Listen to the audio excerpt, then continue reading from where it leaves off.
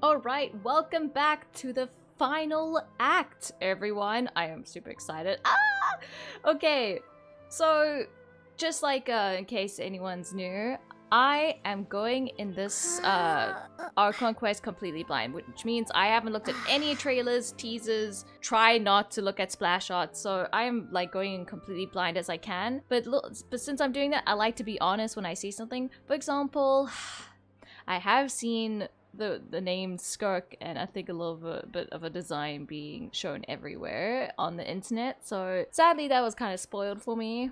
And I love like Skirk's involvement with child stories, so it's a shame that I can't be surprised by the appearance. But either way, I have no idea what she has to do with the story because I just seen a picture and the name. I don't know what she's gonna do in the story, so it's still a surprise. As I said, I haven't watched the trailers.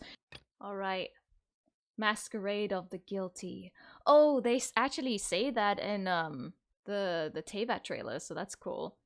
Some time has passed since the incident in the Fortress of Meripede, and your sentence here is almost finished. Nice. Now for a little rest after breakfast. So I quick read that, as always. This is the life. I don't even bother saying them out loud anymore. Wait a sec. Isn't something important supposed to happen today? Oh, today's our big day! We're supposed to leave the Fortress of Meripede! Come on, we've got to go complete the release procedures now! You really made me come here just for that. There's not even a teleport in this room. Please, sign here. This document will be effective immediately upon signing, and you two may exit the Fortress of Meripede via the regular channels. It's been so long since we've been to the surface. Let's hurry up and... Oh! Dang. What's happening? Didn't this incident really happen? Are you okay? I'm fine, thanks. But I wonder what that tremor was just now. She sounds familiar. Let's go ask the Duke. I'm pretty sure it's something to do with the Primordial Sea, as they barely contained it last time. It's probably trying to burst out. You know, I still wonder what Child, like, what his role is for all of this. Is he gonna help save Fontaine accidentally with his whole connection to the Primordial Sea? Your Grace? Ah, good to see you two. Is there something you wish to see me about? Yeah, what was with that earthquake just now? Ah, that. The tremor didn't originate from the seafloor. In fact, it seems it came from the surface. Oh. Over the years of serving as the warden here, I have developed a sense for distinguishing between what occurs on the surface and what occurs underwater. Besides, the seal that Monsieur Neuvillette set in place won't fail so easily. That's good. So the fortress is okay? If you recall our last incident, if there really were a problem, there would be crowds of inmates in a panic right now. Huh, you've got a point. Okay, seems we need to get back up to the surface and ask about what happened. By the way, do you know what day it is today? Yeah, do you? Do you remember our day? He probably does. It's like he's the Duke. At the same time, there's so many people to remember. I believe today is this month's pipe cleaning day. As I thought, yeah, he can't keep up with everyone's jail time. Wait, seriously? Actually, today is the day we say goodbye to the fortress.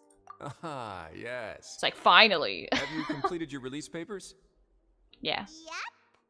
So we're saying goodbye, sadly. It's you two. See, Dream. Are you leaving now? Yeah. That's right! Today is our last day in prison!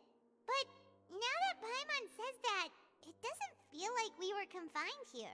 It's actually been pretty nice! Yeah, that surprised me too. A lot of people have helped us out. Oh yeah, Paimon feels fond of this place now! Then be sure to come back and visit. I'll miss you. Never what I would think of or think to hear coming like from a jail place. Like, never would I think I would hear someone say about prison. If you've signed the release papers, then you're free to go. The guards will escort you out. You're not going to see us off? Paimon's us. I knew you'd ask. Alright, sure. Let's go. He knew? Gosh, he knows. He knows us, fandom. Well, you actually agreed. No worries, you must be busy. Paimon was just joking. Yeah, we're used to people rejecting us, you know. Ah, so you do have a polite side, I see. After being down What? here for so long, I imagine you must feel like you're lacking companionship. Shall I come along too? No, that's alright. I just wanted the Duke. Okay, okay. No, that's alright. It's not like we'll never visit again. Yeah, don't worry. We we'll know come we back to travel. see That's a you. lie. Paimon really likes the cafeteria here. The chefs sure do know how to make good grub. Come on, don't lie, traveler. Like, we are always going from nation to nation, and if we ever come back to a nation, I don't think we'll come back to this one specifically for prison. I hope you won't be here as convicts the next time I see you. Yeah, of course not. I mean, we weren't in the first place, but you don't know that. We'll do our best to stay out of trouble. Well, it seems our work in the Fortress of Meripede is finished. That's the end of another chapter in our journey. And since Neuvillette was the one who asked us to come here, we should probably go report to him now. I thought Next up, the Palais Mermonia. I thought we were supposed to still keep that on the hush-hush side. Like, I know that he probably suspects it, but I don't think we have blatantly said out loud. Can't that get Neuvillette in trouble? Not that, you know, Riceley would do anything about it, but like, come on. Just be a little bit more coy. You're going to see Monsieur Neuvillette? Please pass on our kind regards. I'm sure just your regards will do, no? Oh? I believe it would be the polite thing to do. You're right. I've heard the Palais has been terribly busy these days. Tell him that I hope he hasn't been overwhelmed by the recent string of troubles. His voice sounded different there, like that last line. If you're concerned about things at the Palais, why don't you take some time to go up and check things out? I believe you should still have some vacation time to spend. Thank you for being so understanding. It means a lot. It's been some time since I've gone to the surface. I must say that I've started to miss it a little. The Palais Mermonia sure is buzzing with activity today. Whoa, that audio sounded very weird. Halt! Huh? Oh, it's you two. Apologies. Monsieur Neuvillette did say you'd be welcome at any time. Yeah. Thanks. Excuse me, would you mind helping me take a look at this report? I'll be right there. Sorry, I've got my hands full here. You can see yourselves in. I mean, we always do, but thanks. Everyone's so busy. Seems a lot has been happening. Pretty flowers. Oh, it was almost a smooth transition. I see the effort. Neuvillette, what up? Hello. You've come at the right time, but you'll have to wait for just a moment, as there are some urgent matters I must tend to first. I In don't know the if that's meantime, called the right please, time. Have a seat. If you'd like to have something to drink, let the Melusine outside know. That's all right. We just ate. Mm-hmm. Very well, then.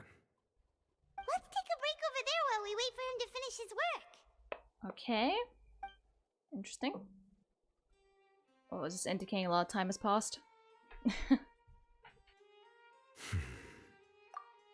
All right. That should wrap things up for now. Are you done with your work? Yes, sorry to keep you waiting. Today should be the day you were released from the Fortress of Meripede, and it appears that you've managed to complete all the release paperwork. That's right, and we came here to see you right away. I feel like he's pretty much up to date as well. Actually, he doesn't know about that yet, true. Massive whale. Yeah. Child told us all about it. And we just knew as the audience behind. Do you have any idea what that might be? Judging from your description, that cannot have occurred in any ordinary waters, but rather something like the Primordial Sea. Oh my god, we should have told him this long time ago. We had this information before we even went to prison. Like, was there any point of us going to prison? A whale of that size and shape cannot usually be found in the waters of Teyvat.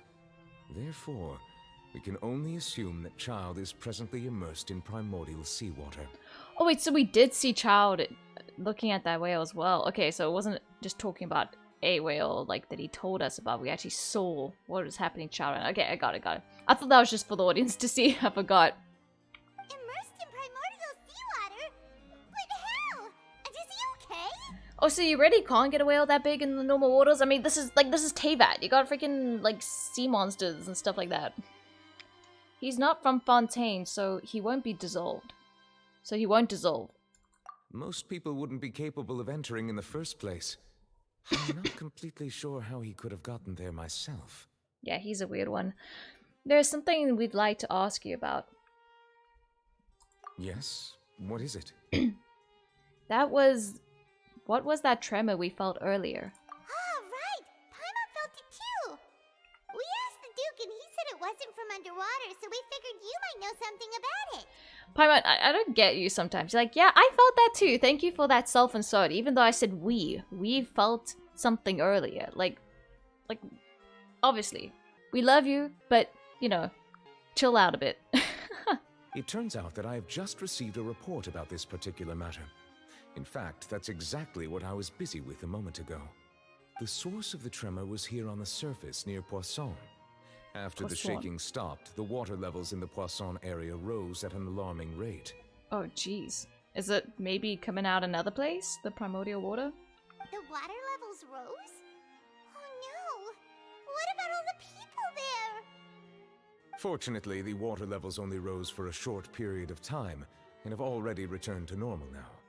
However, I still have a bad feeling about the whole phenomenon.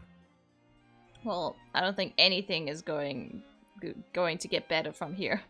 If the change in water levels is connected with the leaking primordial seawater, then the situation in Poisson may be much worse than it appears. Navia should be in Poisson, right? We need to go check on her! Yes, Spina read... Fuck, I can do this. Yes, Spina Dila Rila. I can do this! Yes, Spina Dila Rila Zula. Pretend I said it correctly. Headquarters is there! I would also like to go there as soon as possible, but I'm afraid I can't leave just yet. We must immediately formulate disaster prevention plans for the surrounding coastal areas to avoid potential catastrophes. I'll have to ask you two to go to Poisson first. I'll meet you there to check on the situation once I finish things here. Sounds like a plan. There's no time to lose! Let's get going! Please be careful. Yes, sir. The two of you have my thanks. If you need any help, just let me know. Of course, because if we need help, it's probably in link to helping this city that you need help anyway, so... Oh. Straight into No. the cutscene. What happened here? Oh, jeez. I thought Neuvillette said it was fine. I mean, it doesn't look too bad. It was kind of like scrappy beforehand, right? Oh shit, I was supposed to be reading that. There's nobody around. Were they all dissolved? No, let's not assume the worst yet. Oh shoot, yeah. Navia should be around here, right? We need to make sure she's still... Paimon means we need to check on her. Hey. I Hello? haven't seen a single soul all the way here. Oh, this is getting scary. What will I ever do now? Look, there's someone on the roof over there. Just stay put. We're coming up. Watch your balance. All right, just hurry. Oh jeez.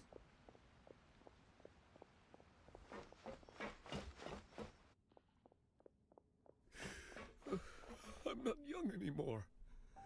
How will I survive on my own? Oh no. Desiri's My father? Desiree.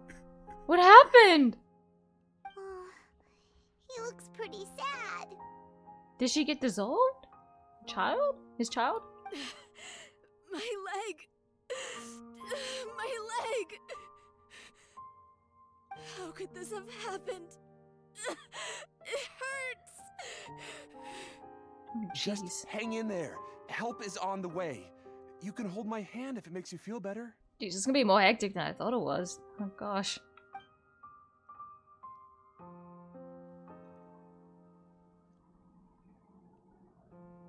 Oh my god, a very dark thought just got in my head. I swear if we get to Navia, I know Navia will be fine. She's one of those characters that kind of guaranteed to be safe in Genshin. But I swear, if one of her dudes, I say if Silver, especially because I have a feeling Silver is in trouble out of the two, but if he's dead, I'm gonna be very sad.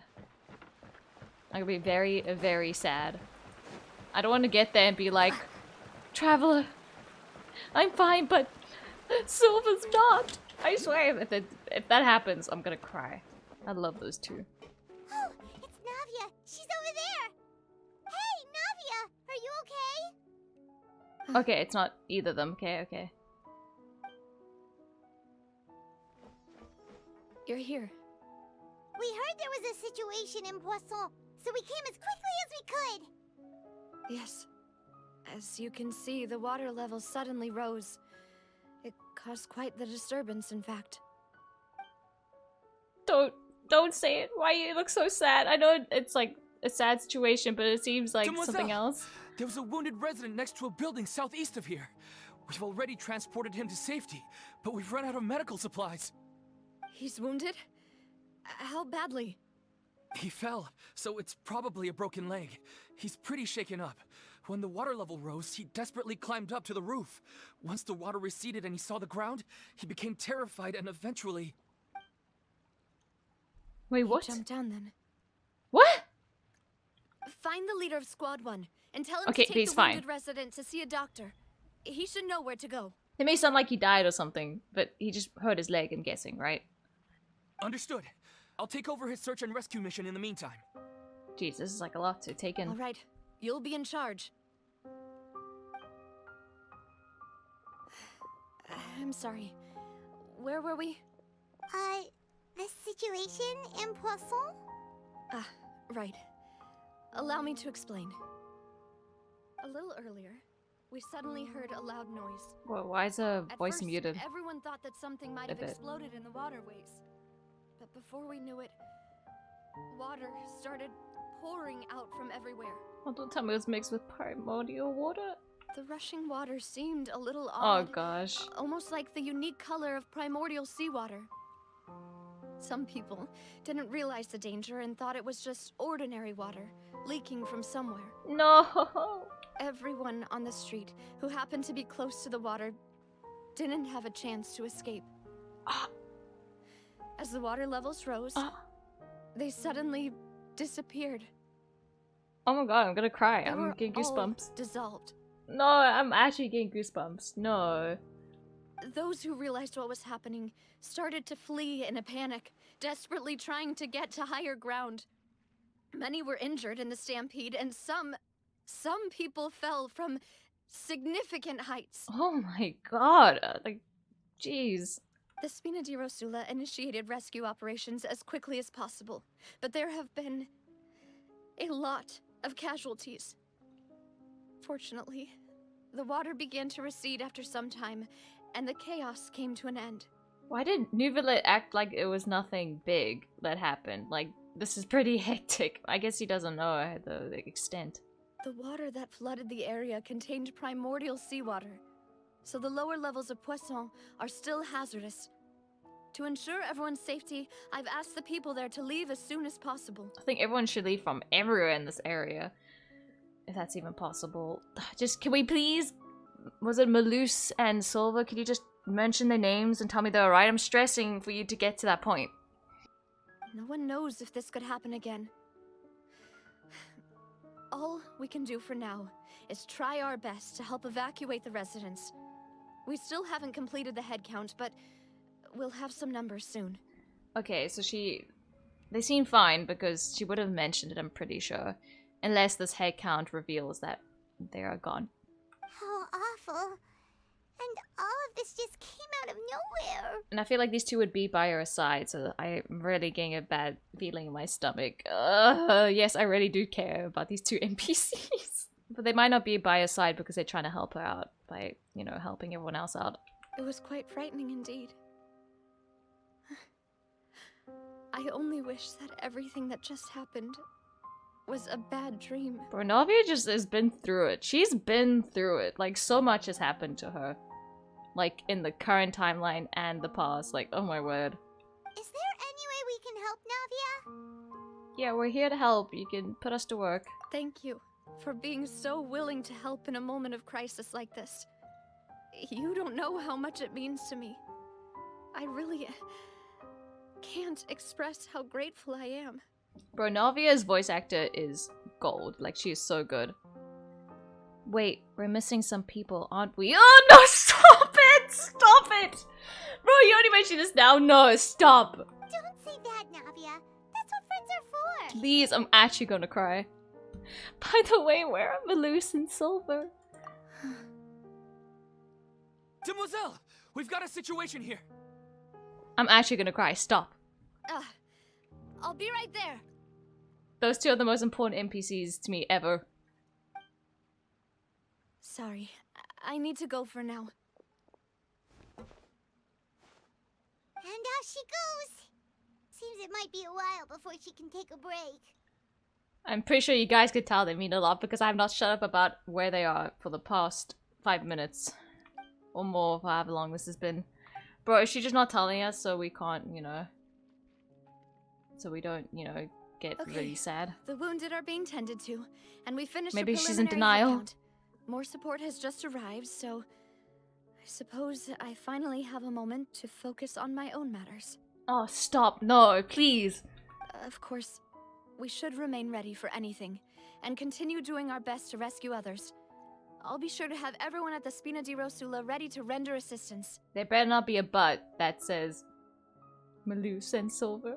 Traveler, Paimon, would you two accompany me to my father's grave for a moment? Oh? Huh? Right now? I understand, I think.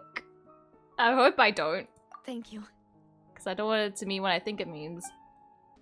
I was just thinking of like a scenario, like imagine one of the twins got dissolved. That would be like super sad. Like, I always can't handle in movies or shows or books where like twins die, one of the twins die. It just, I feel like that should be illegal writing. You cannot separate twins. I say that while playing a twin who's separated, but I meant separated by death.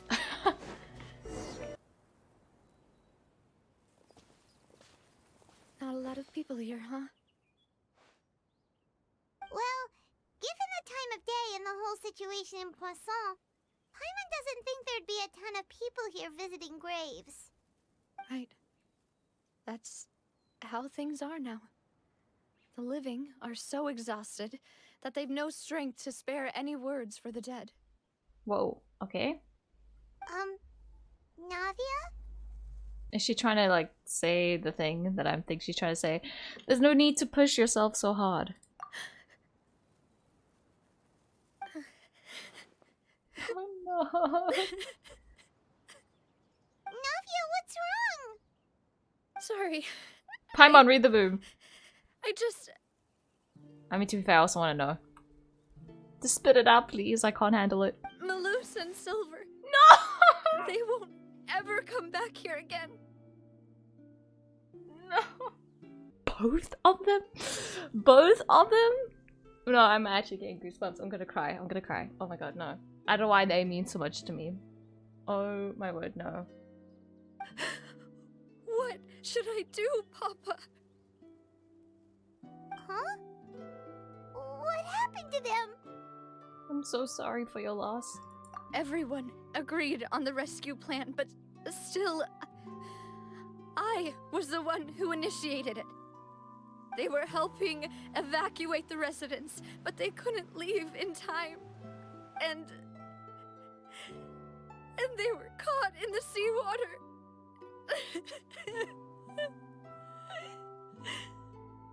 Bro, I can't. What should we do? I've known them for so long. And I know they weren't afraid. But... I can't process right now that we are never gonna see these two again. I can't process that. There's so much more to give. I wanted to see them again. I did not know the last time we saw them was gonna be the last time. I thought we could at least see them one more time before the possible death of them. Bro, why did I have a feeling this was gonna happen? I could at least hold a funeral for my father. And I know where he rests. But as for Malus and Silver, they're just... gone. Bro, I didn't know I had to bring tissues. No, don't show me. Everything looks so clean after it rains. Even the gravestones. I didn't expect that you'd enjoy a glass of red wine in front of Master Callus's grave. I can understand. Besides, the scenery here isn't half bad. See, it's not just me. I always want to bring something when I visit Papa. Perhaps we might even have a picnic. He wouldn't be angry, would he? Ah, how could Master ever be upset with you, demoiselle? 1 second. Okay, geez. I don't know why this gains me so much. Yet the cemetery is the home of those who have passed, is it not? Everyone ends up here sooner or later, no matter who you are. Buying yourself a plot in advance, are you? No need yet. But when I do, I hope you'll let me be buried beside Master Callus, demoiselle. Stop. Hey, stop joking around. I'm quite serious. That way, it will save us both the trip to see each other whenever you visit your father's grave. That makes sense. In that case, could I be buried on his other side? After all, besides you, demoiselle, the two of us could certainly be considered Master's closest companions, no? Stop. Personally, I believe we fill those shoes just fine. You did. Why are you bringing this up all of a sudden? Seriously. All right. I'll remember your requests. But I'd really prefer not to talk about this stuff. And what do you mean by saving me a trip? I'd make the journey even if I had to visit you two somewhere else. I'd promised to let them rest in peace here. But here I am breaking that promise. You're not breaking it. You couldn't help that. I'm sorry for letting you see me in a mess like this. I don't usually cry, really. Paimon doesn't know how to help you feel better. But, well, she understands how you feel. Do you, Paimon? You keep saying that. Like, what's up with your past? I guess she means like in an empathetic way. I had always thought I could make my wishes come true. But now that I think about it, that never solely relied on me. Many things can only be accomplished with someone else's help. Malus and Silver have helped me so much. But by contrast, I could do nothing for them. That's not true. You gave them a place technically. Like, if they wouldn't be here if they didn't want to have this place in your life. So you offering that, just existing, is really that. I'm so sorry. You can spend as much time as you need here, Navia. We'll stay with you. Yeah, we're here for you. Thank you. Right now, you don't know how much that means. By the way, you can have a look at this. It's a list of victims from the incident that took place here. Oh, no. Obena, Khan, Burnett, Giverny, Francine, Karina, Daisy Ray, So many. Joinville, Julianne, Esson, as well as Malus and Silver. So, everyone else is safe. But still... It's okay. I know what you're thinking. And you're right. We lost Malus and Silver. But we were able to save more than we anticipated. The overall outcome indicates that the cost was worth it. No one's sacrifice is truly necessary. Is that something she wants to hear right now? Like, maybe not at this very moment. Right! Don't think that way, Navia. One person might be saved at the expense of another, sure, but that isn't something we should ever consider a trade. I don't think she meant it like that, guys. Malus and Silver were not the price for saving anyone. They're heroes. Okay, that's a better way of putting it. You're right. Thank you, Paimon. What you said just now was pretty amazing, actually.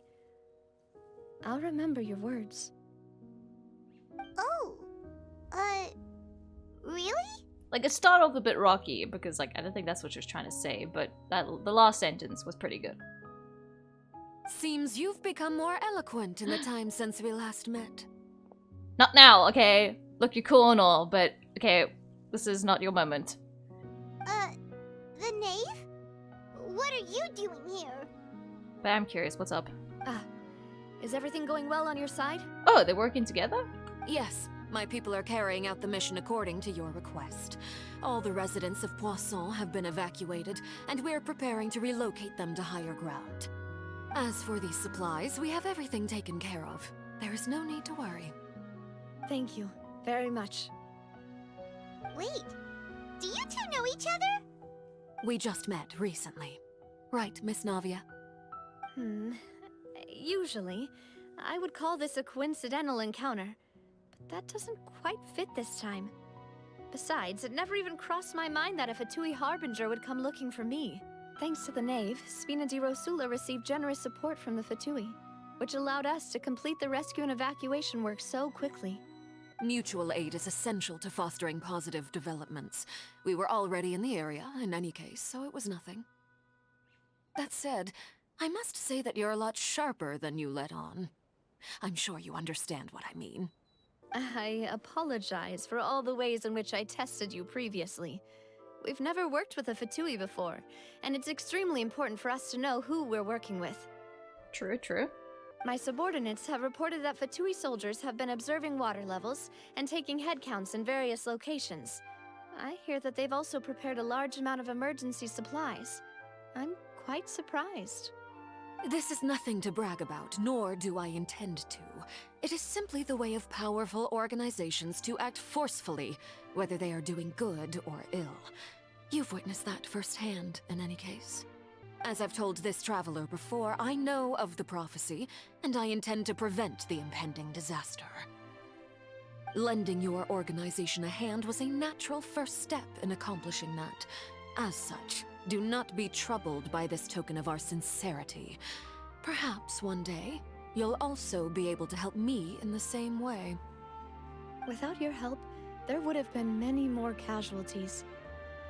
I won't forget your kindness. Furthermore, I sincerely regret what happened to Malus and Silver. I only wish that my people could have arrived a little earlier to prevent this from happening. Don't say that. You and your subordinates did everything you could. As Paimon said, Malus and Silver didn't choose to sacrifice themselves for any specific person.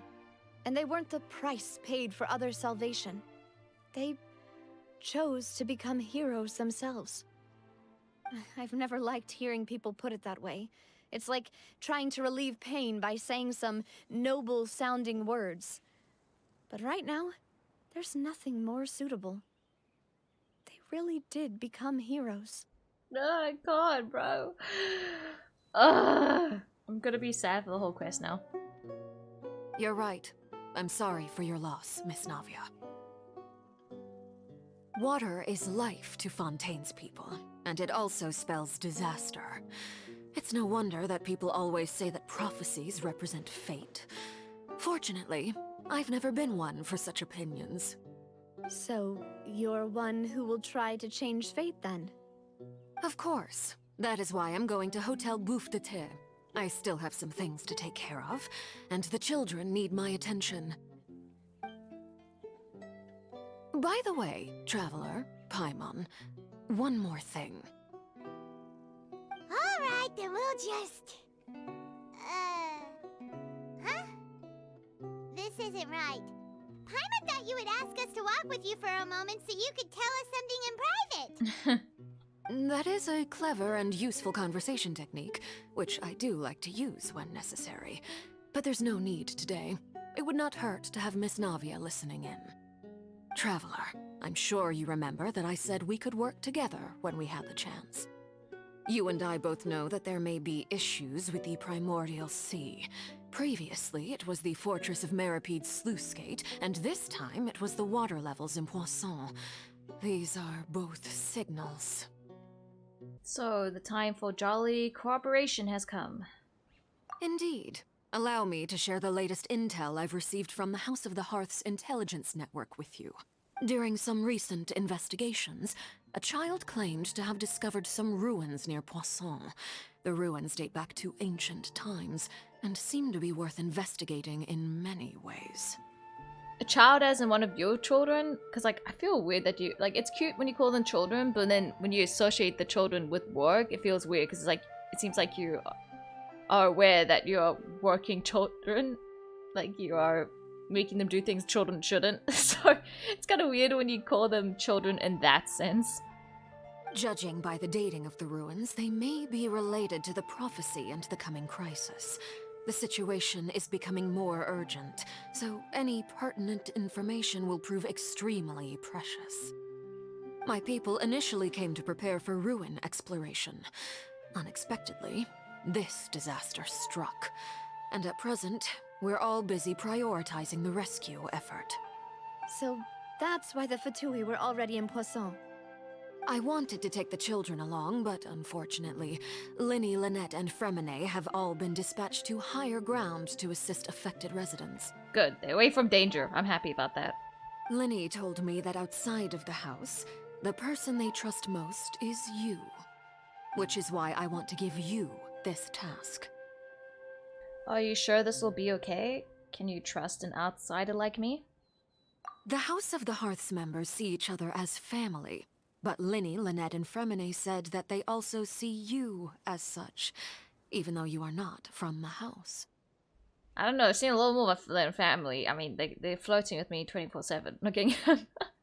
I'm sure you already understand how earnest they consider their friendship with you to be. Oh, that somehow makes Paimon feel kinda happy. The intel I just shared about the ruins could fetch a high price. But since the children consider you family, it's only natural that I freely share it with you. Got it! So all we gotta do is go to some ruins, right? We can handle that. Excuse me, but may I tag along? You wish to join, Miss Navia? But are you sure you're up to exploring some ruins? You need to rest. Yeah, you need to take time to just... I know you want to distract yourself, but you need to take time to... you know, grieve, because I'm pretty sure worse things are gonna happen soon, so you should take the time you can. Well, I'm sad, yes, but I can't just go back and plop myself into a chair by the roadside and do nothing. I guess that's fair. There's no point in being depressed while we still have a disaster on our hands. As my father's successor, I must live up to the hopes he had in me. Besides, I'm also doing this for myself. I need something, a distraction, to keep my mind off Malus and Silver. Yeah, I thought so. Navia is strong, but she needs company right now. We can be that company if she goes to explore the ruins with us. What happens if there's worse, like, stuff for her to hear about there? Since you put it that way, I have no objections. What do you say, traveler? We'll go to the ruins together. All right. The ruins are to the south of Poisson. Girl squad! Here's the map. Okay, the three of us will handle it. Come on, let's pack up and get going. So, are these the ruins the knave was talking about? Whoa, talk about old. Oh, she wasn't coming with us? They seem to be pretty ancient, all right. Oh yeah, and otherwise she wouldn't have trusted us with the task if she could do it herself. Yeah, sorry. Just be careful. Yeah, Paimon. Oh! Jeez. Well, if this was primordial water, I'd be dead already. Oh! The floor here isn't safe. Jeez. Good thing I have fast reflexes. 100%. Step right up. This place has also been contaminated by primordial seawater. Yeah. And a lot of it, too. A Fontainian would most likely dissolve the moment they fell in. Yeah, yes, but I say, you should go back to safety, Navia. I can't have risk using it too. I'm gonna be sad. Right! You can't go down if there's primordial seawater. It's too dangerous, and it won't be any help for you to just stay here. You know, actually, I'm sad and mad that Silver Moose got off-screen deaths. They deserved a cutscene. They deserved a cutscene. But it did add the suspense. Like, they see how they got me going crazy over it. But I don't know if other people would feel that way too, like me. Like how I felt. Don't get Paimon wrong. We're not saying you're useless. It's just that... No, you're right. I can't do anything in this situation. I'll leave this to you. Okay, good. She wasn't gonna be stubborn. Unnecessarily stubborn. From the look of things here, maybe there's no way back. So, you stay on guard, I guess, here. Or pass on a message that we've gotten here. Complicates things. Oh. Maybe the only way left is forward. Oh, that way back. I mean, as in, once you go in the water. Yeah, this is a bit awkward. In that case, do you want to wait for us here? Wait, then how did we get here? I guess it's easy to get here, then come back. The water levels here are unstable, and there's a chance the water will rise. So, staying here wouldn't be safe either. Oh no. I'll go together with you. Perhaps we'll find the exit just up ahead. Wait, how? You can't get in the water? Seems like there isn't any other option. Am I missing something? Come with us for now then, but please be careful. Oh gosh, you shouldn't have come with us. This is unnecessary risk. Oh no, it's a dead end! Let's try climbing over from the side. I should be... That looks so cool, by the way. That water looks so cool. Okay, I should probably be, like, accurate to lore, but I'm actually very curious. I'm going in! Oops, I didn't get to dive in. Oh, of course. It's gonna teleport me back. Dang it! I had a feeling it was gonna do that, but, you know, realistically, I shouldn't be affected. Why give me the option to dive? No, I shouldn't. Ah! I thought I could climb! Why is that not climbable? They're just trying to make it more difficult. This is embarrassingly taking more effort than it should have. I'm just been dumb. This is why this is probably here. Ooh. Whoa. You saying this is just for the domain? They built all this and then you're never gonna see it again? Wow, that's cool. Oh, this must be a reason why it's probably breakable, isn't it? I thought so. There's something wrong with this bridge. Ah! Sorry, I had to cut you off because by the time you finish, I was probably gonna die. Uh-oh. Cutscene means bad news. Frick, frick, frick. Navia! Ah! Shoot! No, no, no. No! No! No! No way. No, there must be something to it. We're gonna discover something. Oh, we're Navia? That's kind of sad that we weren't able to help her though. Like, that must be very upsetting for the traveler. Demoiselle. Please, I'm gonna cry. Huh? So it's not like death. Unless this is the afterlife. Demoiselle, what are you doing here by yourself? Would you be standing here till dark if I hadn't come to get you? Maybe she just wants some time to herself, Malus. This is very confusing and trippy. Look how they're wiggling like water. Hmm? Oh. Was I sleeping? What's going on? Yes, it would appear so. I must be tired. What? That's quite possible. However, you were the one that suggested we go out for a walk. Oh no, they're not real. I thought this was like maybe that she's stuck where they were stuck and they're not actually dead. This is bad news. Oh, right. I nearly forgot. You did forget because it didn't happen. It must have slipped my mind when I dozed off. I haven't had a nap today yet. Have I? This is a familiar feeling, yet something's a little strange. Is something the matter, Demoiselle? We at least get to hear their voices again. Oh, no. No, I'm fine. I was just trying to recall why we came out for a walk. Do you remember Mr. Giverny? He'd requested our help before with foreign merchants who had a debt dispute with him, and we'd resolved the matter not long ago.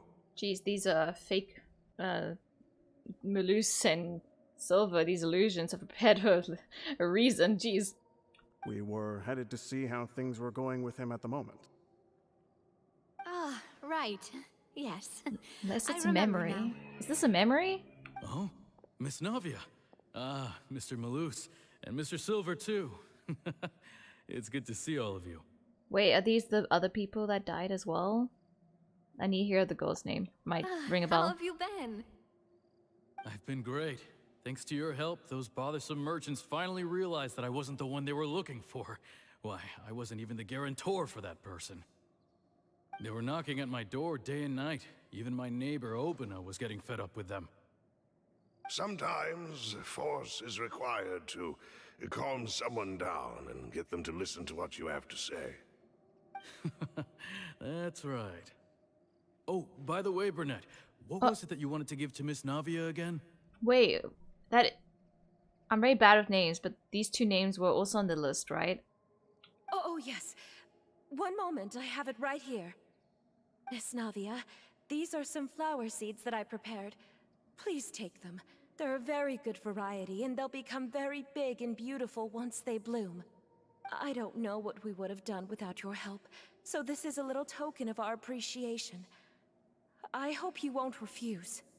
Also, I just realized now that guy who was crying, that father, like, that means he did lose his daughter. That is so hectic.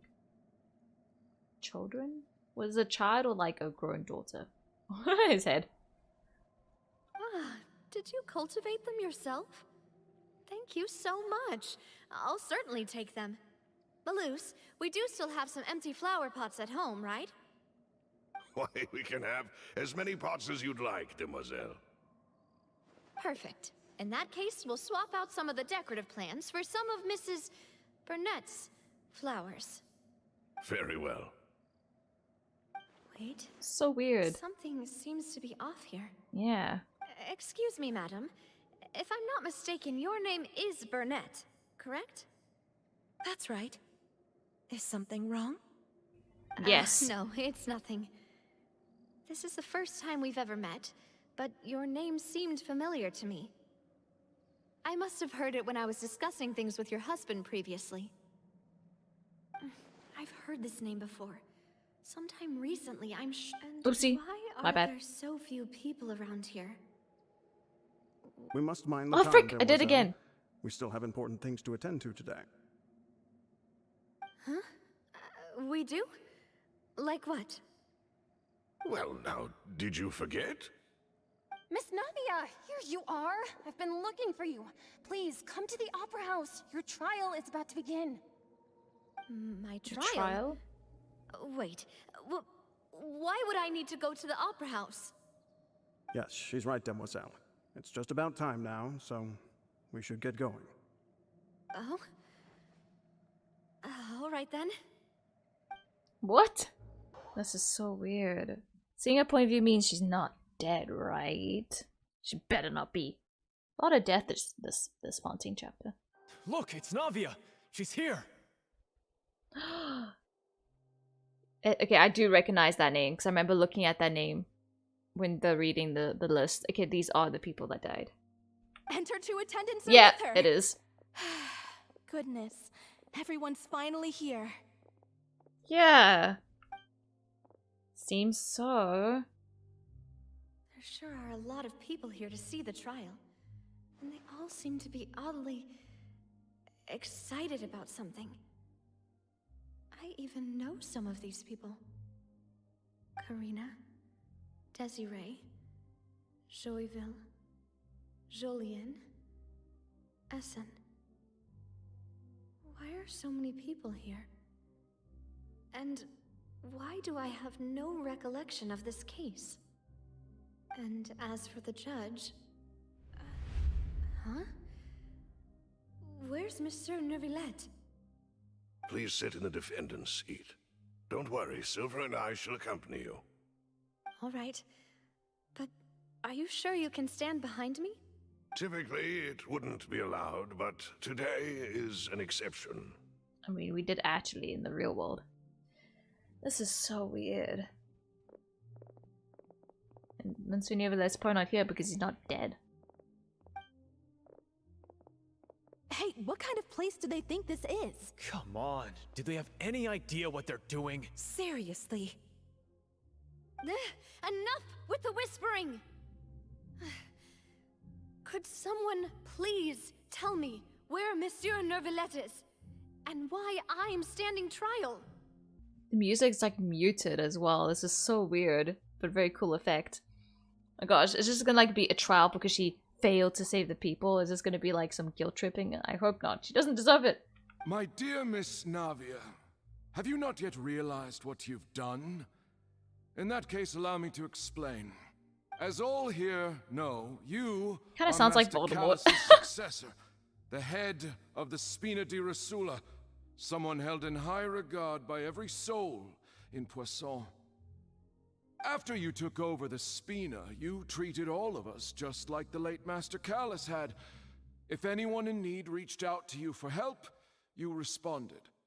Not only you, but your butler, your subordinates, nearly everyone in the Spina di Rasula fought for the well-being of those in Poisson. But? Wait a moment. Aren't you just proving that I'm a good person? Yes, correct. Absolutely right. And that is why you stand accused. You have helped so many people get through so many difficulties. You are one with us. We are inseparable. What? We are one big family, all of us who are from Poisson, inextricably linked. And with you being so important, we couldn't possibly do without you. Therefore, this fair and honorable court shall declare you guilty, and you shall stay here. You will be together with us forever. This is creepy. What? Wait, okay, something is like kind of like clicking in my brain. I don't know if it's correct, but you know how the whole thing is like, you know, the people are born with sin in Fontaine.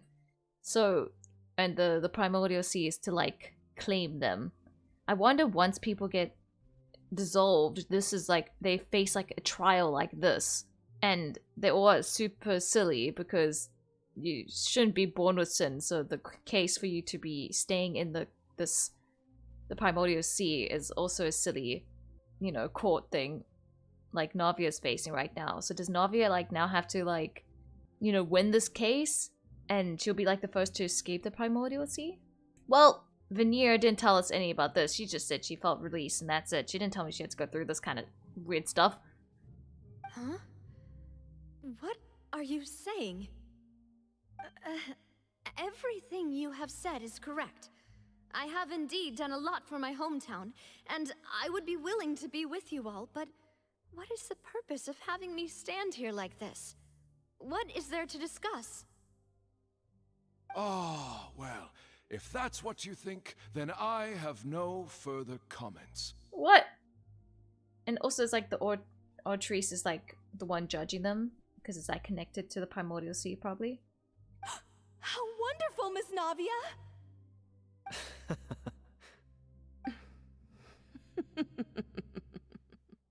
Very creepy. I know all these people. So weird. Why are they laughing? Whoa, Silva, you good? I seem to remember now.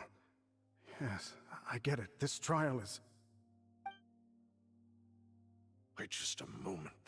This isn't right! Whoa, are they breaking out of it? Malus? What was that, Mr. Malus? Our conclusion is very clear and unanimous. Let the court judge her now.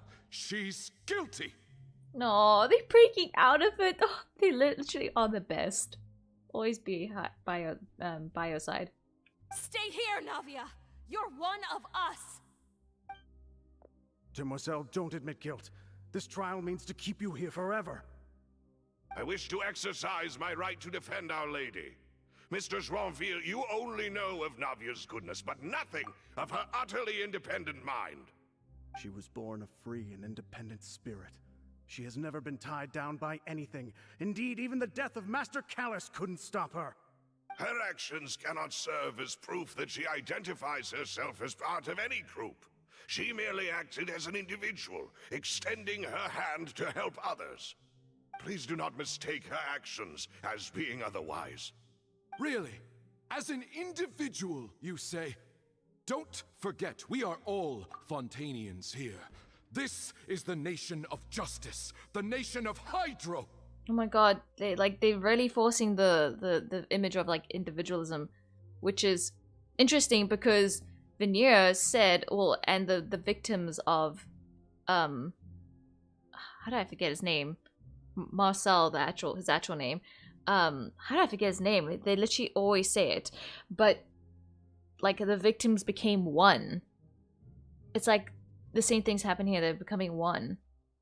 Even if Miss Navia only voluntarily rendered her assistance, that doesn't change the fact that her beautiful soul must return to everyone. Water accepts all, blends with all. It will surely accept her kindness. Everything is measured here in the nation of Hydro, and in the end, everyone shall meld together. Thus, when a unanimous opinion emerges, that opinion represents justice. Now, I speak for everyone. Our opinion is consistent. Navia should stay. We and Navia are one. And you would call this justice?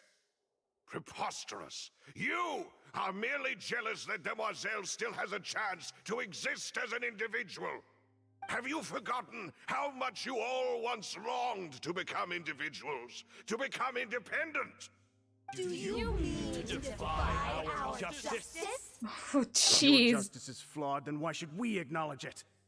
As you said, we can also have our own justice. Silver and I shall defend Demoiselle. And that is how we will enforce justice. Oh. My head... it hurts. Demoiselle. Silver, it hurts. My head is spinning. All I can see is stars swirling in front of me. Oh, it's so strange. Everything that seemed odd from the very beginning.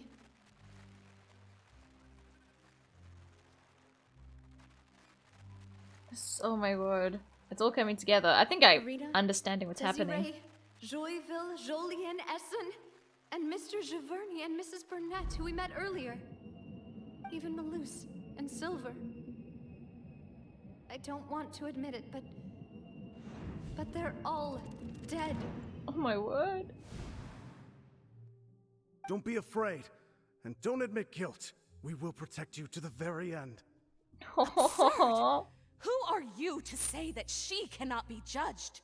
We are the majority, and in the nation of trials, the majority is absolute justice. We are the will of all. Don't let them escape!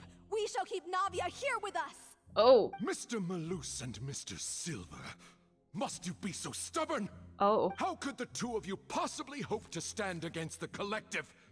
Do not resist. This judgment is fair and just. Whoa.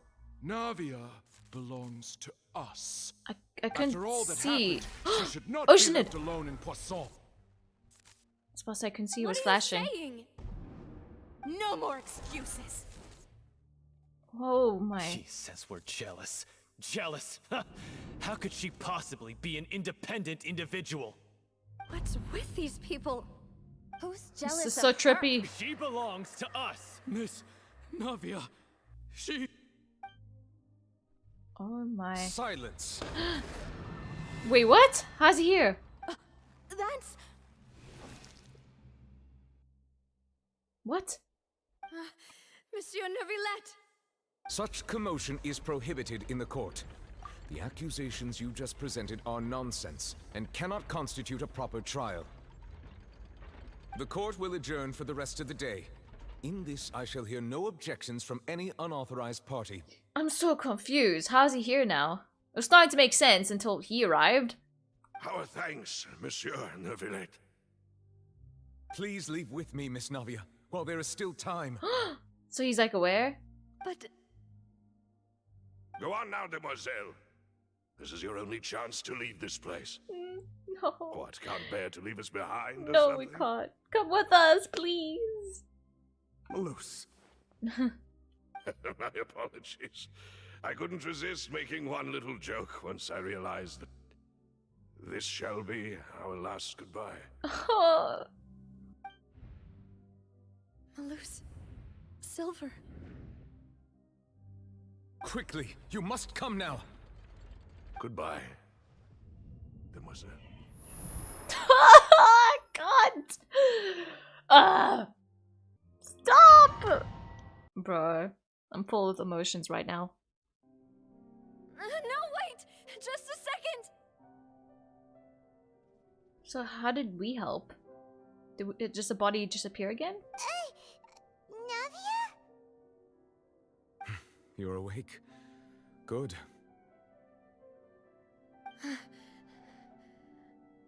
I must have been dreaming.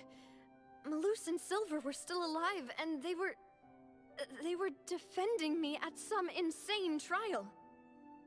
It looks like you're all right. Did all the sad feelings cause you to have a nightmare? Paimon could give you a hug. What? How's Neuvillette here, and how did he help her, and how she's like not water right now? The ruins you were exploring suffered a cave-in. When I arrived, I found you falling toward the water. You were just about to be dissolved within, but I... What is it? I think I saw 2 Oceanids protecting you. It was only for a moment, perhaps even a fraction of a second, but they gave me the chance to retrieve you. What? No, I can't, like, that is... I want to visualize that. I want to see how that looks. Maybe, like, in the cutscene you can see that without knowing. But that is so sweet. Oh my word, I love them. Were it not for their intervention, I would not have been able to rescue you before your consciousness dissipated. Wait, did you say Oceanids? You mean like what happened with Vache? There you go, Vache. How did I forget that? They always mention them. So people that are dissolved became Oceanids? Perhaps those 2 Oceanids were the people you saw in your dream. Oceanids, Oceanids, I don't know what you call them anymore. I always told them that they didn't have to protect me. To think that they'd keep doing so even after death. Oh. Please come with me.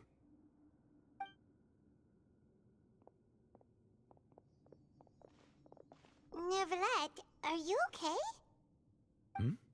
Oh, I am quite all right. Perhaps there's something we could chat about? Oh? Why do you look so stiff all of a sudden? You want to just have general conversation right now? You're the type who feels awkward when there's nothing to talk about, right? Don't call me out! Jeez. I merely thought that we should give Navia some time to herself. Huh? Why didn't you just say so then? Don't you think it's even more awkward to call us over like this and then have nothing to talk about?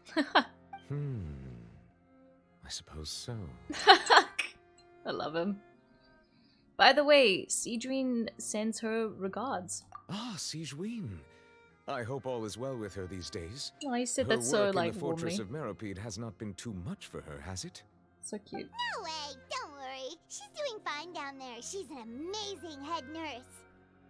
I see. Well, that is good. I have always worried that Sidrine would need a lot of time to understand the world of humanity, just as I have. Oh, and the Duke also says hi. Even though Sidrine made him do that.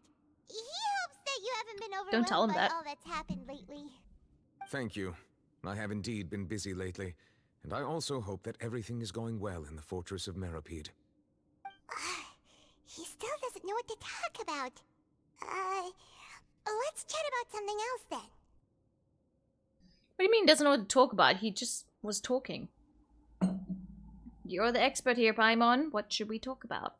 So, Neuvillette, you're probably quite the swimmer, huh? Yes, of course. It's like, I'm a dragon. I'm a hydro dragon, Paimon. This isn't going anywhere. Oh my god, what's this fella? How did you find these ruins? Did the knave tell you? Yes, in fact.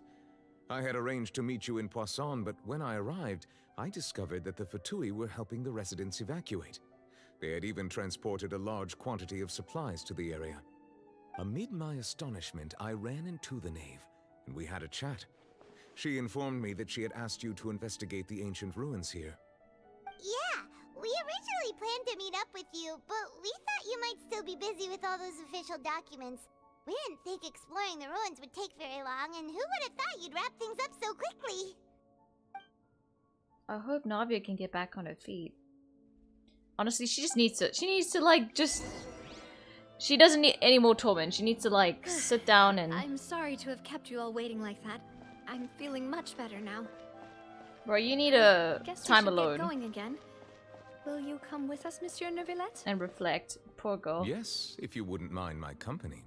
Oh, well, never mind. Oh, We'd love your company. Another one joins the party! Let's get going then! He sounds a bit different, Neuvillette. Like his voice seems, I don't know. It's like not as great, like hoarse and deep. Well, not grizzly deep. I don't know what the word is. I wasn't even near enough. What the frick? Again, it's gonna break. I don't like this. Oh no, another unstable path. Watch your step. Yeah, Navia, get on my back this time. You're not falling again. I don't think you'll be as lucky this time. Gosh, okay, this is actually intense. I need to concentrate. Frick, my stamina. Whew. Okay, that was actually very interactive. I like it. Oh jeez, the music that plays is actually quite intense. Oh! Shoot! It actually breaks. Okay, frick. Hi, Mom. Why are you so calm? This is actually the most stressful interactive part we've ever had, and you've been stressful over nothing before. How are you not stressful of that?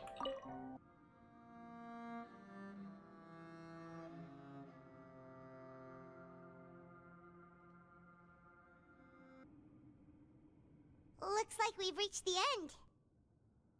This is the place. There should not be any other hidden spaces in the vicinity. The path sure had some twists and turns, but it turns out that this place isn't actually that big.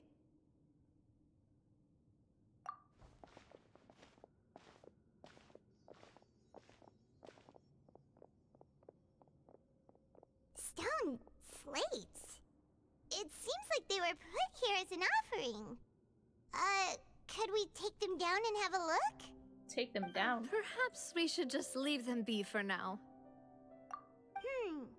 There are 4 locations in total, but only 3 stone slates. The slate that should be in the first empty spot is missing. The surrounding walls also show signs of damage. There's something written below. Let Paimon see. Reason dictates that this nation be destroyed. I shall record the history of its future here in its past. Say what? It feels like someone left these slates and these words here for a purpose. But does he mean that Fontaine should be destroyed? That would fit the circumstances dictated by the prophecy, yes. Indeed, the slate's contents correspond to it. Take the second slate, for example. It seems like we're like missing something here. There's a person kneeling here. She seems so dedicated. Is that Celestia? And there's a whole bunch of other people behind her doing the same. She's facing this... what is this? Some kind of island in the sky? Judgment from Celestia? I was thinking maybe they had to like submit in a way to be released and like doesn't actually mean they'll die and they'll be fine. But you know, people have disappeared and not come back from the water and are technically dead. So maybe that's not it. But maybe it's to defy Celestia. And is that Lady Furina in the third image? Did the Hydro Archon fall into the water? And is that a ring of people around her? Paimon doesn't quite get it. Are they all in the water? Sacrifice? Also, what happens if Furina touched the water? Like, that is a good question. Like, the Archon. She's from Fontaine, but she's an Archon. Would she dissolve? Maybe that's what she needs to do. Or maybe that's what has happened, and that's why she is stripped of her power. The fourth image. I know this one. This exactly matches the content of the prophecy. The people will all be dissolved into the waters, and only the Hydro Archon will remain, weeping on her throne. Yes, they do seem to match.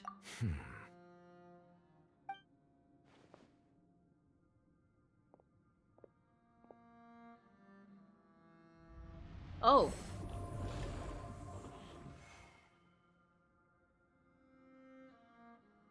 What did he do? More information should be hidden in these slates, but I fear I cannot easily uncover it, most likely due to us missing the first slate. I am very sorry. Don't blame yourself, Monsieur Neuvillette. Deciphering ancient stone slates isn't one of your duties. Ooh, the Paimon's getting the chills just looking at these slates. This says that it's the history of the future, right? That means the prophecy's sure to come true. I really hope it doesn't mean that. Still, Paimon feels like these images are kind of weird when you look at them together. Yeah, I feel like we misunderstood something in the prophecy, and it's only been half translated. And it's not so, like, dooming as we think it is.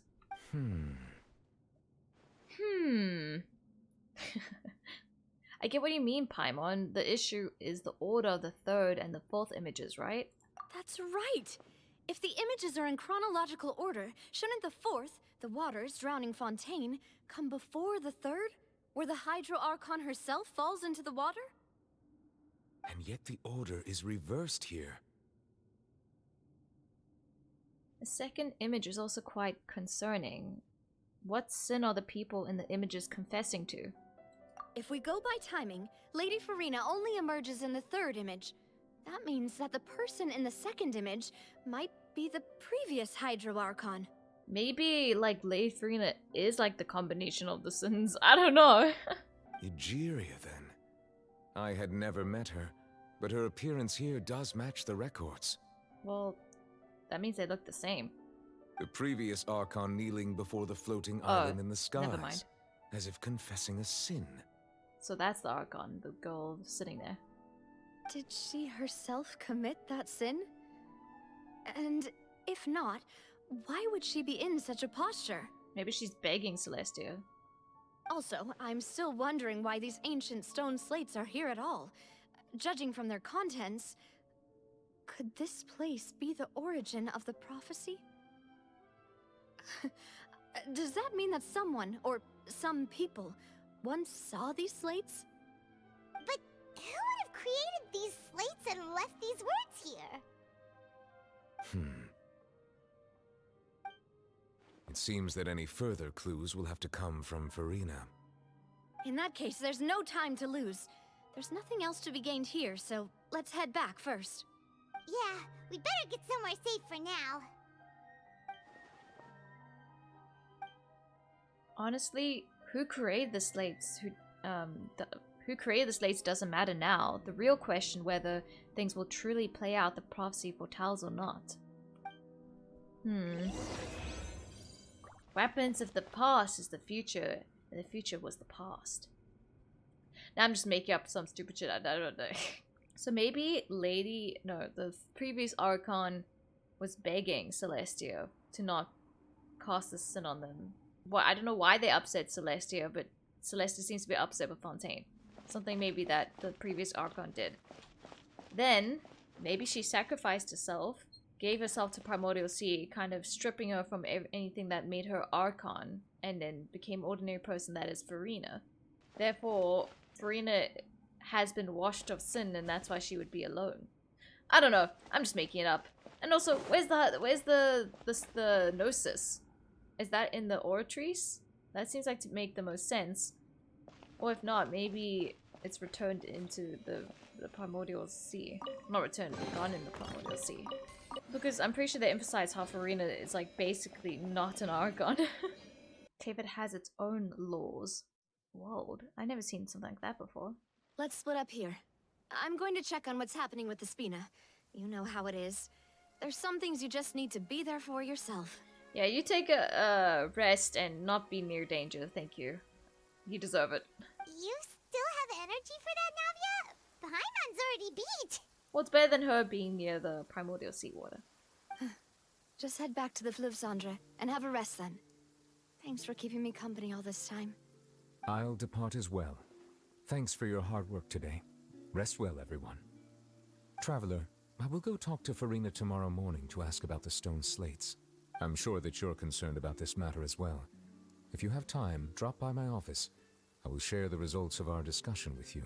Alright, see you tomorrow. Are you really gonna talk to her about this directly? Will that be a problem?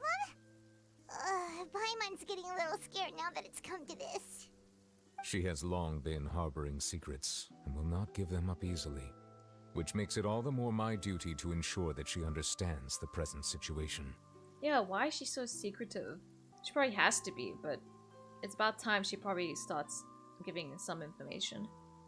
All I mean, right, this is the last we'll chapter leave it after in all. your hands then. You're probably the best person to talk to her anyway.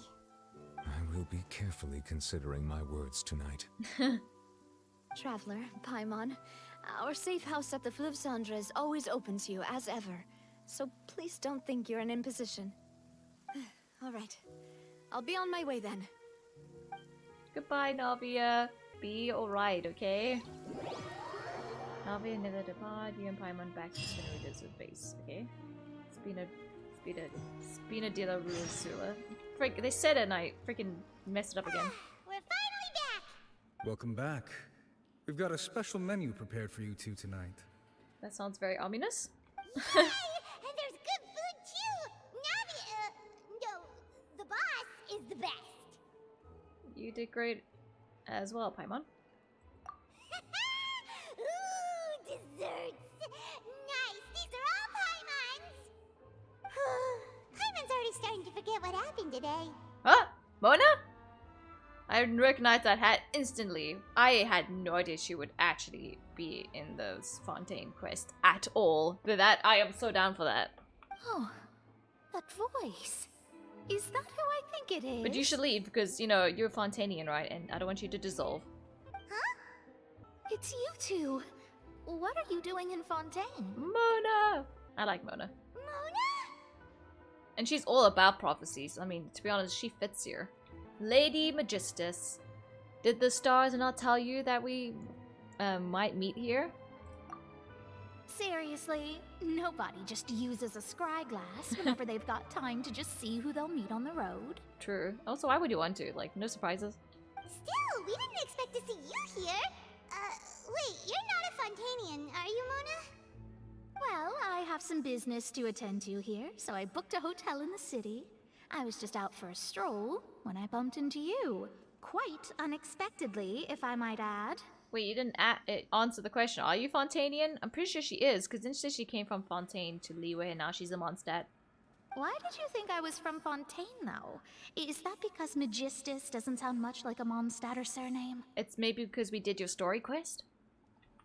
We know you're not Mondstadtian. Yeah, let's go with that. Well, I used Why to they have acting my like we don't own know? surname, which was, well, some other thing. Either way, the old hag told me when she took me as her disciple that the first step to being a great astrologist's pupil was to change that name. There was nothing for it, really. She really is amazing at astrology, so I changed my name to what it is now according to her wishes. To my surprise, however, Magistus is not the name of some ancient house or clan. It isn't? Nope.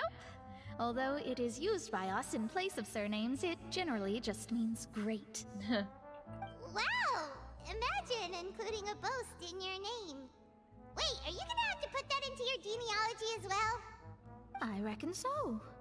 In any case, I'd give my disciple a name like this as well, if I were to take one. Can I be your disciple? Okay. And may I ask what your master's name is? Astromancer Barbeloth Trismegistus. Oh my god, is this the first time they're telling us after how many times she's mentioned it? Also, why are they acting like we know nothing about her? Like, this has been mentioned a few times, like, these facts. It's just now first time we're going into detail about it. Whoa! I guess for people to do story quest. Does it also mean great or something? My name means Mona the Great Astrologist. As for the old hag, hers is, in plain speech, the thrice as great scholar of the stars. Just take it as a title specific to astrologists. Thrice as great? That's so petty. I know, right? That's just how she is. She used to call herself Magistus, actually, but when she took me in, she changed her name to Trismegistus. That is so funny. Talk about excessive. Magistus is thus the calling card of our school, so to speak, which makes it about the same as a surname. It's all right if you don't get it. You can look into it further should you need to study astrology more deeply. How about triple strength traveler or triple appetite Paimon? Terrible! But anyway, you're not Fontainian, are you, Mona? You're from Mondstadt, right? Well, I was born in Mondstadt, yes. Oh.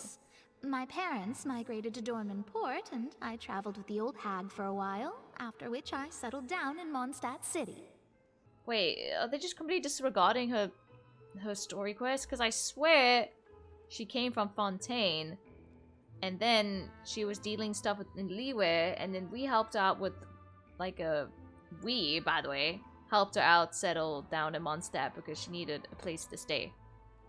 Oh, that's a good I'm so thing, then. confused. At least we know you won't be dissolved by Fontaine's waters. Well, that's out there. Speaking of that, I'm sure you're aware that a bunch of things have happened here in Fontaine, right? Yep. I know you're not a local, but I'd avoid getting too close to any water that looks strange all the same. There's something ominous about it. Well, the water, I mean. Oh, Mona, you're so behind. Did you come to Fontaine because of the prophecy, Mona? That was the main reason, yes. Just a while back, the Steambird invited me to take part in a panel and they speak mentioned about the events. circulation of the prophecy as an astrologist. The invitation was sent quite early on. I don't think anyone expected Fontaine to be in this much trouble. What do you make of that prophecy, Mona? Just tell us what you think as an astrologist. Your word would go a long way to make things more certain and less scary. What I can tell you is that I'm an astrologist, and that this prophecy concerns the fate of Fontaine, even that of all Tevat. Ascertaining this is akin to reading the fortune of the whole world. I'm afraid that this is not something that just anyone can do. If I could do it, you would no longer call me an astrologist, but a visionary. But on the flip side, the prophecy is so huge and powerful that it must surely come from a powerful visionary. Its contents involve the fate of the world. Disregarding it would be a mistake. A visionary? Sounds really powerful and all, but does such a person really exist? Maybe the person who spoke to us in our mind after Scaramouche's quest? Of course. The old hag could do it.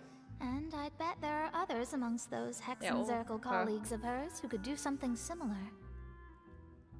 I need to ascertain the accuracy of the prophecy. Could you help me get in touch with your master?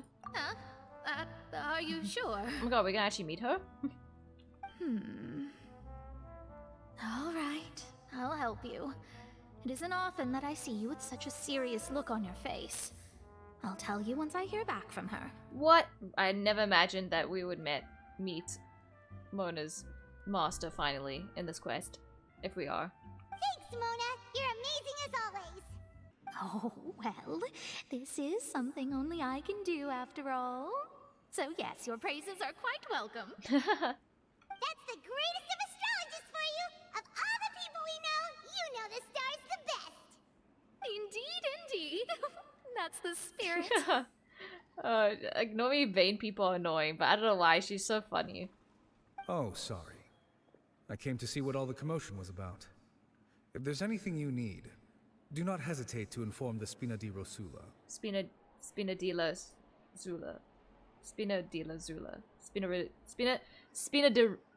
Rilazula. Fuck.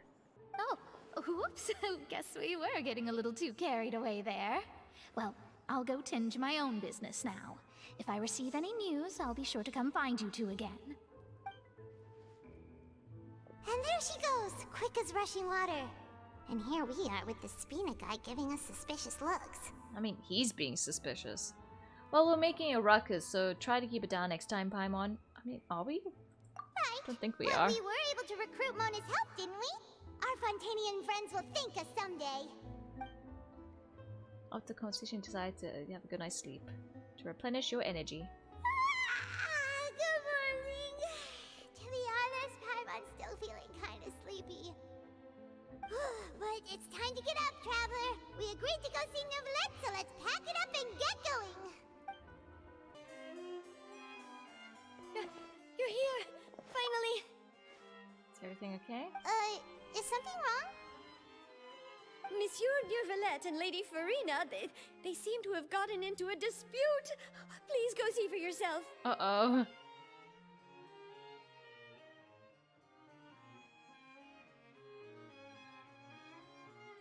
Like I said, I've already explained everything. And yet the problem has not been properly solved. There is little space for excuses between us. It is not my intention to offend you, but please, tell me where you stand. You are the Hydro Archon Focalor, are you not? Look at this.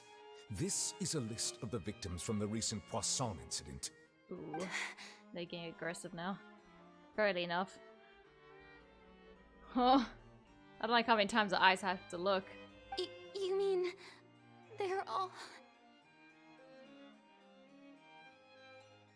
We did not arrive in time to avert this disaster, and Dutch I will ankle. not have it happen again. Cool. I will say this once more.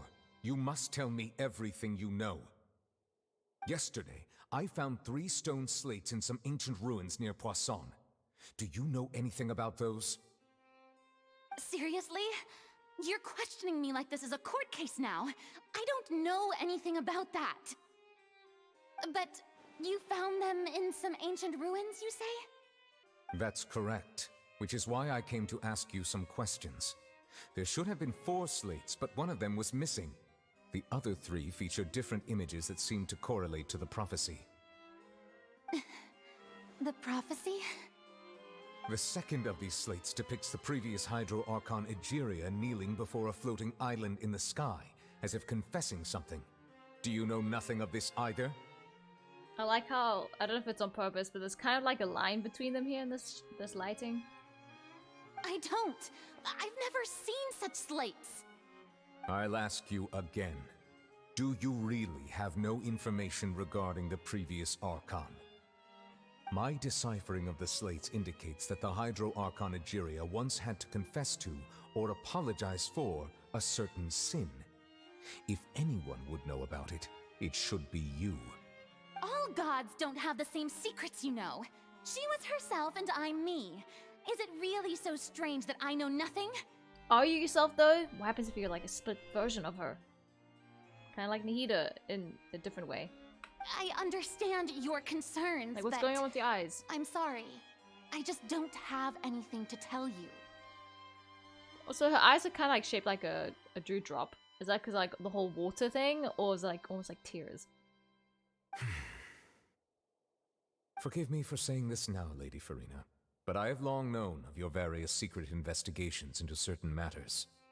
There are several indications that you have been investigating the prophecy on the sly. This is not strange in itself, considering that you are the Hydro Archon. But it is strange that you should also claim to not know any of Egeria's secrets, as well as do nothing following your inquiries. You have never been as superficial as you have presented yourself to be, nor are you a fool. And yet, your behavior is very inconsistent. Oh.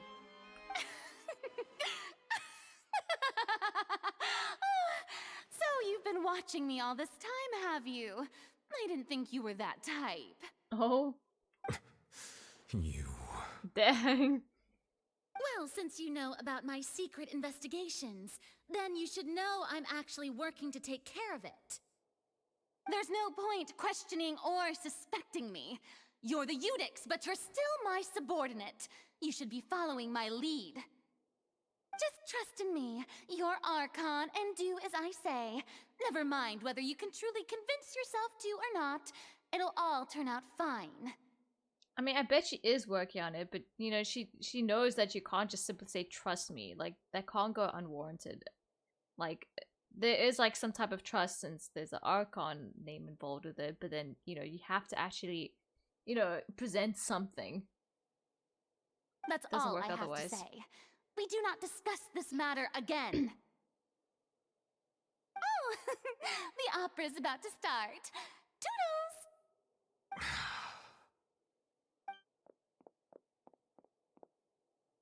Oh, Slumbusher. Yeah, she does not look happy. Did Furina not notice us standing by the door? Wonder what's up with her. She was smiling. Huh. She didn't seem in the mood to care if we were listening in or not. She seems deeply troubled. She seems to be deliberately hiding something. I assume you've been outside for a while now? Oh, you noticed. Seems Furina didn't even realize we were here. She was in a great panic, though I cannot discern the reason. Our discussion reached impasses time and again, a state of affairs that we cannot allow to continue. Still, I do not understand. Dialogue is the basis for understanding, so why did she keep refusing to engage? He sounds so funny when he, like, says dialogue like it's some story. I'm afraid questions alone might not suffice. We need to make her understand how dire the situation actually is. Everyone in her inner circle has noticed that she is hiding some secret. The issue is her attitude. I fear that she will not reveal anything unless absolutely forced to. We may have to create a situation in which she will have no choice but to speak. But if she's doing that, there must be a reason, so would forcing her to speak really help?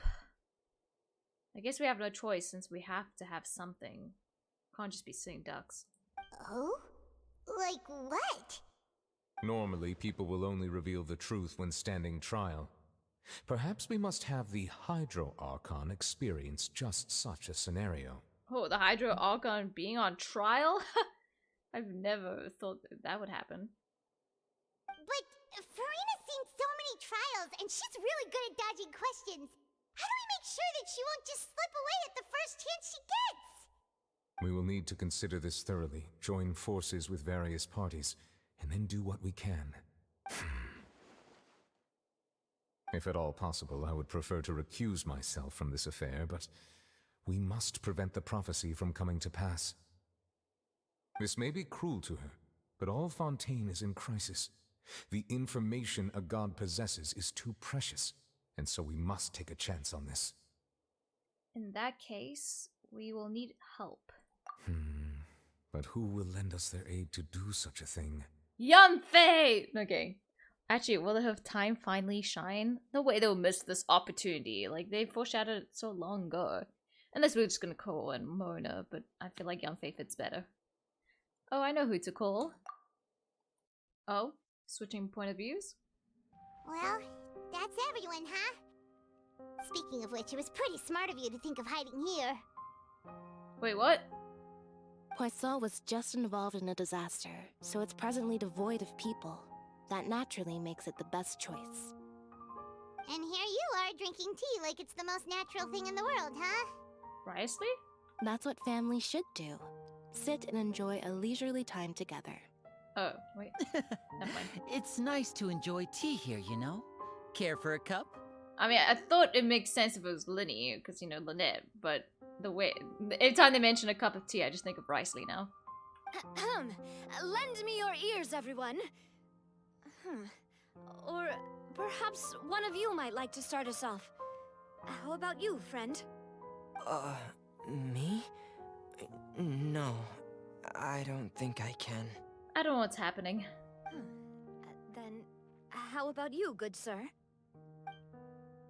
I fear that I will cause the mood on this boat to become as somber as it is in court.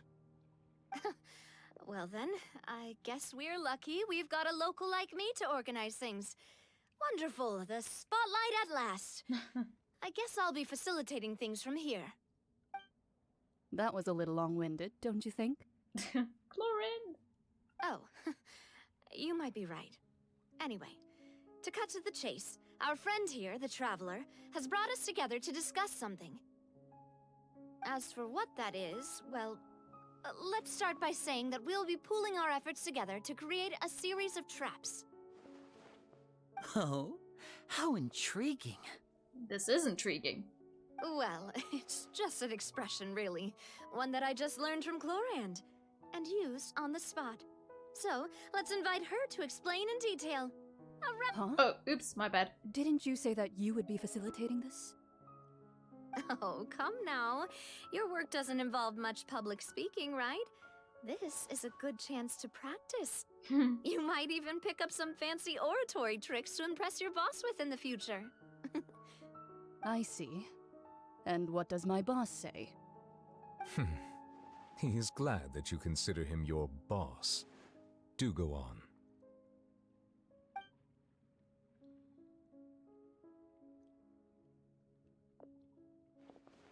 In that case, do any of you have experience hunting? What do you mean by hunting? In what context? Not that I recall. Fremine and I once used a wooden stick in a basket to catch wild rabbits when we were younger. As for Lynette, oh, right. You were sick that day, weren't you? Wait, why would you need to do that? Didn't you meet Fremine in the house of the hearth? You wouldn't need to get food that way. I've also gone diving to catch some fish before. Does that count? I'm afraid not. You may or may not have heard, but Fontaine once played host to a group known as the Marechaussee Hunters. Oh?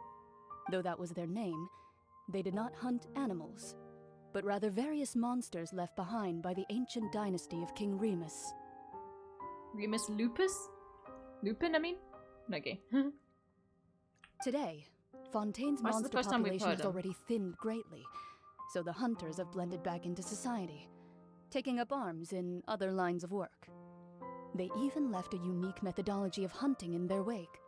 A trap comprises of the following components: bait, a trigger, and a containment device. Sometimes a lethal implement will also be necessary to deal with the prey. I like how they're showing a spider web while talking about it. So, if we were to build a trap together, right now, what would you choose to build it with? People! Okay. For me, I would prefer something basket-shaped.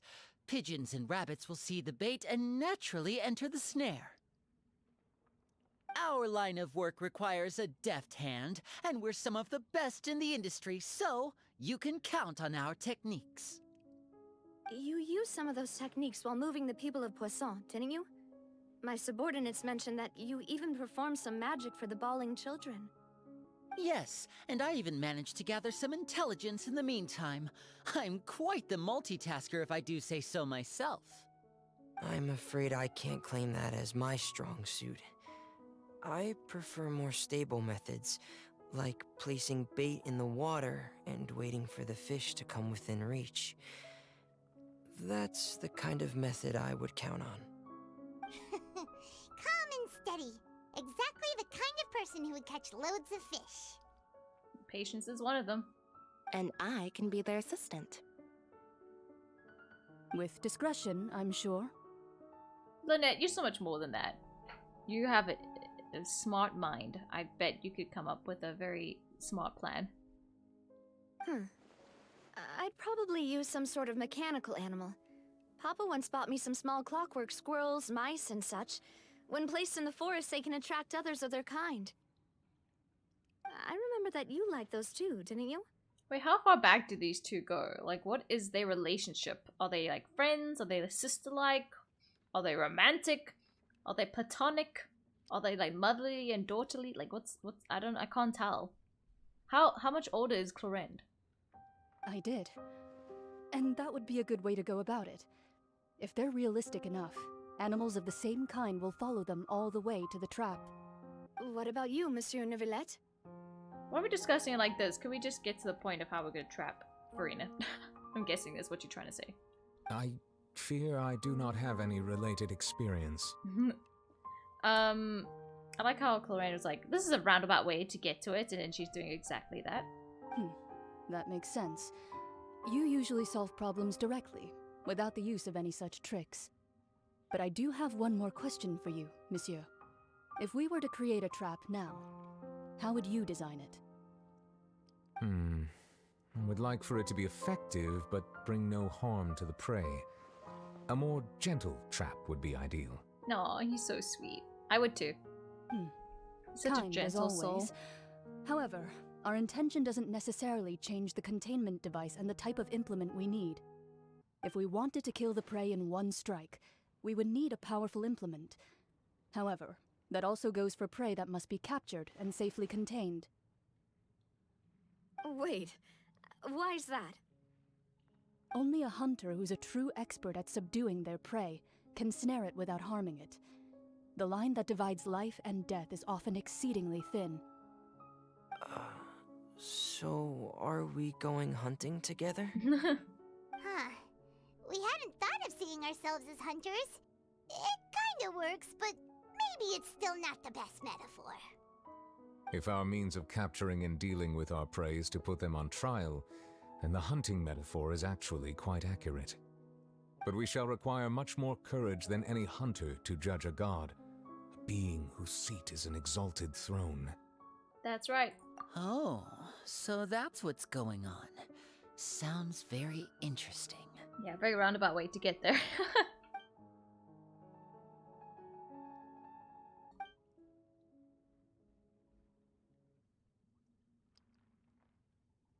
Who's talking to us? Is this just our own thoughts?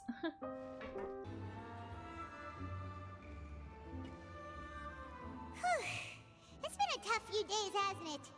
So much has been happening. Those meetings sure did make me hungry. Paimon didn't think the meetings would go on for so long, but everyone seemed pretty fired up, huh? Paimon thought they'd be at least a little frightened. Well, Fremine was, now that Paimon thinks about it, but everyone else just looked a little surprised. Do you feel more confident after the meetings, Paimon? Well, it's hard to say. Paimon doesn't have any experience with this sort of thing. But with you around, Paimon sure will do great. After all, you're the most reliable person in the world, aren't you?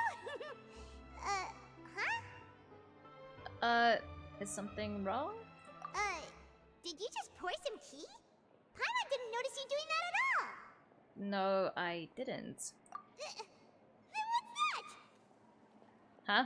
Paimon's never seen that cup before. Oh my god! Are we gonna meet? We're gonna meet Magistus. We're gonna meet Mona's master, right? Don't be frightened. I'm just joining you two for tea. I merely refrained from saying anything till now. Is she seriously gonna be invisible? Who's that voice? Please tell me she's gonna appear. There's no one here. Ah, have you forgotten me already? Wait, you are familiar. You're the voice we heard from the sky in Sumeru. That's what I was saying.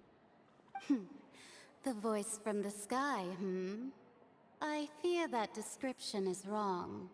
Though, not completely wrong. You're feeling lost now, just as you were feeling previously.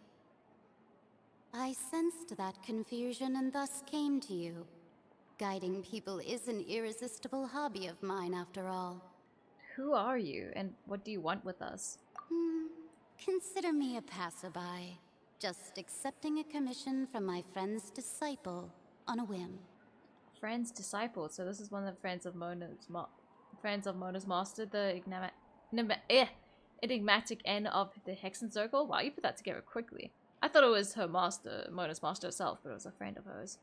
Will Fontaine's prophecy come true? The prophecy.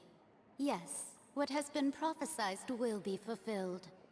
You may view such things as the history of the future. What? Then is there any way we can stop it? I believe you have witnessed a failed attempt with your own eyes. Can everything in Tevat so easily be changed? There it is again. Fate. Can there really be no exceptions? Ah, so you've caught on. Just as prophecies are usually only the future as seen from the perspectives of the gods, could things be happening in hidden corners where the gods' gaze does not fall? Are the things that you shall see different from the fate that the gods perceive? Are the things that you shall see different from the fate that gods perceive? What? Sounds like it makes sense, but I'm a little bit slow. What is she talking about? It all sounds really impressive and important and stuff, but it also sounds kind of scary. The tea in the key. Gosh, I can't speak. The tea in the teacup is just about gone as well. I believe that you understand, right? Some things are insignificant, but others you must reach out to change. Ultimately, fate shall serve as your only guide, no matter what will happen in Tevat's future. All you need to do is to play your part. That doesn't sound like can actually help us change anything. This was good tea, by the way. Thank you for your hospitality. Well, that'll be all for today. Oh, what do you mean? I didn't make that tea for you. The voice. It's gone. Okay, so she can just make herself appear without being actually there. Very strange. Dang, she must be a powerful being. Mage N, is this clue you're leaving for us? The clue, I mean. What? Paimon hears someone talking. Well, people do talk here, Paimon. Alright, coming! You're getting more diligent, Paimon. Hey, it's you who's getting lazy, okay? Whoa! Well, I see I've walked in on some lively banter.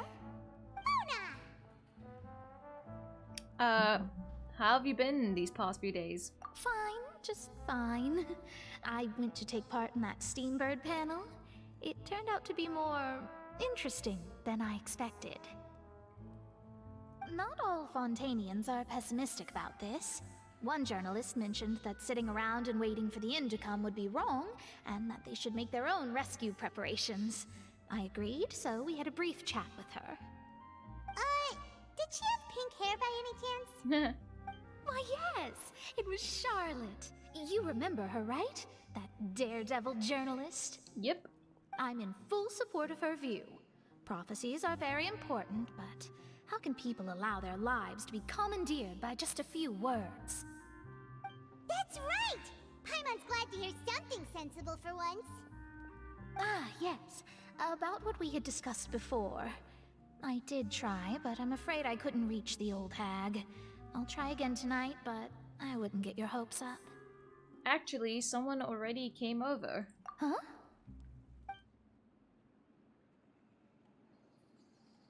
Goodness gracious. Are you serious? I believe she came to pass a message to us. She said that even the god's gaze has blind spots. Pretty bold if you ask Paimon. Most people would believe the gods to be all-knowing, right? The Hexen Circle members are certainly anything but ordinary. As for the mage named N, the old hag has mentioned her a few times. She said that N's sense of direction is incredible, and that she loves guiding those who are lost. But I've never met her, and if she were still alive, she'd be... well, suffice it to say that the hag's at least a few hundred now, and N's been around for longer than that. Oh, dang. Whoa. The Hexen Circle sounds like a scary group. But they must really stay in shape to live so long. Their abilities alone are pretty terrifying. If she came to see you personally, then the problem you're facing must truly be of great importance. Uh-oh. Well, it's not like Paimon could understand anything she said. This person seems to love, like, teacups, because when Paimon broke the teacup in the Samara quest, she came to us, and now she's here again and was drinking tea. I wonder if that's important. Yes, she was quite cryptic, but I suspect she means that there is still a way to turn things around. She didn't say when or what that would be, though, so... perhaps it is something that you cannot know right now. Like with Furina. True, her words were meant as helpful hints, but when will we realize their value and meaning? When we need to play our part, I guess. was the best answer that my question could have gotten? Wait, was that the best answer that my question could have gotten? Yeah. Traveler, Paimon, are you two alright? Oh, we're fine. We're just a little down right now. It kind of feels like the end is coming, you know? I see. I feel that same sense of desperation, too. I guess you could consider me someone who has often witnessed fate. So far as I have seen, it cannot be swayed. But even so, I still hope for, and believe in, miracles. Astrology is eternal and rational, but fate may not be. It is cruel, but it can also be beautiful. Perhaps that's what En was trying to tell you. Not to lose heart, and to believe that what you are seeing playing out before you is not yet set in stone. I did originally think of steering clear of all this, but I couldn't. Even if this is all futile, I still wish to help everyone. If we don't struggle to the last, then how can we face the end when it comes? Huh. You do have a point. Paimon, stop! You literally have like similar reactions to me, and I wonder what that says about myself. There I go, talking about astrological principles again. Sorry about that. The moment I start talking about work-related stuff. I need to get going. Oh, don't worry about it, Mona, and thank you. It was worth trying to comfort you, even if only a little. I believe that you'll help those who are struggling in the same way I did. I suppose that might be why we always seem to meet by coincidence. Huh. Interesting.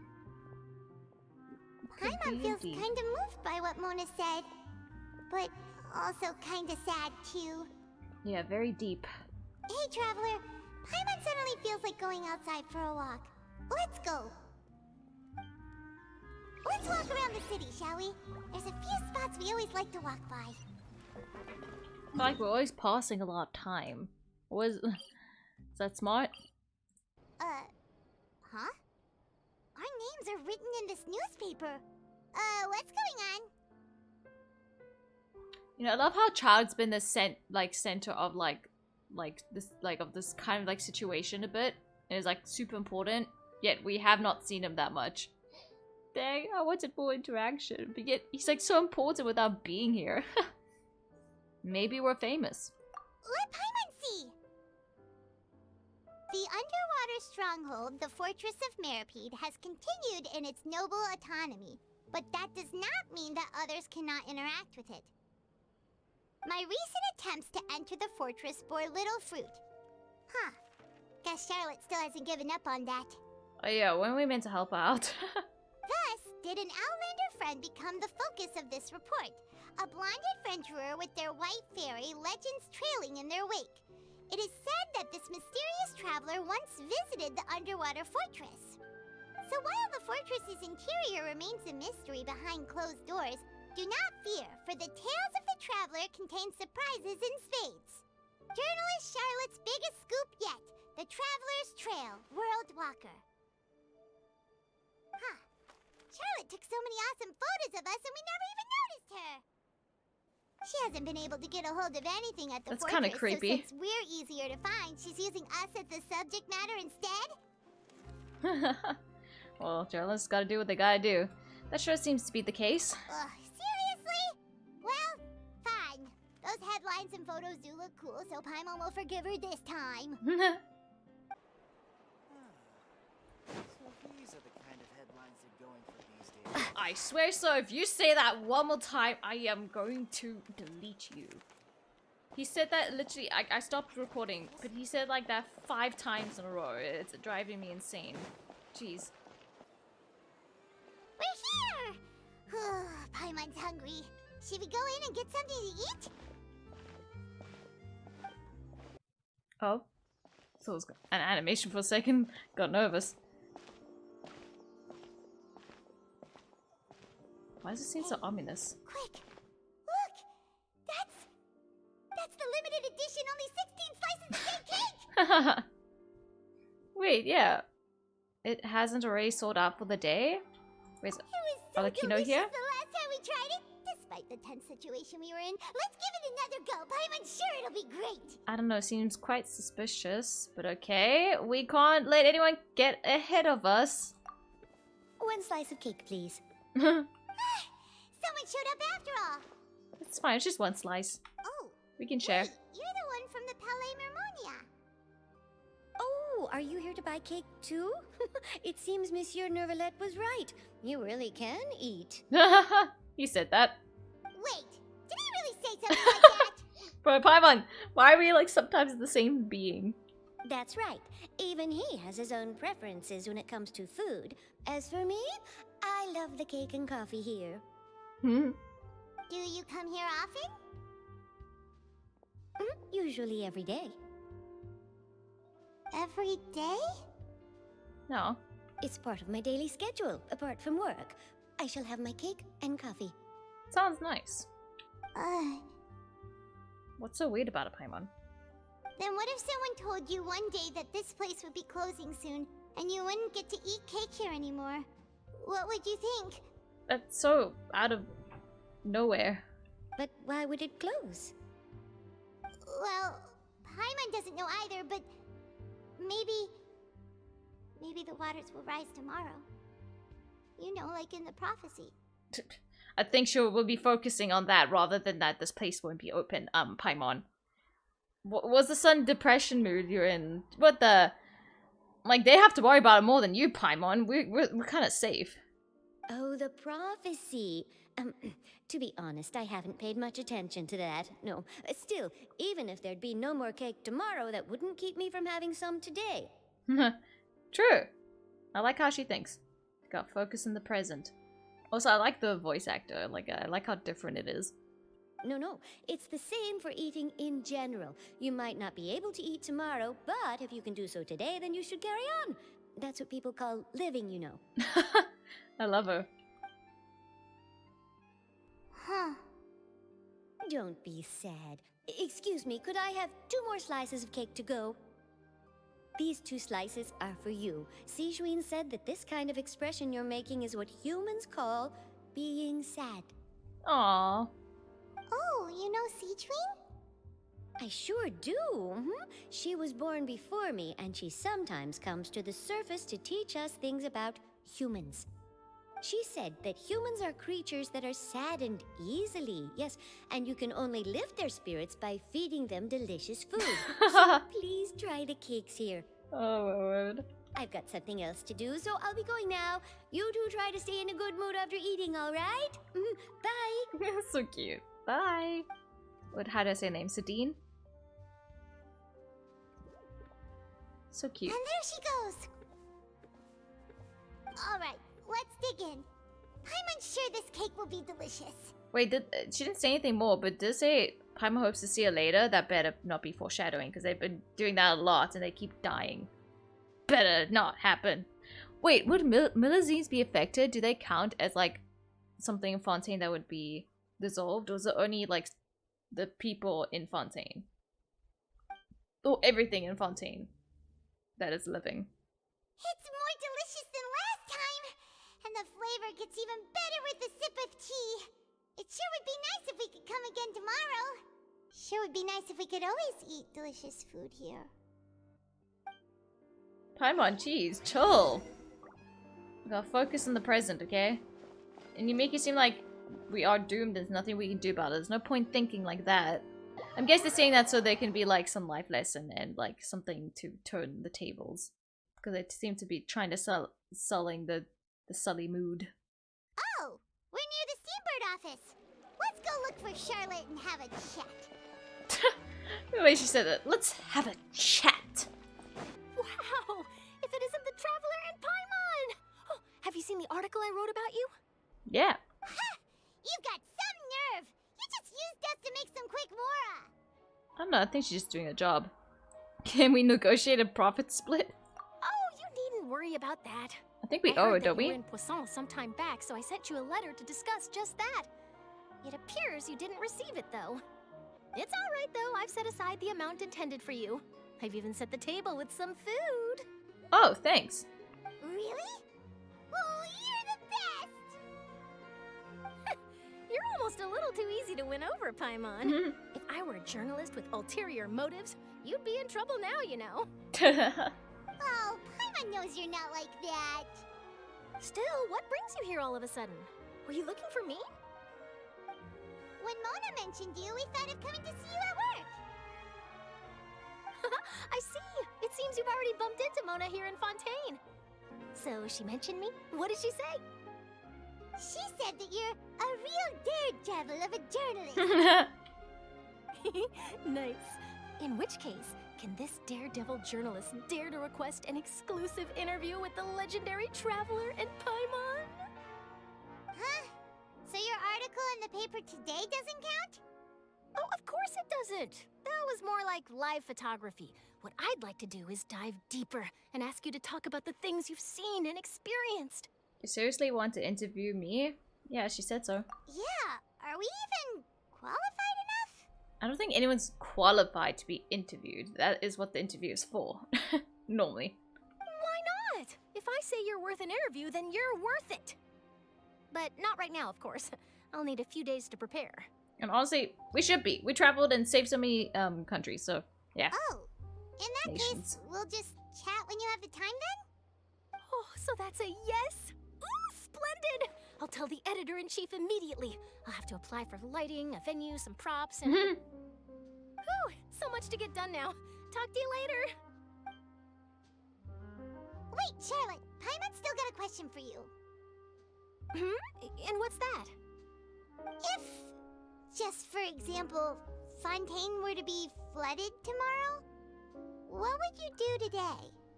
What she was going to do, because you shouldn't focus on what's going to happen tomorrow, but what you can do today. Huh. Or your future dictates you. About, isn't it?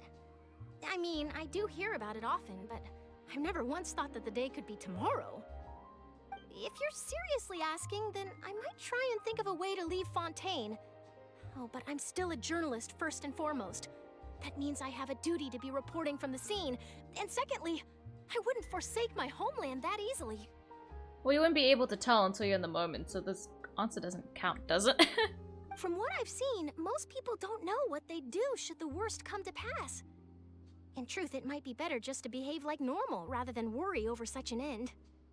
So in all likelihood, I'd probably still be prepping at the office for that interview of ours. I know what you're thinking. That sounds a bit sad, but I've always believed that it's best to do what you enjoy. True. Just think about it. If this nation really were to be suddenly destroyed tomorrow, but I still successfully finish an exclusive interview with a truly unique person, then the story I would wind up writing would truly be timeless. And then do you know what I'd do? Well, I'd write that story, send it for printing, and use messenger pigeons to get copies out to the various nations as soon as possible. I'm not a dreamer, nor am I a workaholic, but I do love my job, and I'd be proud of leaving such an article behind. I guess you could say that I was born to be a journalist. But anyway, that's my answer. And on that note, I'll get back to my preparations. What's that music? That boom, boom. That's so nice. All of a sudden, Paimon actually kinda envies her. Bro, these people are better handling the prophecy than you, who doesn't even get that much affected by it. Anyway, let's go and take a look at the sea, shall we? Tends to be like that, though. The sea breeze and scenery can be a pretty soothing combo, huh? Paimon's been thinking. Yes? If it wasn't Fontaine, but all of Teyvat that would be destroyed tomorrow, where would we go and what would we do? Be dead, that's what. Okay. No, Paimon should ask, if you could choose, what would you like to do? Huh. If I could choose, huh? It's just like Charlotte said. Suddenly trying to consider what to do is pointless. We've always been moving to the next destination, so we haven't spent much time thinking about these kinds of things. We didn't have to either, with us always being on the road and whatnot. Until that moment comes, I think I'll keep journeying on. You mean, still traveling? Why not? Yes, cherishing every single moment. that I have to look upon this world. Oh yeah, you could just ditch this world and you'd be fine. Lol. Huh. Wait, isn't that what we've always been doing? Exactly. Finally catching on, Paimon. The banter goes back and forth between the two of you. Banter? As time slips by, as night falls, you return to your accommodations and end this busy day. It's not busy. It's actually quite chill. The next few days are just as calm. Charlotte... What? That makes no sense. You're saying it's busy now, saying it's just as calm? Okay. Anyway, Charlotte comes to find you and conducts the interview in the Spina de Rosula safe house in Flave Kunder... You know, I'm not going to try to pronounce these things. Navia, having finished her business in Poisson... I'm not... Why am I struggling? I've been saying them before. I actually can't today. Even drops by to take a photo with the two of you. All goes well. It's just kind of like what Furina is doing in a way. I don't know. Feels like you'll grow mold if you stay here long enough. But it's still better than the Fortress of Mirapede, that's for sure. It's not only damp there, but salty too. Ah, so the two of you are still here. Wonderful. But oh, you're from news for us again? Harmonia, aren't you? Yes, I'm Isadora. Monsieur Neuvillette sent me to look for you two before. I heard that afterward you went to the Fortress of Mirapede. So you under the impression that we might be wanted criminals? Not at all. I'm well aware that you're friends of his. Actually, I'm here to pass along a message from him. Did something happen? Yes, inside the Opera House. The Maréchaussée Phantom has declared the incident a small-scale riot. A riot? Well, that said, I don't personally think it was that serious. Lady Furina was watching a performance at the Opera House, and while she was resting during an intermission, some other audience members suddenly started harassing her. Oh? Loudly accusing her of doing nothing about the prophecy crisis. To be fair, I'm not surprised. Like, I thought this would happen sooner. And before she could respond, others started to join in. The crowd continued to grow, and protests against the Hydro Archon started to break out. So people have started to put the blame on Furina. Guess they finally found an outlet for the pressure they've been under due to the prophecy. I agree. People will naturally rely on gods, as is customary. But the moment people feel threatened, gods are also the first to be blamed. So what happened after that? Is Furina okay? Seeing that the situation was spiraling out of control and that further argument was pointless, she claimed that she'd gotten tired of this and left in a hurry. The Maréchaussée Phantom had their hands full maintaining order and did not catch where Lady Furina had gone. Only when things had stabilized did we realize that she had gone missing. Oh. So, you mean she's still missing? That's right. The Maréchaussée has dispatched many people to search for her, but we don't have any leads yet.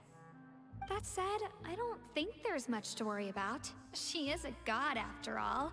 Even if she were to fall into the hands of rioters, what could ordinary people do to her? Oh, if only you knew. I understand the situation. Good. Monsieur Neuvillette sent me to tell you about the situation, but he didn't say anything else. Don't worry, this is more than enough to go on. Thanks for keeping us informed. Ah, is that so? Well, alright then. In that case, you two take care. I'll be heading back to the Palais now. Okay. Be safe. Oh, is it time? Was this the plan? Sounds like we should hurry over to Poisson then. Poisson? Never mind. You sure caught on quickly. If we know Furina, she won't try to fix things in this situation. Instead, she'll look for a place to wait out the heat. Her own place? I don't know. And, as we also know, she may be loud and dramatic, but she doesn't have a heart of stone. When Neuvillette was talking to her in the Palais Mermonia, and she heard about Poisson, she couldn't hide her sadness and remorse. It would be hard for her to ignore being accused by the public today. Paimon thinks Furina's probably taken the opportunity to slip away to Poisson and try to relieve the sense of guilt that she's feeling. I wonder, like, she obviously is she's been, like, under this pressure for so long. Like, because remember if you're that little Easter egg where you're by the fountain, you can hear Furina crying? And she says, I'm pretty sure she says, how much longer? I'm so lonely or something like that. So it's like, she's dealing with something that no one else really knows this whole time. And I'm so curious about that. But it's definitely, like, centered around those words. Whatever's happening behind the scenes. Well, what do you think? Paimon knows the answer, of course, but Paimon can do the analysis to back it up, too. Cool, huh? Sure. But yeah, so what is making her lonely, and why does she say how much longer? As in how much longer she has to keep it a secret? I wonder what she's working with and what she knows. As I'm sure we all do want to know. Anyway, I see becoming a detective's done some good. It looks like those detective novels had an effect on you. Yeah. In that case, there's not a moment to lose. Poisson, here we come! I still can't believe that Silver and Meluse This are place gone. looks deserted. Guess all the survivors must have evacuated already. I hope All so. that's left here are signs of devastation. Why are you still Furina here? Really be here? Let's try to find her as soon as possible. Also, why is it so loud, the water? Is it because the burst that happened? Feels loud, at least. Why is that guy still up there?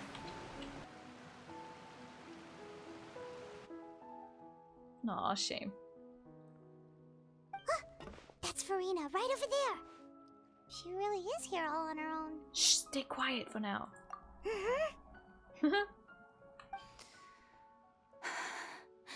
Should I just give up?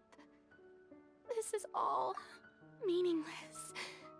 What was meant to happen did happen after all. Everyone's dead.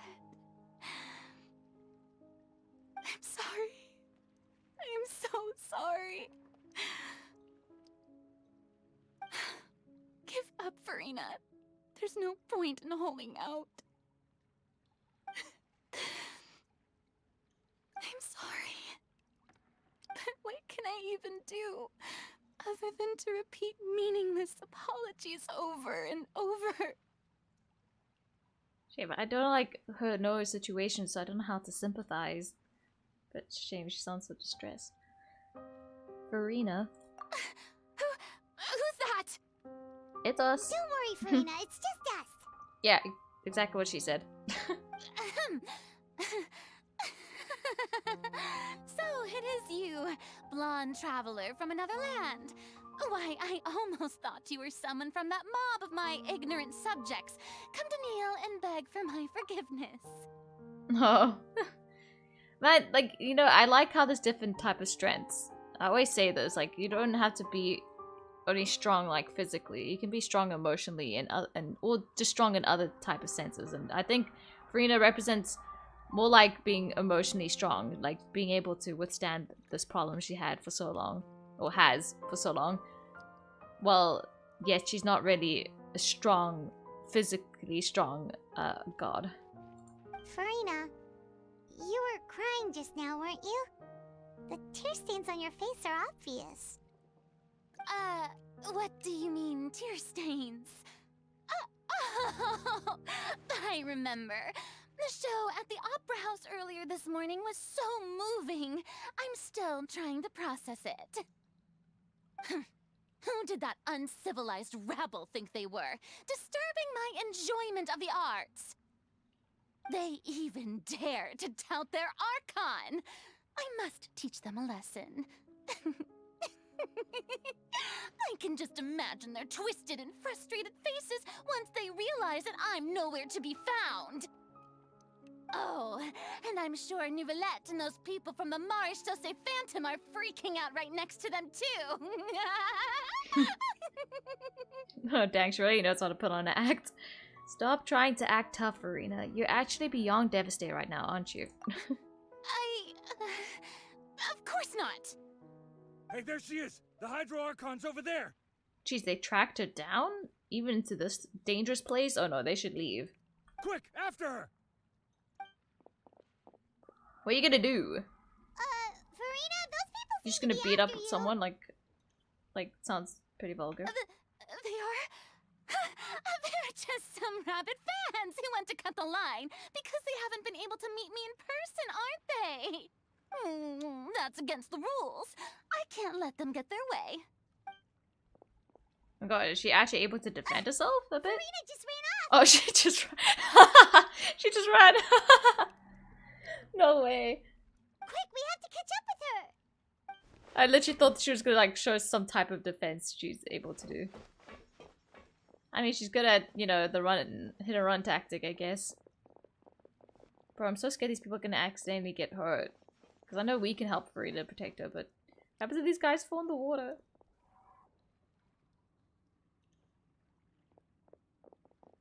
Bro, they have terrible eyes. It's not like we went around a corner where they couldn't see where we went. I like how we're just following Furina. She doesn't care. Hey, Furina! There's a good hiding spot over here. Quick, come to Paimon before the rest of them catch up to you. Oh yeah, this is the plan. I keep forgetting. What is this place? Hurry, they're almost here. Fine. I suppose haste is warranted. Lead the way. Man, she's even scared of civilians. Like, dang, she really cannot, like, physically defend herself.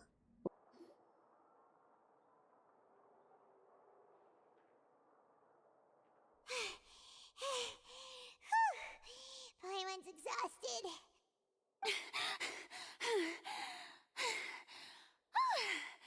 I'm so tired. I totally thought they had caught me. No, I mean, I merely gave in to the sheer enthusiasm they displayed. You know, fooling everyone, Queen. This place is not what I call soundproof. You might want to lower your voice to stay hidden. You're right. Yep, that's a good girl. Okay. This is part of the plan, right? What's happening? The ground's shaking. Is it an earthquake? Okay, I think I see what's going on here. We're gonna pretend the water is spilling again. And then she'll be forced to, like, say the secrets before they drown. Or get dissolved. Another disaster, and it's probably just Neuvillette outside just going doot, shaking it with his water powers. Another disaster just struck, I suspect. Yeah. A quake of this kind preceded the flooding in Poisson, didn't it? It can't be. It's happening again. Well, there's no need to worry too much about that. Neuvillette's made some emergency plans, so the evacuation should go a lot smoother this time. Yeah, I hope you're right. But the people of Poisson, they've already... Has Furina finally reached her limit? Now that she's talking about her actual feelings, she's starting to look far less stiff. You begin to talk amongst yourselves as Furina slowly calms down. It's true. Oh. I've been investigating the prophecy for hundreds of years. She's willing to tell us, but not like Neuvillette. Sometimes it takes a stranger to tell things to than someone close. It's weird that way. But I thought a little bit more would pressure, but she's been pressured for a long time. I once had informants all over Tevat, searching for clues and feeding information back to me. I've tried all kinds of ways too to hold back the sea.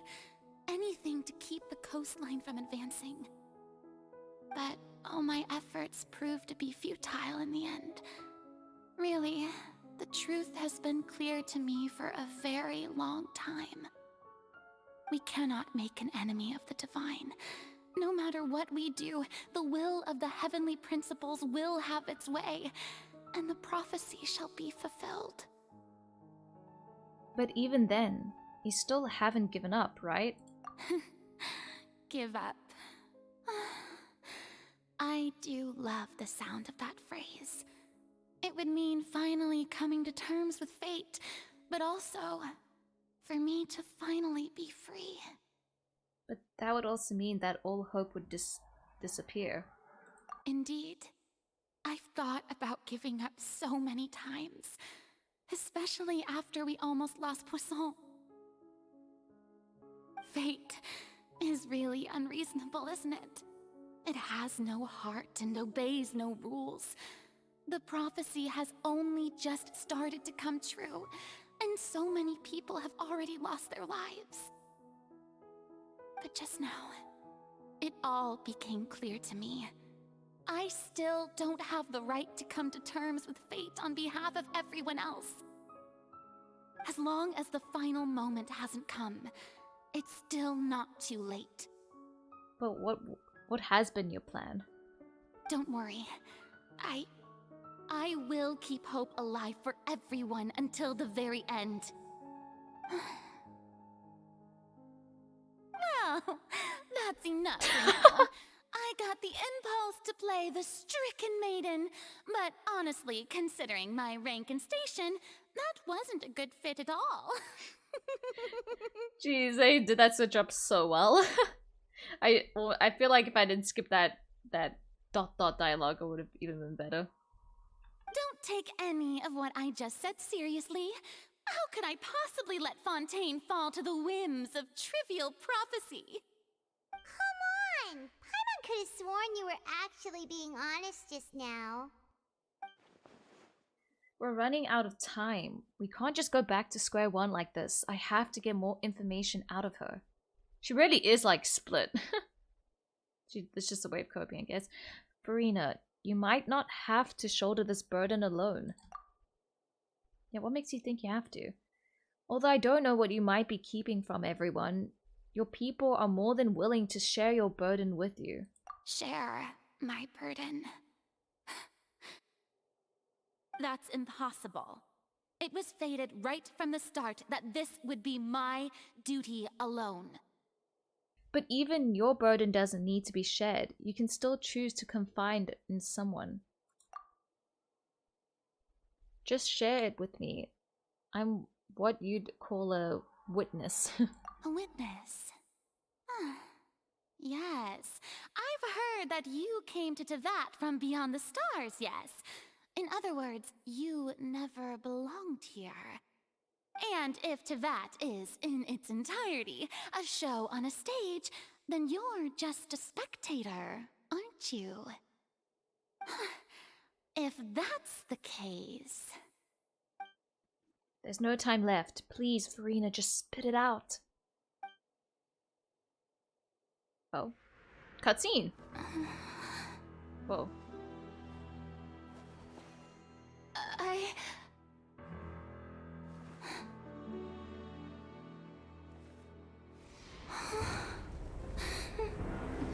Wait, what's happening? What? No, she was just about to say. Wait. Wait, okay, this is part of the plan. Got it.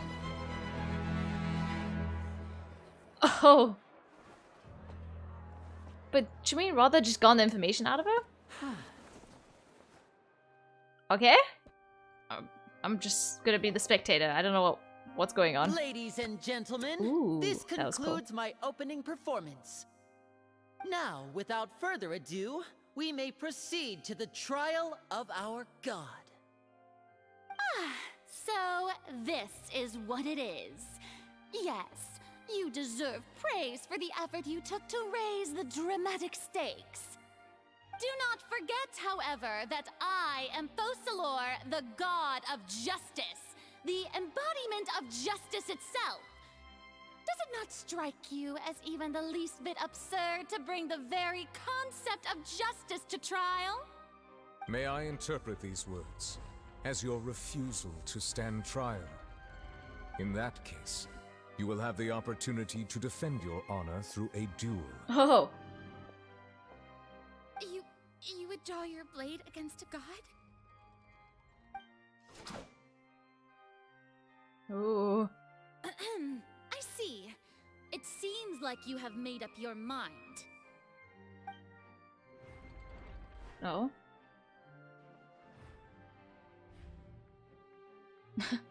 She's so dramatic. I can't believe it. She just surrendered. Oh. Okay. What the heck is going on? Did I just see an Archon surrender to a human? Wow, how utterly humiliating. Lady Furina, what is the meaning of this? It would seem that there has been a misunderstanding. To be clear, the raising of both hands is not always an indication of surrender. Oh? Looking for excuses again, huh? I raised my hands just now to indicate my acceptance of the trial. No duel shall be necessary. No. I will admit that I've been running away for a long time. I'm sorry, everyone. I was unable to protect the people of Poisson. It is my duty to stand trial for my crimes. You are not the only ones to be disappointed in me. I, too, am exceedingly disappointed in myself. But now, it is time for the Hydro Archon to show you her courage and resolve. I, Furina, will use this trial to show the world the true meaning of justice! Oh? This time, I will protect you. Who's you? As in everyone? Applaud and rejoice! One of the most outrageous and fantastical arcs known to the opera epiclese is now unfolding before your eyes.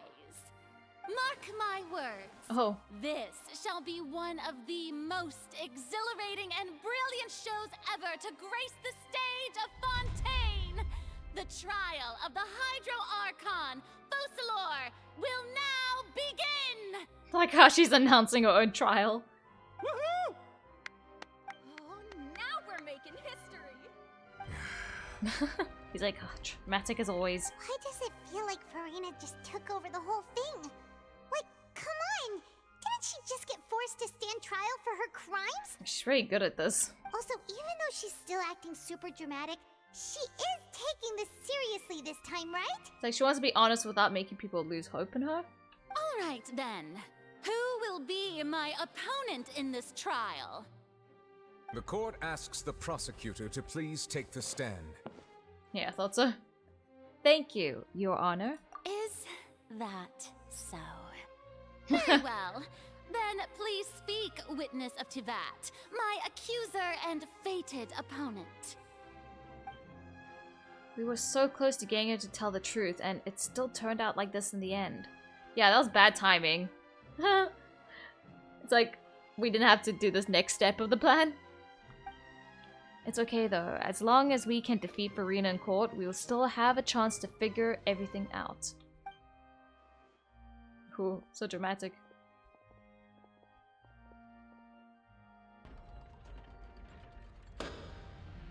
Oh, it's so cool when he does that. Please allow me to ask, as a final question before the trial begins. Just how much work did you do to force me onto this stage? Why are you curious about that, of all things? We did do a lot of prep after the meeting that day. I can go over the tasks assigned to the Spina di Rosula, since they were rather straightforward and easy. Navia, the president of the Spina di Rosula. Fuck! I keep forgetting! Most of the people who participated in the disturbance this morning were my subordinates. They changed into plain clothes and came to the Opera House as regular audience members, waiting for the perfect opportunity to incite insurrection against you. Oh.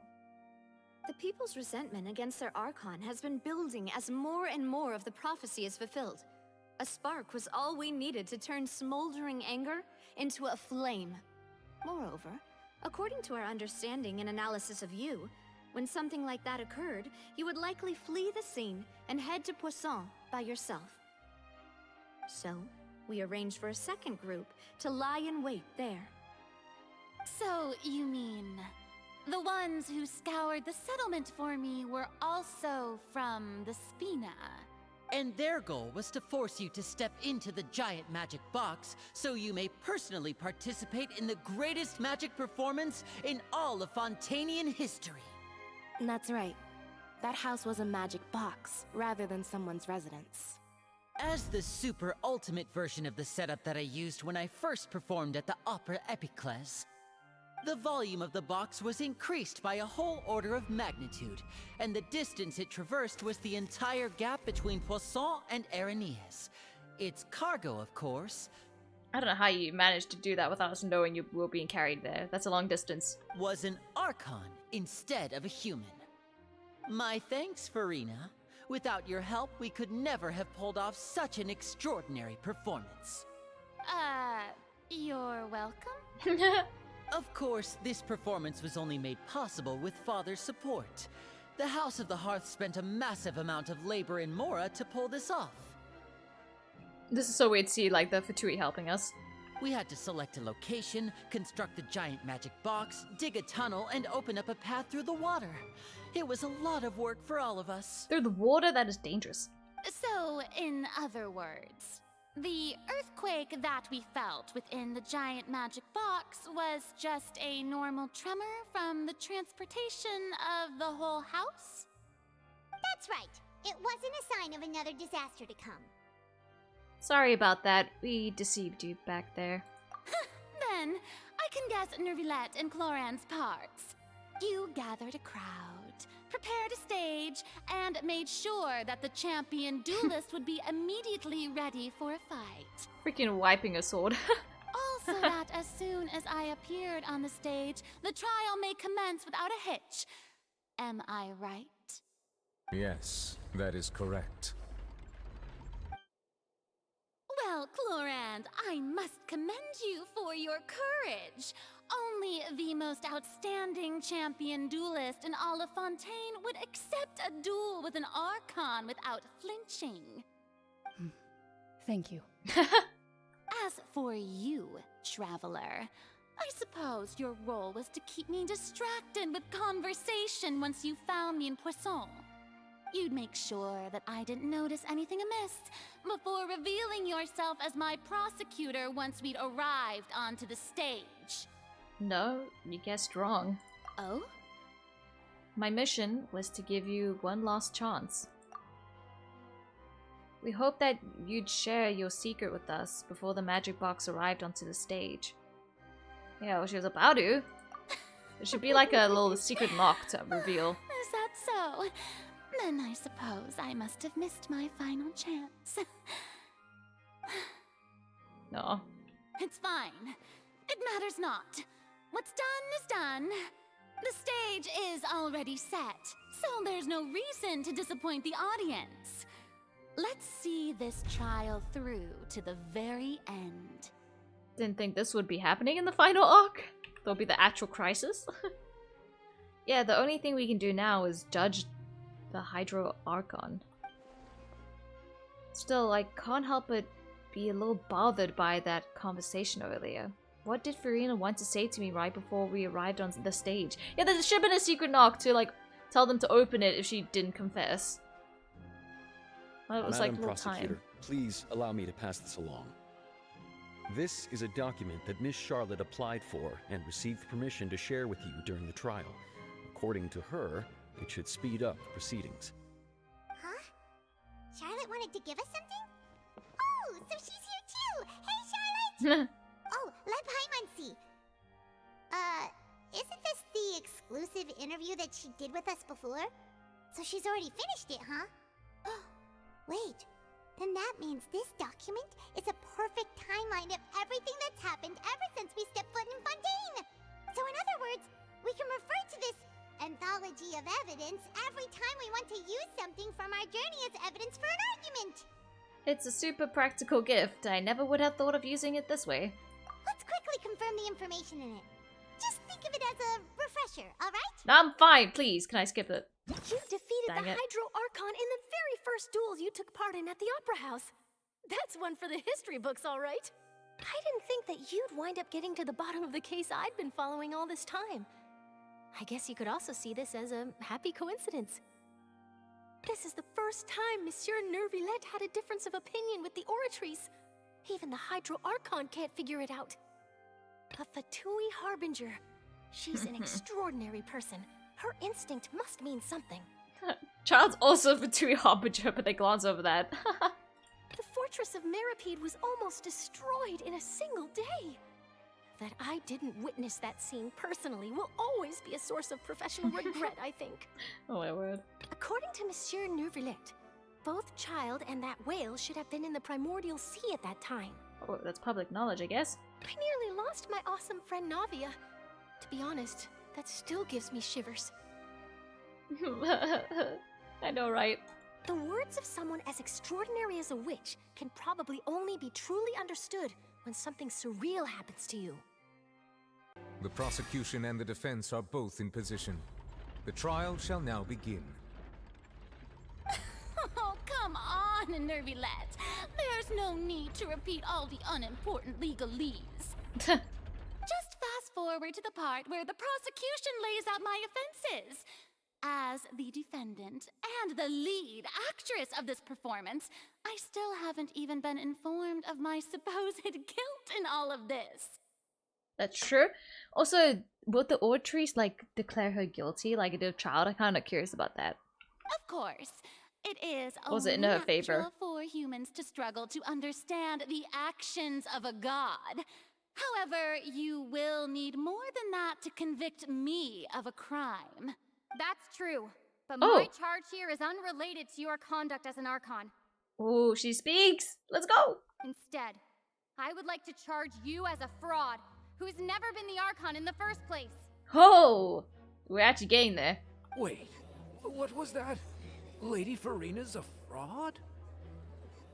Hey, I came here thinking that we were going to try the Hydro Archon for forsaking our duty, but did I hear that right? She's not our Archon at all? Charge accepted. Interesting. Lady Furina, do you plead guilty to the charge? Lady Furina.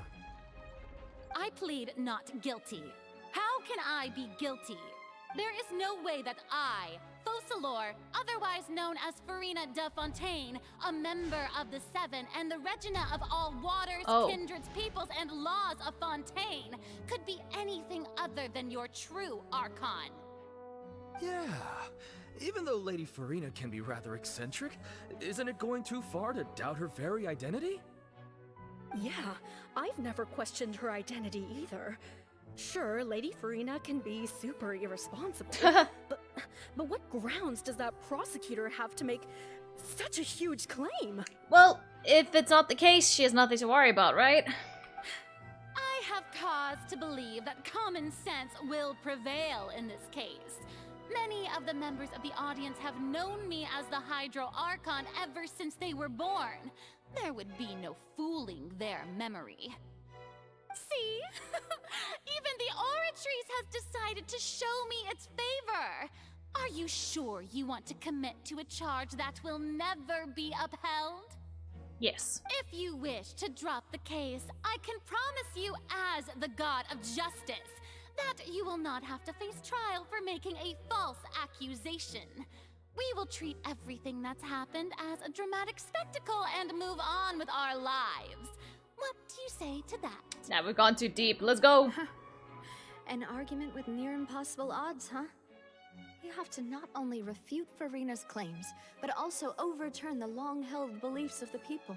People only see you as their Archon because that's their long-held belief.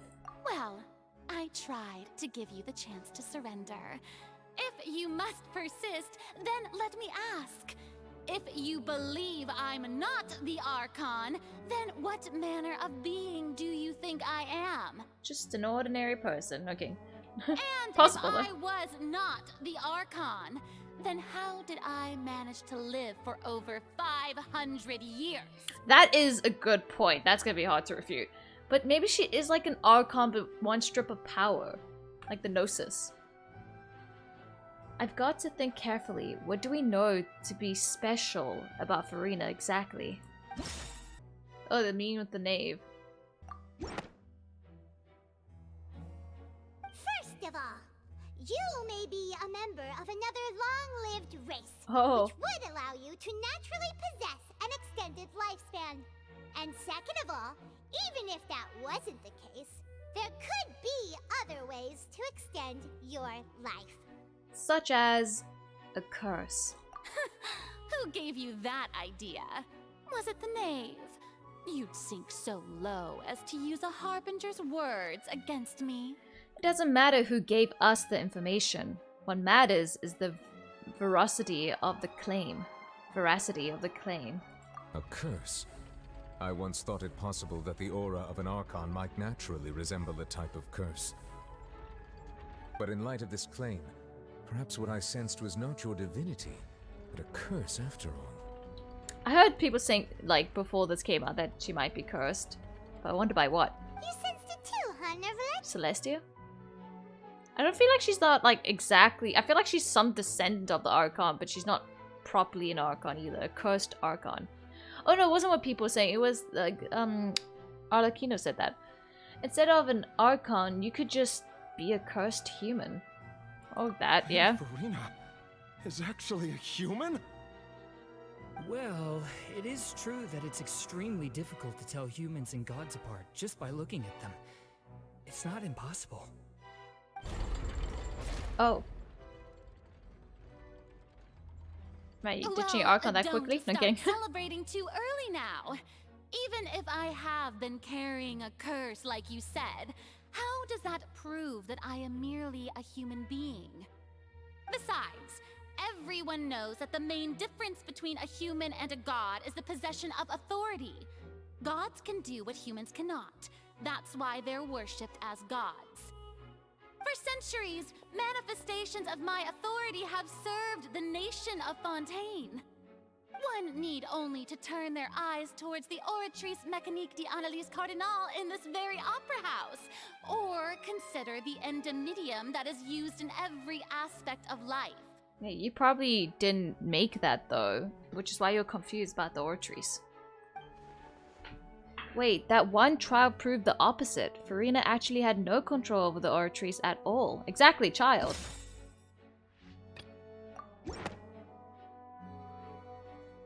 You tried to reference the Oratrice, but weren't you as confused as all the rest of us when the Oratrice declared Child to be guilty without any proof? Otherwise, you should have come up with a good explanation for that by now. Didn't I make myself clear at the time? The decisions of the gods are naturally difficult for humans to comprehend. There is no need to provide an explanation. Lady Furina, I believe a reminder of your current circumstances is in order. While the court is in session, the principles of justice and the law must come before all else. While you are an Archon, you are also first and foremost the defendant in this trial. You will prove yourself unable to defend against the prosecution's charges if you continue to withhold vital information against the rules of the court. I never thought you'd use that kind of rhetoric against me. That was no trick of rhetoric, Lady Furina. I've merely reiterated the rules of the court. Rules that all should respect and follow. Look, I mean, child got unfairly accused. I mean, you gotta swallow the pill as well, Furina. So, you neither knew why Child was declared guilty, nor did you understand the structure and operations of the Oratrice. Instead of having been created by you, the manifestations of authority you mentioned have been made by the real Hydro Archon, haven't they? The real Hydro Archon? Well, now you're really losing me. They did hear, Lenny did hear a voice, right? It is true that I did not know why the Oratrice gave out a guilty verdict that day. But the Oratrice handed out that verdict unilaterally, and it has been operating independently ever since it was first created.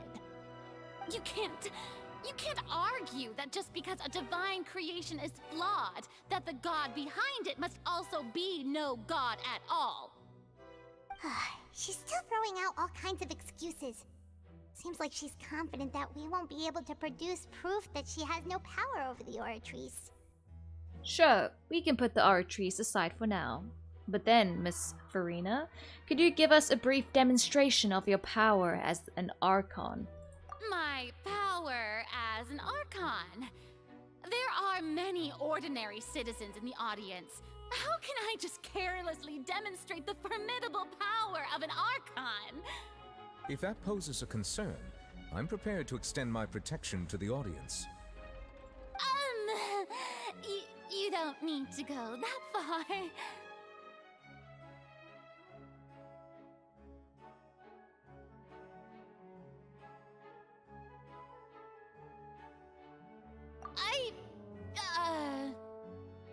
Aren't you the Hydro Archon?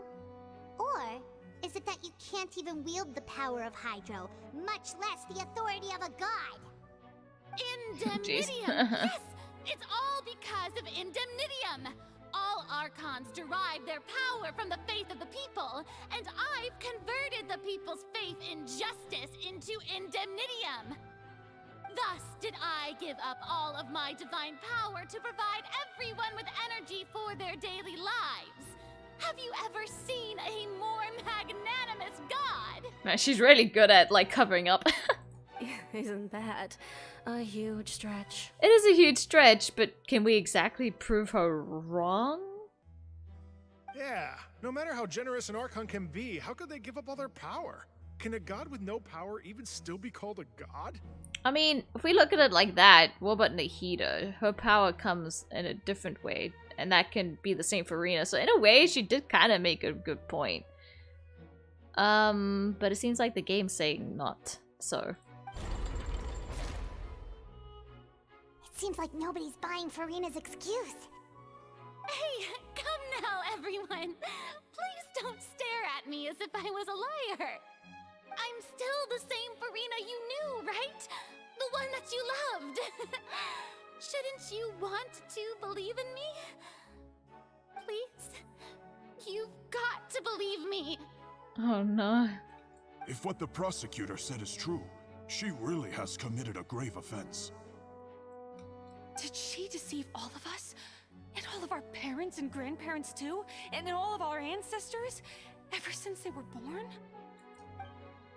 Enough! That's enough. Tell me then, if I'm not the real Hydro Archon, then who is?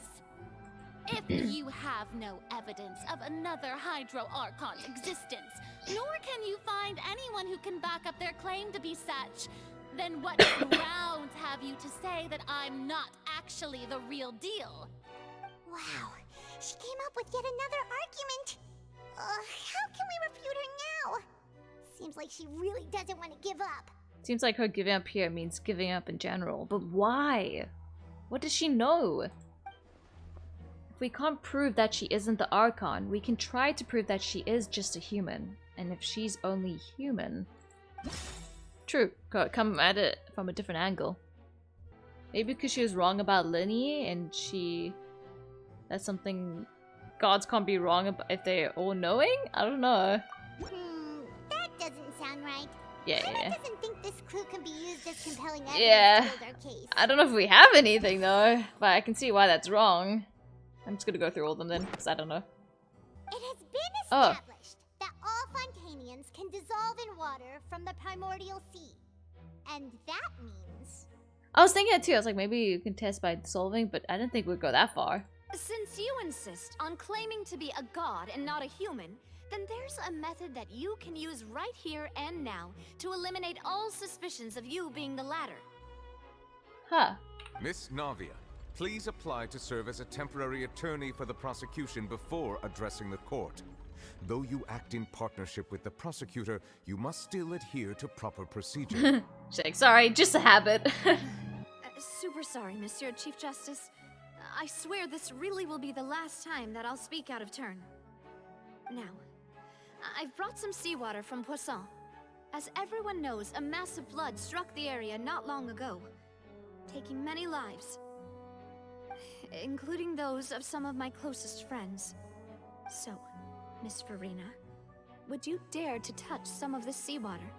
Honestly, of everyone, she has the most to be like mad about. Like, how her life has been affected by the justice system. She's been screwed over by it so many times. It's actually so sad. Also, it looks so cool. It's so dangerous, but so cool. Child swimming in that right now? That's cool. He's sure got a story to tell. If we are to believe that you are indeed the real Hydro Archon, touching the seawater would have no effect on you. All it should do is strengthen your case. But if you don't dare to touch it, then we would have basically proved the reverse. Oh, and I must remind you that after the disaster at Poisson, nobody wants to see any more people dissolve. I do hope you'll act prudently and choose the simpler path of admitting guilt. I was about to say, what happens if she does it out of, like, you know, stubbornness or pride or just guilt? Like, she just ends her life. I'm so scared of that. I'm glad Navia added that. Navia from the Spina di Rasula. The Spina has governed Poisson for many years. I guess her suggestion is valid. Spina di Lazula. Is the R silent? Spina di Lazula. If Lady Furina is indeed just a human, she's probably Fontainian like all the rest of us. Would she really dare to try? If a cutscene plays, I'm gonna get very nervous. Please, Furina, don't be irrational. Furina? Lady Furina, this test has been unilaterally proposed by the prosecution. As it falls outside the realm of standard court proceedings, you possess the right to decline participation. Oh, that's nice of him to give her that option. Maybe she wants to end it all, though. She seems like she wants to give up her time. Well, so of course he had to tell her scared. that. But refusing to participate is basically the same as a confession of guilt. She's just staring at the water without saying a single word. It really does seem like she's quite terrified of it. That could only mean... What's going on? Is she really planning to... that's not what we thought she would... Oh gosh, please don't do anything irrational. Due to the inherent risk of the test, Lady Furina, you may...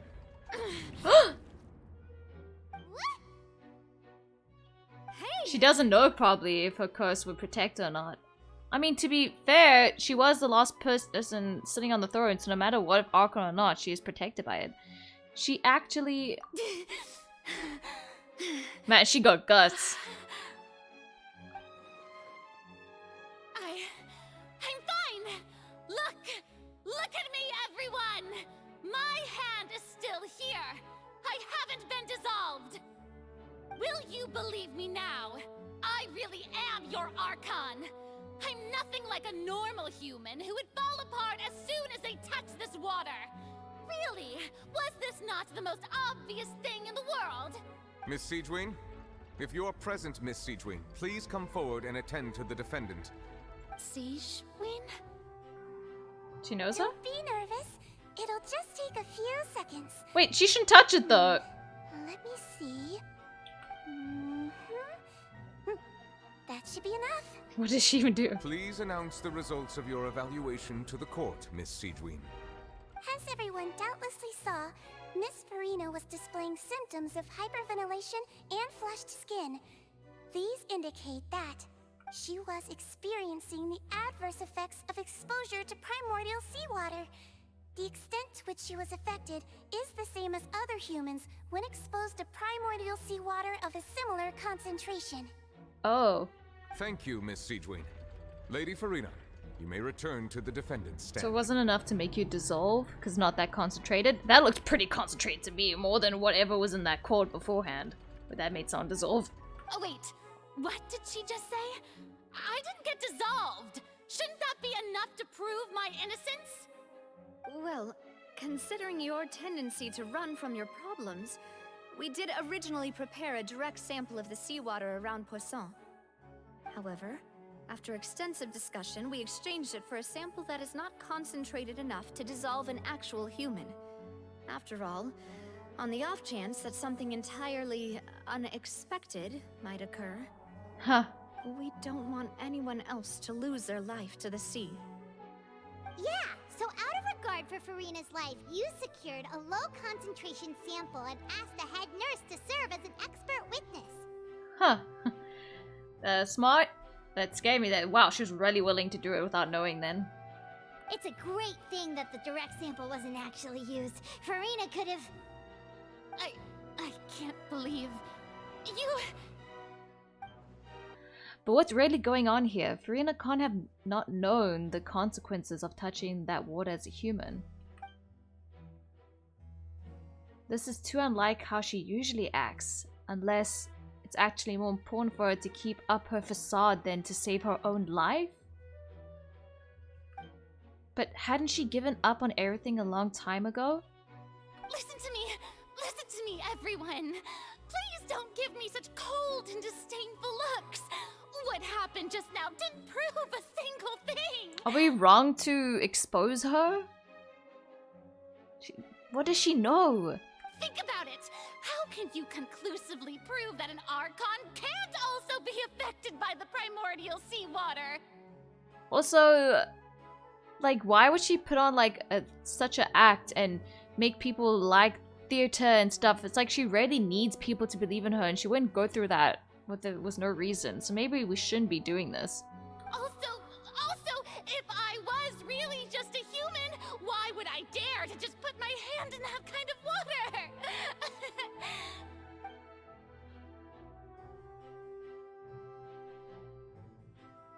Please, everyone, anyone, just listen to me. I swear, I really am your Archon. Oh jeez, man, her voice acting's so good.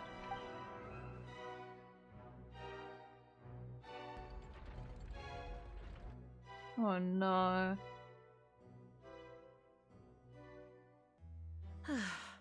Music timed really well. I don't think anything she says at this point will sway anyone. The odds are just too stacked against her now. With all the things that have been said, Paimon doesn't think there's any way left for Furina to win. I believe the time for arguments and presentation of evidence has come to an end. If there are no objections, we will move on to the final judgment.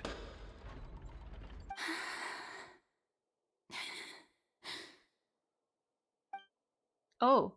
I don't think anything she says at this point will sway anyone. She's too stacked against her now. What is up with, like, what is the burden she's holding?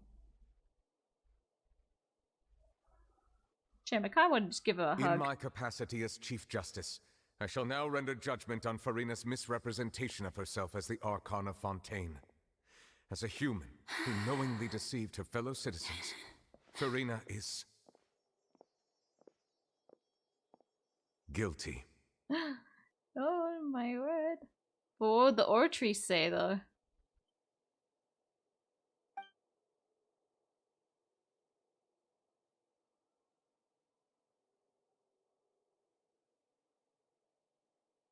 Oh god, it's like the silence is ready. We shall now turn to the Oratrice Mécanique d'Analyse Cardinale to render the final verdict on the charges. The silence really makes it more impactful. Also, am I going crazy or is she doing the exact same position she is sitting in the prophecy?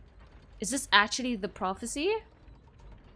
What's going on? Why did she, like, I feel like that was, she's crying on a chair like that. Oh no, does that mean the war's gonna explode now? Because they didn't believe in her? Shoot, did we just accidentally doom us? Please give me Japad! No, okay, I'm just doing a Honkai Star Rail reference. But seriously, please give me Japad. According to the judgment of the Oratrice Mécanique d'Analyse Cardinale, Furina is not guilty? Well, what's wrong? What's the Oratrice's verdict? It can't be. Did the Oratrice just declare Furina as to be innocent? I had a feeling, to be honest. No. Oh. The Oratrice also displays a guilty verdict. Oh. That's sad, shame. He was just probably hoping. Isn't that correct then? Paimon, read the room. However, the exact wording of the verdict is thus. The Hydro Archon, guilty to be punished via the death sentence. What? Also, I wasn't meant to skip that line, sorry. My finger's over the button. The death sentence? Is it because it's so severe? What she did? That's actually one of the available sentences? I've always thought that it was just a myth. Wait, didn't Child mention this? No, that was the duel. The one and only time the death sentence has been handed out at the court. And it's been given to the very person we've worshipped as the god of justice? What an unexpected twist. Is this like the way to save? Like, is her to sacrifice? Furina's been sentenced to death by the Oratrice? We just wanted to use the trial to show her the seriousness of things so she'd tell us the truth. How did things escalate this quickly? This outcome is indeed quite strange. According to Fontaine's current definitions of justice, as well as its recommendations for criminal sentences, is this sentence really appropriate for the crimes that have been committed? Well, I mean, look at Child's case. We know it's made weird decisions. Yeah, even Fauché wasn't sentenced to death by the Oratrice. You know, the real evil mastermind behind the serial disappearances case. What's more strange is, instead of Furina, the Oratrice rendered judgment on the Hydro Archon. Yeah, the Hydro Archon. Indeed. Not only is Furina's sentence overly excessive, the very point of our trial today was also to prove that Furina has never been the Hydro Archon in the first place. This is so confusing. But now, the Oratrice seems to have deliberately invoked the title of the Hydro Archon. What does this mean? Yeah, what do you do with this information? Oh no, is this cutscene's gonna make me nervous, isn't it? Frick. Sorry, every time it goes to black screen, I just assume a cutscene. Excuse me, if I may interrupt. What do you gotta say, Fremine? Is the trial still going? Yes, it is. Fremine! Oh, you finally made it. I assume this means you've completed your mission? Mm-hmm. Any mission Father assigns to me will always be top priority.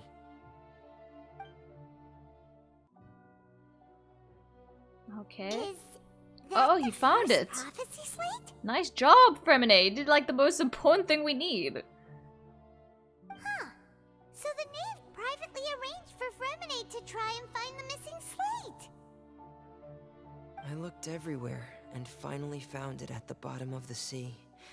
It took me a long time to get around some dangerous stretches of water. But has the trial already concluded? Then, doesn't that mean I've come too late? Oh no. Father will be disappointed in me. Well, there's more yet to be worried about. Don't worry, the mystery hasn't been resolved yet. It's still not too late for you to shine. Thank you for your hard work, Mr. Fremine. Please allow me to review the record left on the slate. Well, that was really in my ears. Traveler, I believe that you have already seen the other existing slates, and would like you to come here and confirm their contents. Looking at that, I still can't decipher this mystery. Huh? I'm not that smart. What is it? This looks like the first Archon? The previous Hydro Archon releasing her divine power, turning the Oceanids into human beings. Wait, so were they Fontainians once Oceanids? I believe I've now made sense of the Hydro Archon's crime. It has to do with Fontaine's lost history. Huh? Isn't the Hydro Archon just guilty of deceiving her people? Oh, wait, no, that's Furina, and we've already proven that she's not the Hydro Archon. So when you say Hydro Archon, do you mean the real Hydro Archon we've been kinda talking about? In truth, everything that you've encountered in Fontaine up until this point can be traced back to the contents of these stone slates. However, I'm uncertain as to how much sense they currently make to you. An association between the contents of the slates and the events in real life. Okay, let's try to recall the contents of the other 3 stone slates. Paimon will do her best to help you remember. Can we just say it out? Do we have to do some mechanic? Please, I just want the mystery resolved. Almost there to the truth, guys. Let's go. Let's solve this. The stone slate describes what you just said. It seems to show the previous Hydro Archon using her divine power, and then the Oceanids turn into humans. Does that mean that Fontainians are transformed Oceanids? Oh, Paimon wasn't expecting that. But if Oceanids can turn into humans, then perhaps this process can be reversed as well. The second stone slate shows Celestia floating in the sky, and the Hydro Archon and her people worshipping it together. But the heavens still brought judgment down upon them. This must be the point when the Hydro Archon and the Fontanians were branded with their original sin. Does this mean that the original sin and the Hydro Archon sin are the same thing? The third slate shows the Hydro Archon sinking into the sea surrounded by many people. Huh. That reminds Paimon, didn't we also watch that happen to someone else? Okay, the first part is very, like, clear, but I don't know how Furina plays into this. Well, the first slate is the prophecy the Fontanians have been talking about. People dissolving into the sea, the Hydro Archon crying on her throne, and so on. We didn't believe that such a crazy disaster could happen at first, did we? But after that incident, it was just a question of when and not if. So wait, you're just saying Arlecchino is just like a Oceanid? I don't know why that makes me laugh out of all things. That's so trippy.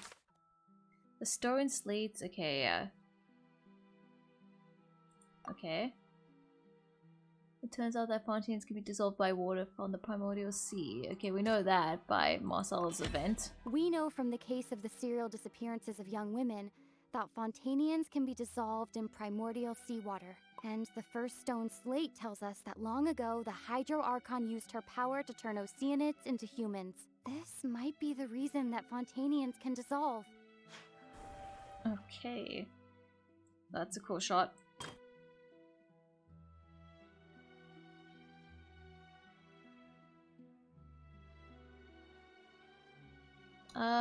It shows Celestia floating in the sky, and the Hydro Archon and her people worshipping it together, but the heavens still brought judgment. Okay, yeah, we know that. Okay, now, oh sorry, wasn't meant to be. Let's go back. I'm talking about this one. I'm trying to. Okay. Evidence. Okay. Perhaps what is about to take place has all happened before. The What? true sin of the Hydro Archon that Neuvillette mentioned, and the original sin cast down on the people of Fontaine by Celestia, as recorded on the stone slates.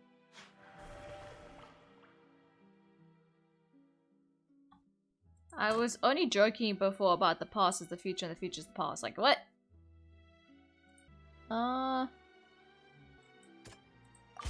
I was gonna say that, but I didn't. Not as simple as falling into the sea. When Navia fell into the sea, her consciousness was subjected to judgment. The stone slates show the people gathered around the Hydro Archon in the sea. Oh my Could god. that be alluding to the same thing? So they didn't become Oceanids, they just were falling back to their true form. But Silver and Malus proved that they are in, like, when Oceanids are collectiveness, Malus and Silver proved that they are individuals, therefore saving Navia? I can't really think, I don't know. That doesn't sound quite... I don't know, I don't know about this one. Okay. Prophecy from the stone slates found its way into society, but not many people believed it at first. The fortress of Meropide was nearly flooded with primordial seawater, which we know can cause Fontanians to dissolve. It seems increasingly likely that the prophecy may come true. If we hadn't dealt with it in time, things could have gone very badly. Okay. They'll dissolve into the primordial sea but won't cease to exist. Their essence will flow in the seawater, converge, and take the form of an Oceanid.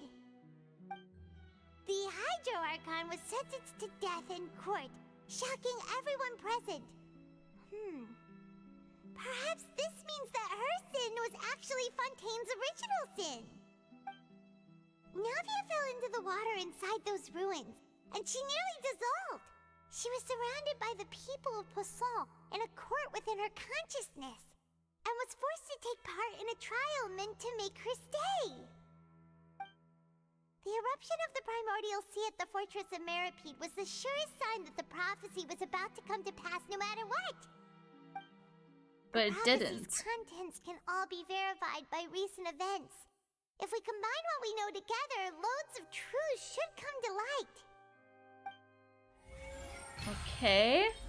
I think I'm getting it. Interesting.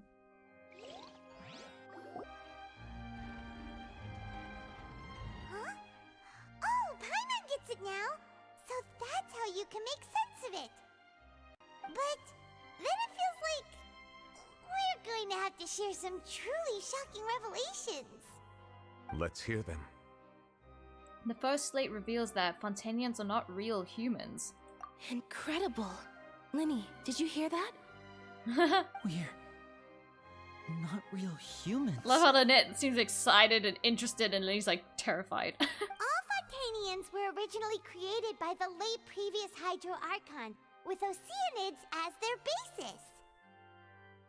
That's the so evidence weird. for that can be found in how only Fontainians could dissolve in primordial seawater, and how all the girls Vacher dissolved were also turned into Oceanids.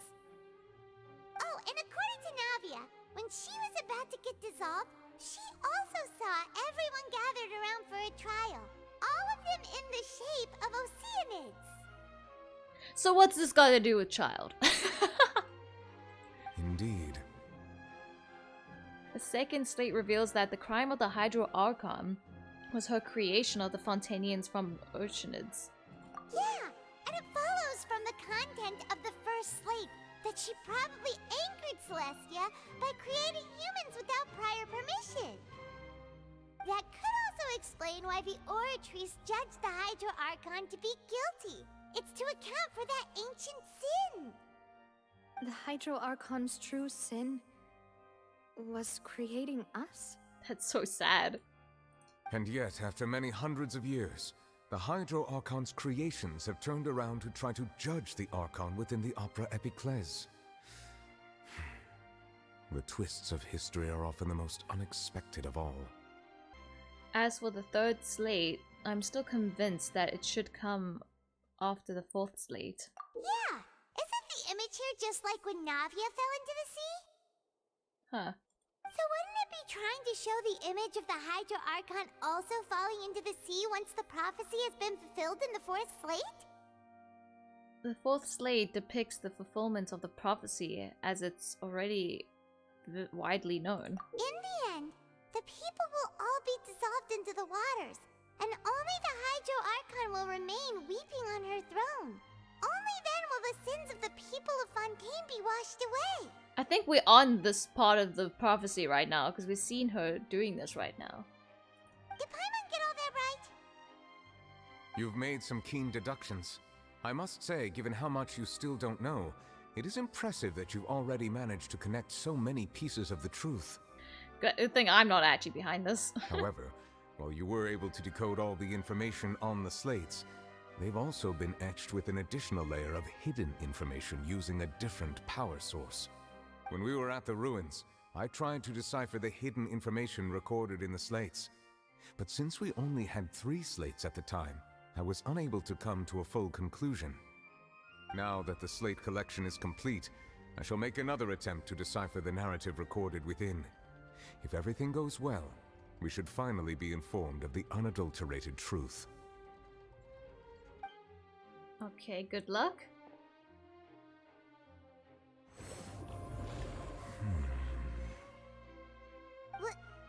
Well? I believe I should Oopsie. share this truth not only with you, but with all the people of Fontaine as well. I will try to briefly summarize it for you. That was quick. Your hypotheses regarding the origin of Fontainians and the sin of the Hydro Archon were both correct. In the Fontaine of old, the previous Hydro Archon sensed the yearning of her Oceanid familiars for life on land. Okay. The Oceanids were enamored with the beauty and romanticism of human beings, and wishing to have those experiences for themselves, expressed to the Hydro Archon their desire to become of a similar kind. However, even though water as an element is intricately linked with the power of life, the Hydro Archon, as one of the 7, did not possess the authority to create a new form of human life. Not one to give in, she eventually found a way to create permanent humanoid bodies for her familiars by appropriating the power of this planet's primordial sea. She poured primordial seawater into the Oceanids' blood vessels, creating humanoid mimics in the process. But if Fontainians were to ever come into direct contact with water from the primordial sea, the power within their bodies would escape these artificial restraints and return to the sea. As a result, their forms would collapse, and they would be reverted to their original forms as Oceanids. What happens when, like, people were born? Are they just Oceanids making baby Oceanids? Of course, the Hydro Archon never received permission from the heavenly principles to create a new human race. And thus, the Hydro Archon and all of her creations came to shoulder the original sin of appropriating the power of the Primordial Sea. That is the true history of how the people of Fontaine first came into being. So we were all Oceanids before we turned into human beings?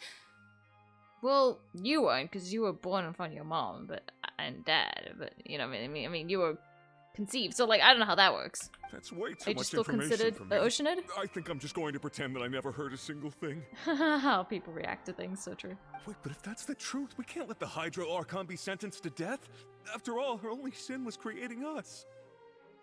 This really might be too much information for your regular Fontainian, but it does answer a lot of our questions. Alas, your hypothesis regarding the 3rd and 4th stone slates was inaccurate. The slates' respective positions are, in fact, correct. So they're in the right order? What is the 3rd slate supposed to represent, then? A key point of the visual on the 3rd slate is how all the individuals depicted in the water are humans rather than Oceanids. Huh? They have not been dissolved, which implies that the water depicted in this slate is not water from the Primordial Sea. The nation of Fontaine is the nation of Hydro, as well as the nation of Trials and Justice. Instead of being the literal element, the water in the scene symbolizes judgment and justice. You may also recall Navia's experience. When she fell into the sea, her consciousness was surrounded by that of many others who intended to hold a trial to determine her fate. Therefore, the meaning of the 3rd slate is that the people of Fontaine shall try the Hydro Archon at the Court of Justice. So we actually are fulfilling it. It can't be. Yes, it refers to our present situation. So Ray happened? I think I'm following now. So, what you're saying is, even though we decided to put on this trial to avoid fulfilling the prophecy, in truth, everything we've done has happened exactly as the prophecy foretold. So now, it seems, we're the ones making sure it comes true. What should we do? I don't know, it feels like there's no other way out of this. Maybe it's not a bad thing it's fulfilled. No matter what, the prophecy will be fulfilled. Is this what it feels like to be a prisoner of fate? Yeah, that sucks. But maybe the conclusion isn't bad. Maybe? I don't know. Does that mean the scene in the 4th slate will also be fulfilled soon? Traveler, I would like to point out another small fallacy in your deductions. About the 4th slate, you probably thought that the eruption of primordial seawater beneath the fortress of Meropide served as the surest sign that the prophecy was about to come to pass, yes? However, I believe that rather than being a sure sign, that eruption could in fact only be a small warning of something far worse to come. Huh? As for the root cause of the catastrophe, I believe you've already encountered it once before. I have? Wait, could it be... Huh? Oh, not this again. I don't have that much time. This eruption was just a small warning of the things to come. We must find the root cause of the disaster. Gosh, I'm not smart enough for this. I'll just click everything. Oh, sorry, I wasn't trying to do that, but... Child, right? Sorry, I was meant to click child, but... Right? Sound quite right. Then what part does child play in this? Oh my word. Oh, wait. It was both dream and reality. Whoa, did child accidentally, like, have a dream of a vision of the future? True culprit, that could only be that thing inside the primordial sea, right? Okay. The truth, the original sin, the trial, and the root cause of the disaster. You're saying it's all the whale's fault? But it looks so cool. I wanted to be our friend. Oh my god, we're gonna have to fight it.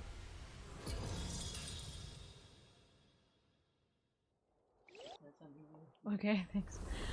About to see. Oh shoot, cutscene. Oh no, is it happening? Wow, okay. Oh my, whoa. That just came out of nowhere. It looks so cool, but it's not good. Oh, I don't know if you can do anything about this, Neuvillette. Oh shoot. Bro, it can just float like this? I did not expect it to be in the air. I thought we were gonna have to fight this thing in the water. Child, yeah, I knew it. Oh my god, is this fate to like fight this whale and save people?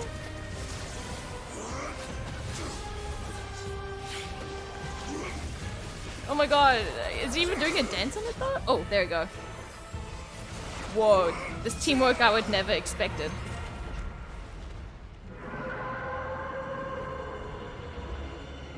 Oh my word, what? That can't be the end of it though. Shoot, child, you okay? Bro, he can just fly though? That's kind of crazy.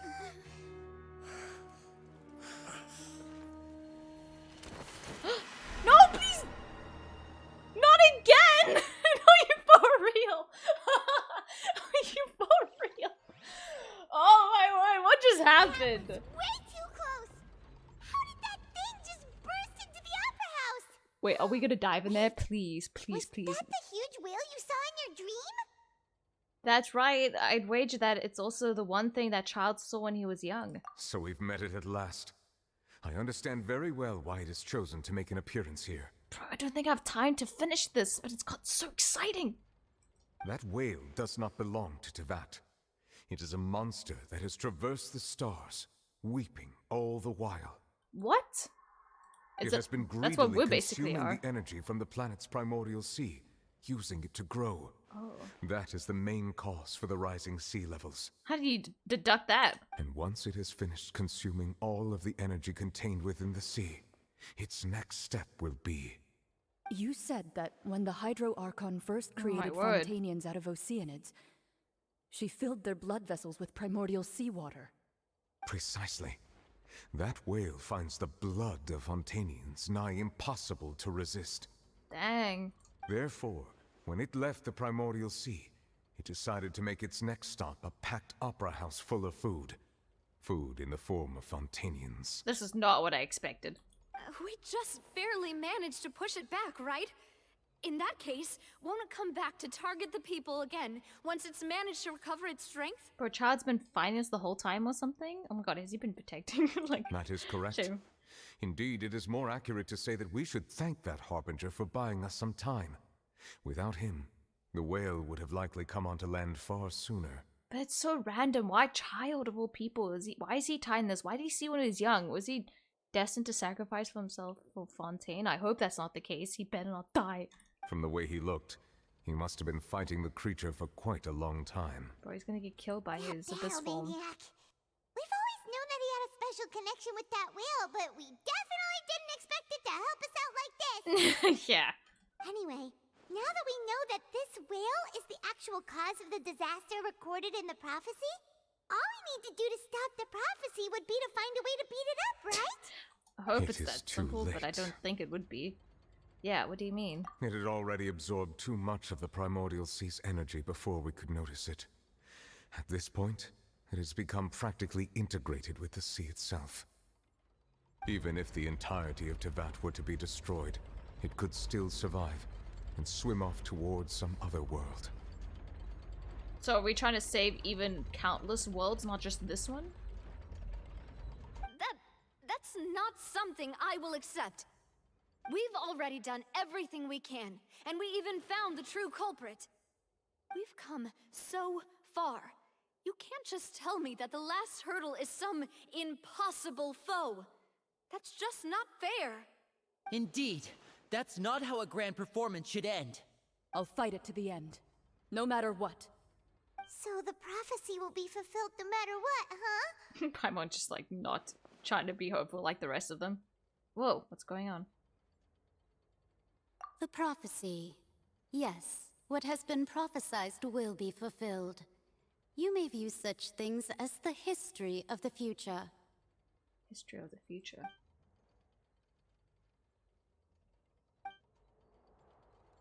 Well, maybe.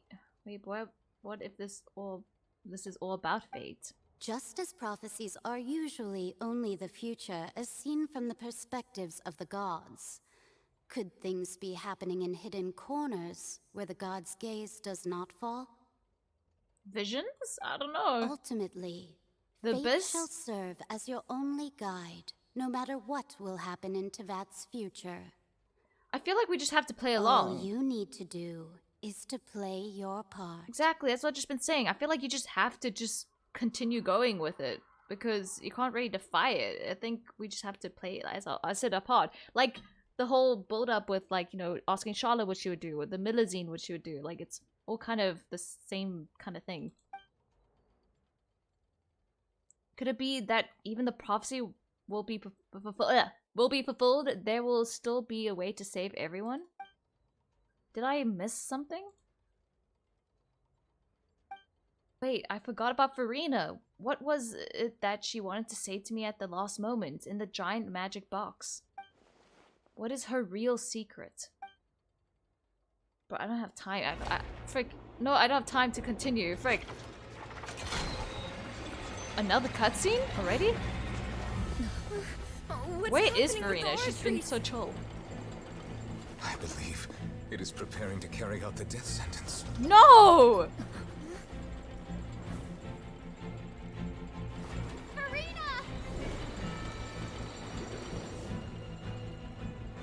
Shame she's so defeated. No, I still need answers. Oh no, every time they do this grab thing, it never ends up well.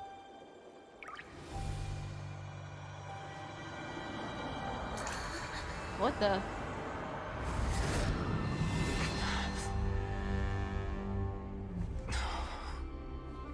What is happening? Oh, what's she wearing? Oh no, I have to stop here, sadly. Frustratingly, I have to stop here. Whatever comes next, I'm gonna have to exit and probably replay this part.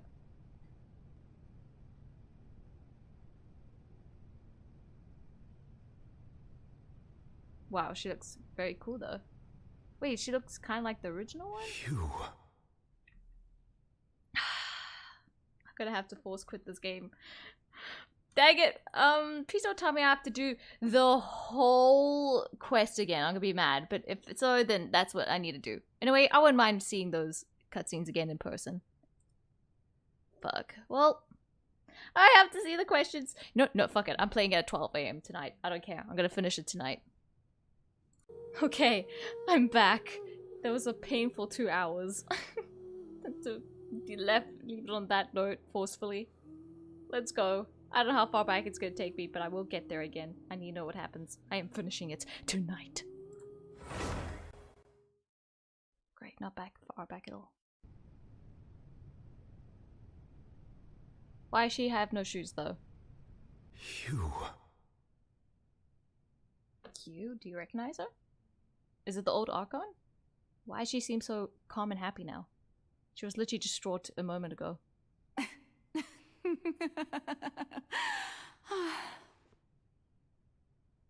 Furina?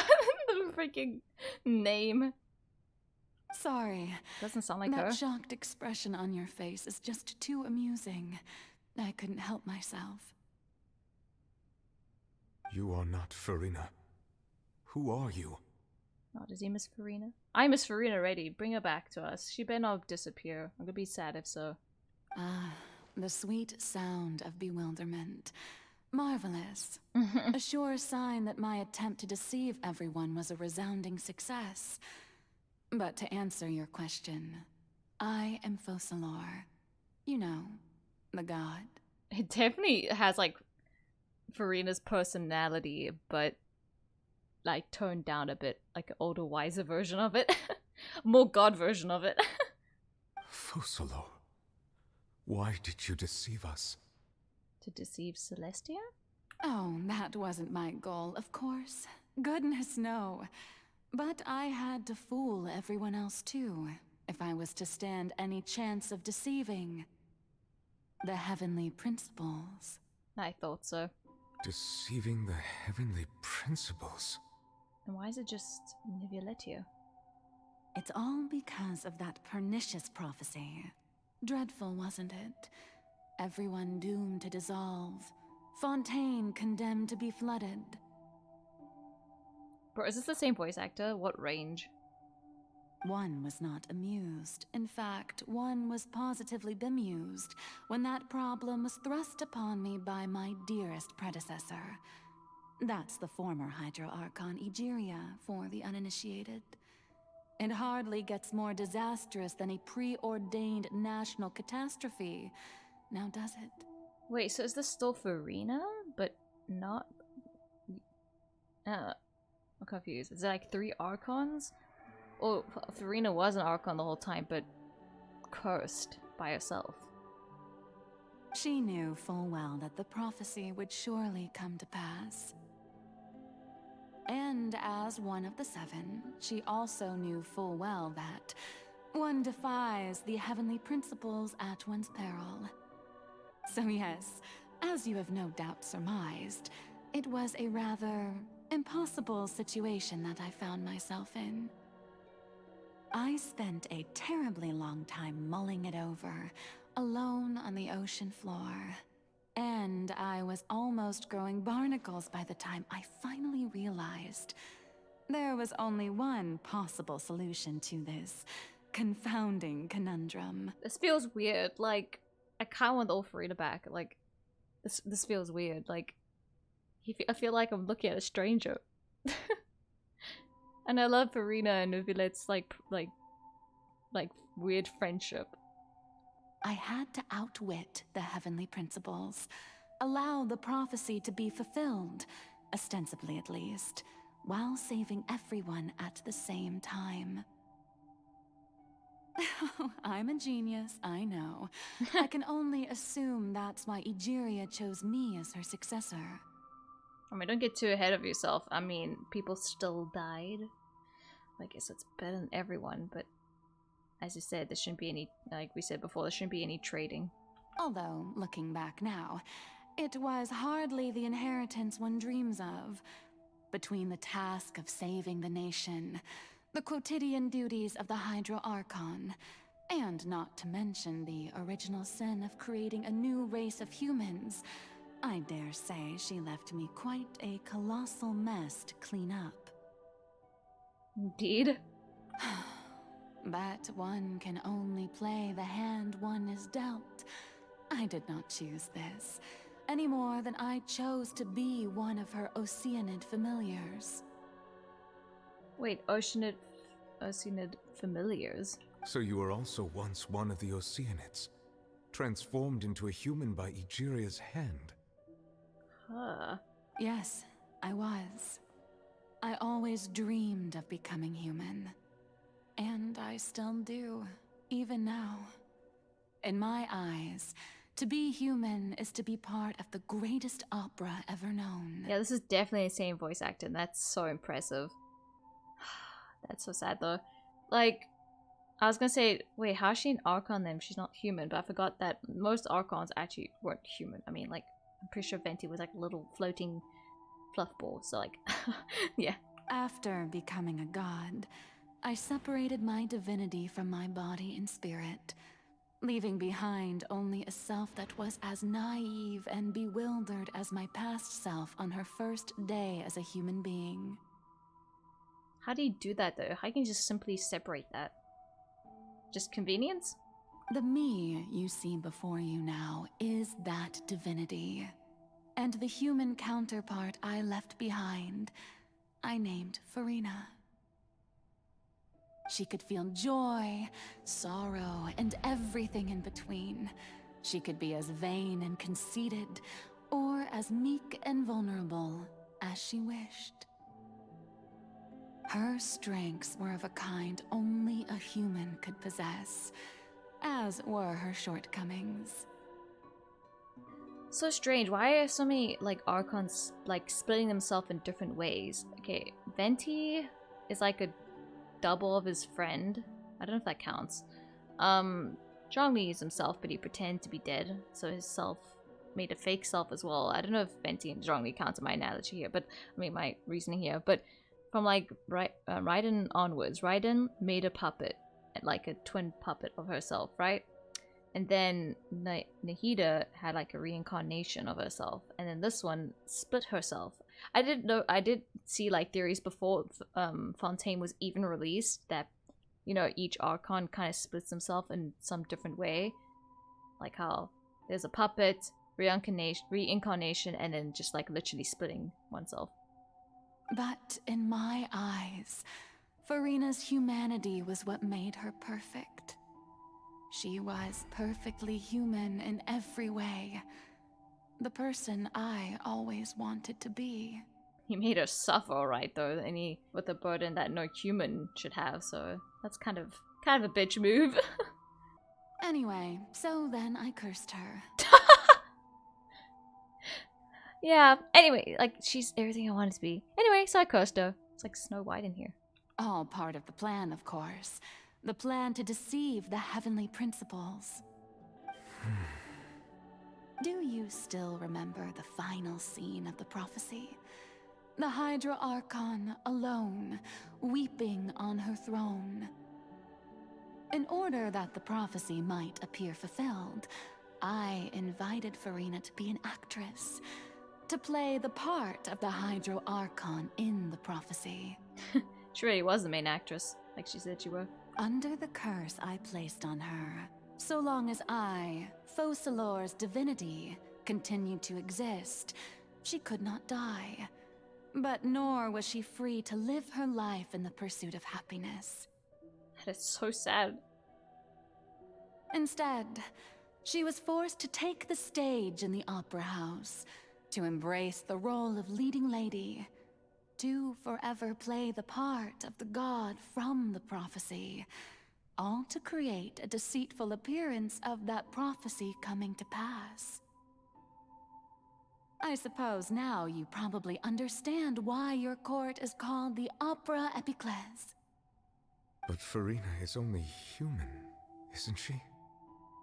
Even though she has had a long life, her mind is no stronger than that of any other ordinary human being. Oh, the amount of like care in Neuvillette's voice is done so perfectly by this voice actor. It makes me want to tear up. I cannot begin to fathom what she has had to endure. It must have been torture for her. Oh, oh man. It has indeed. And although she is, in a sense, me in human form, I most definitely owe her an apology for it. It's been 500 years. Oh my word. Suffering for 500 years! And all along, she's been playing her part in the most unimaginably long, unbearably lonely, and agonizingly painful opera of all time. Bro, that makes me want to tear up. I could feel that was like what was going on without knowing what's actually going on. You know what I mean? Came into contact with Furina's tears. If I remember correctly, tears often contain a being's strongest emotion. Oh yeah, like Lynette said. I always wonder when it's going to come into play. With sufficiently strong hydrosensitivity, I can form an emotional connection, just like I did with the Oceanid at the Fountain of Lucine. Fountain of Lucine. Wait, could this be Furina's inner world? Furina? What is she doing on stage? Wait a moment, that probably isn't Furina. That's likely a reflection of her inner self. If I can directly speak to that self, I might be able to easily get what I wanted to know. Are you talking about the sibling now? Or like what you wanted to ask in the box? I came here for answers. Either way, this opportunity is not to be missed.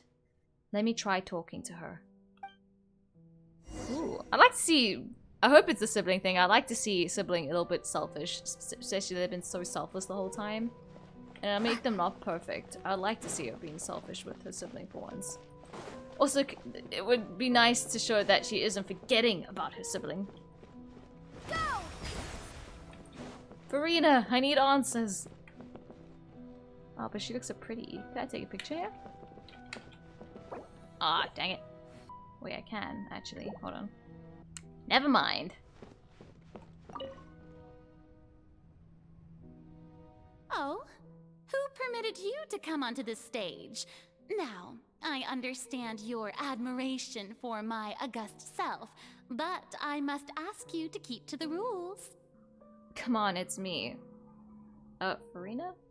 All right. It is not my intent to reprimand you. What the? There is no need to state your name. Just be off with you. Do not distract me from my performance. That was kind of creepy. Did you see that come up as soon as you said, don't look at me, don't look at me? That actually creeped me out. I don't know why. Maybe it's because it's late here. I don't see an audience here. Oh, do not jest. Can you not feel it? Just let the lights go off, please, just even for 1 second. Is this like her actually, like what she's saying here is like just artificial but superficial, but what she's saying here is what she's really trying to tell me. Shame, does she just want to be in peace? Shame, no. That is so sad. I am Focalor. The eyes of countless Fontainians are upon me. I must at all times display the utmost elegance and nobility. That way I can become myself. That's interesting. Something's off. There's no getting through to her. Even in her heart of hearts, she's still playing the role of the Hydro Archon. What sort of resolve must she have that even her inner self and subconscious would have such an impenetrable defense? I have to find a way. Whoa. Kind of like seeing this darker side of Traveler. Even though intentions are kind of good, but it's also can inflict harm through selfishness, because this is the only time Furina can be selfish herself, you know, we taking it away from her. At least I'm guessing that's what's going on here. I don't know. Turn off all the spotlights. Is that what she wants us to do? Because she said she wants to be in the dark for once. Or something. What a long way Genshin has come. Dear audience, the performance is experiencing a technical difficulty, but worry not. That is freaking eerie. Leave me alone! Shall resolve it soon enough.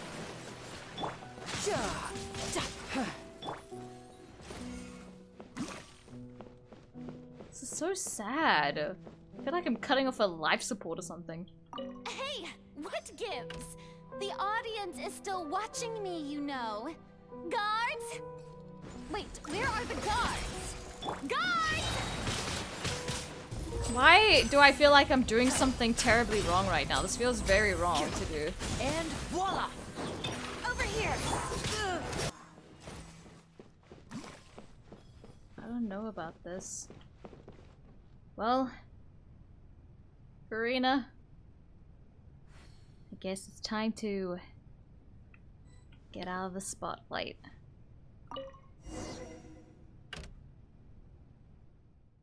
That's all the spotlights turned off. In Furina's heart, they must have symbolized the eyes of the people on her. Speaking of which, I think I just received some sort of signal. Was that her true voice? A ticket? When did that end up here? A ticket into my heart. Is that a ticket for me to win the 50-50 for Furina's banner? Thank you very much.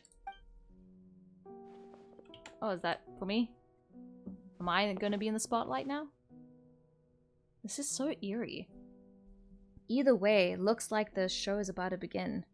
In that case, show me how you truly feel, Furina. Oh. One there. Okay.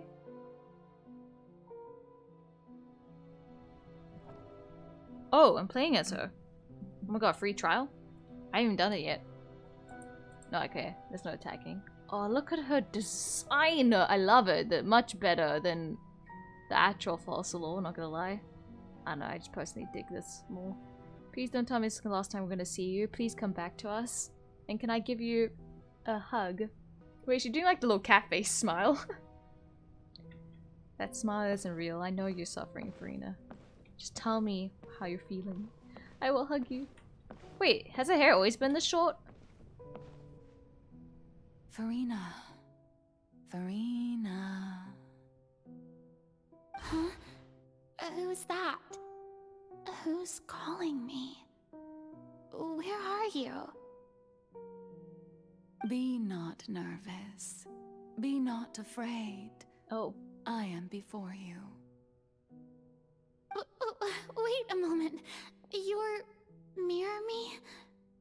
How can this be? Mirror you, huh? You know what?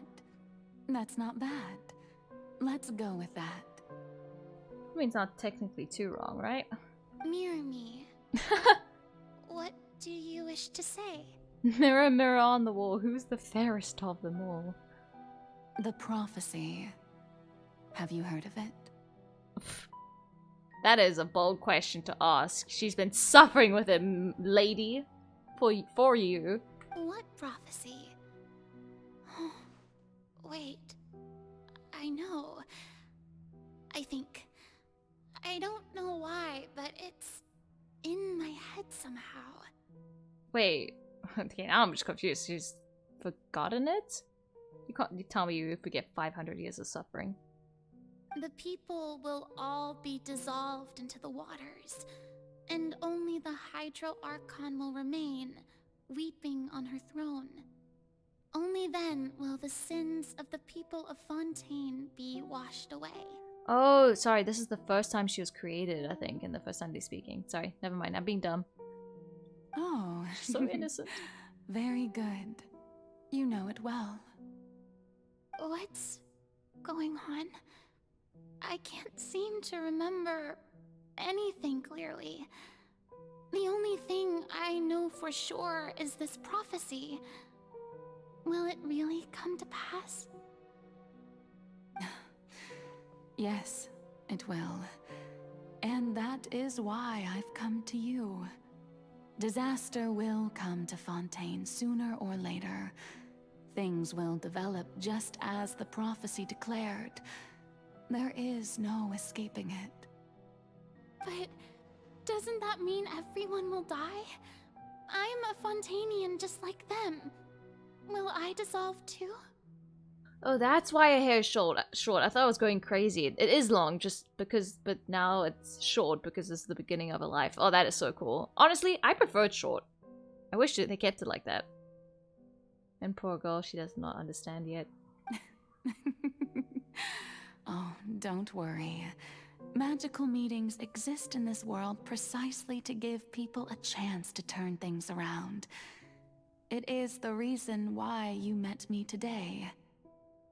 I will tell you how to save everyone, but you may have to suffer somewhat. Oh, so there's still hope after all. Goodness, you frightened me. You spoke so much and with so much certainty. As for the suffering, well, I will admit that the first thing that came to mind was, why do I have to be the one to suffer? Oh, no, that's like fair thinking. But if the prophecy will come true, I'll also die anyway, right? So if I've already met you as my magical meeting in this world, if there were scales, with all the people of Fontaine on one side, and my pain on the other, is it not obvious where the scales should tilt?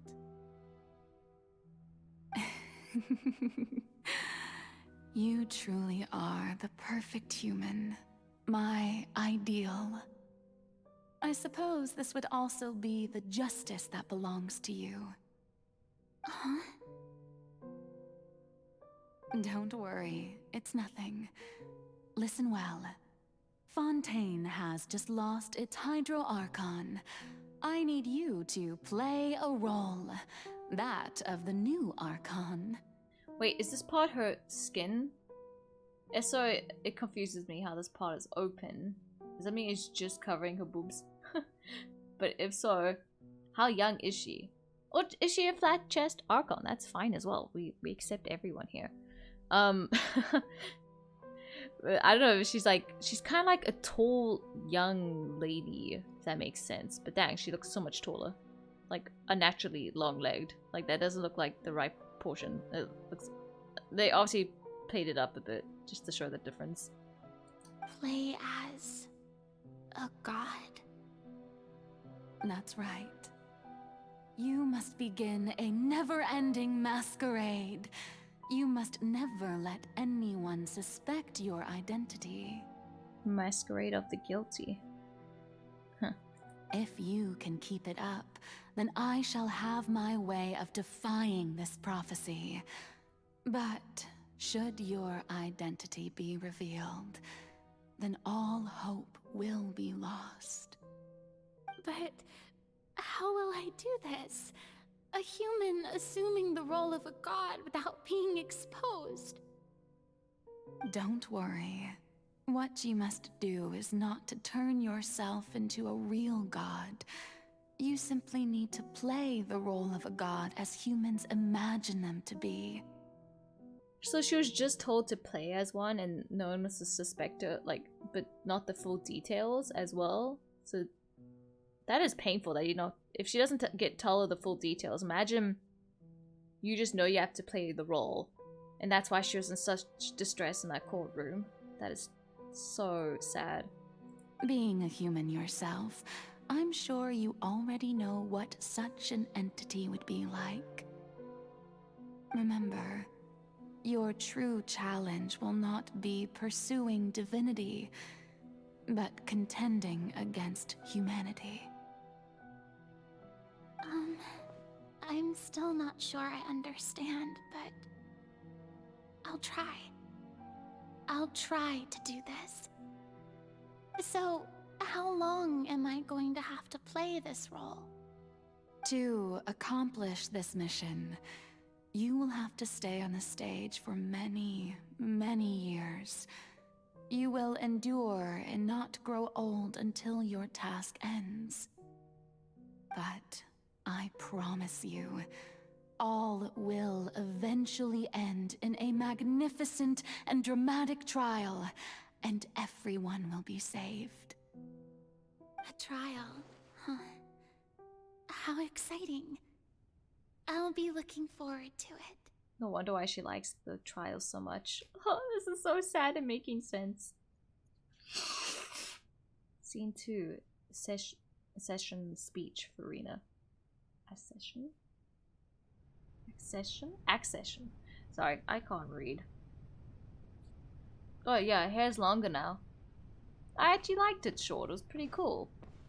I mean, it being long is nice as well, but I don't know. It would be nice to have also one short hair Archon. Like, I don't know if Venti counts, but he still got those pigtails. The Maison Cardinalise has announced my accession, but this is my first time facing the people. What should I say to most appear like a god? To be honest, I still don't know. Perhaps I should first try to act natural. That is like so much pressure. Summon courage. Ladies okay. and gentlemen, good evening, and welcome to the Opera Epiclese. Claise, she said differently. I'm sure you've all heard about how I have taken on the role of Hydro Archon. Indeed, I am Furina de Fontaine, your new Archon. Appear earnest. In truth, I know little about becoming a nation's new god, but it will be my honor to guide you all. How does that work? Like, is that how Archons speak when they're the new Archon? It's like, what do you say as when you become the new Archon? As the god Focalor, the music's god of so nice. justice, I shall do all within my power to lead you into an age of fairness and justice. Close politely. Once again, thank you all for coming. If you should have any questions or suggestions, please send them to the Maison Cardinalise. The future of Fontaine will require us to work together, after all. Man, she really is a great actor. This should do it. I thought I might stammer, but thankfully, I was able to convey my thoughts just fine. Okay, and next. Shows why she always thinks in her head a lot and we can hear it, and how it's always so different to her actual personality. That's the new Hydro Archon. Is this some kind of joke by the Maison? I would have thought that a being that surpasses humanity would be a bit more assertive. Hey, did you hear that? She even told us to send her suggestions there at the end. Shouldn't gods be all-powerful? She's being so modest. What's the difference between her and an ordinary person, then? Man, that's so stressful. Also, now it also makes sense why she's more, like, famous than, like, worshipped. It's the only way she knew how to pretend to be an Archon. Didn't actually happen. She might just be a Maison-backed puppet. Wait, what's going on? Why is everyone suspecting me of being a fake? Oh, this is bad. If I get exposed here, there'll be no saving the people from the prophecy. Right. Mirmi said that I just need to play the role of a god as humans imagine them to be. Calm down, Furina.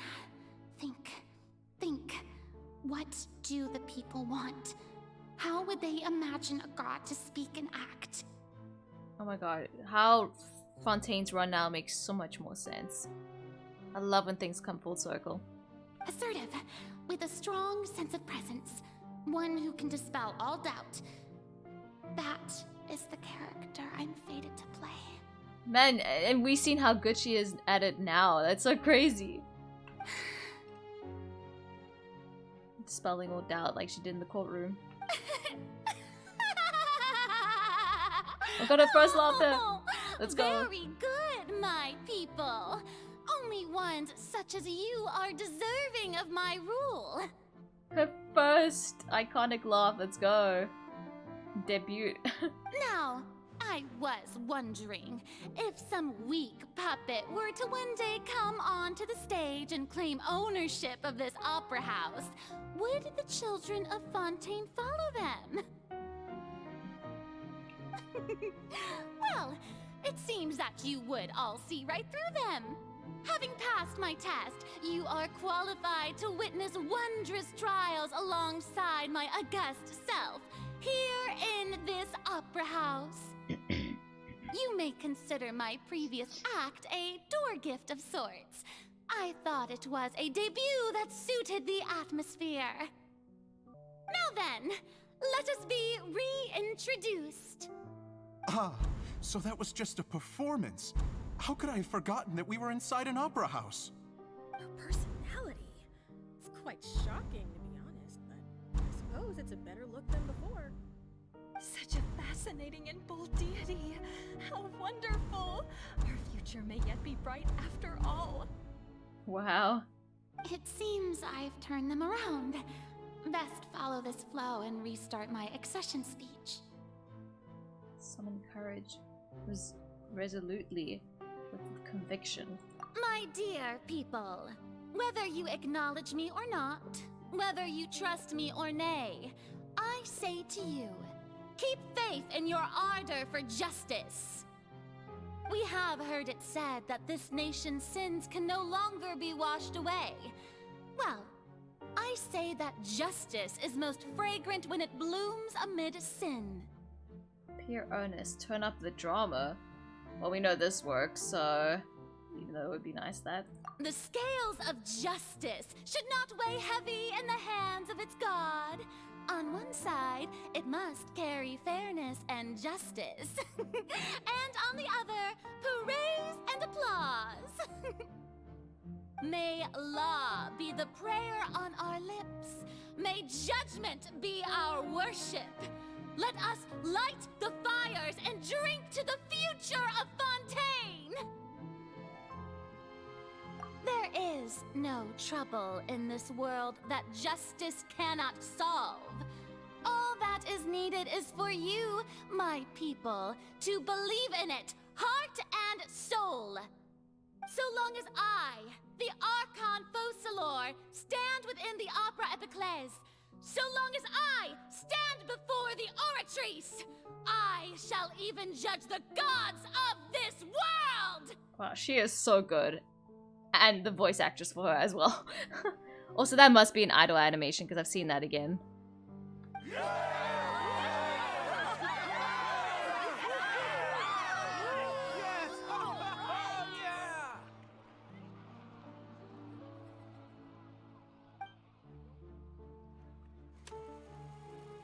Scene 3, Opera House, Furina. Like how it's like shown like an old day style film. This is so interesting.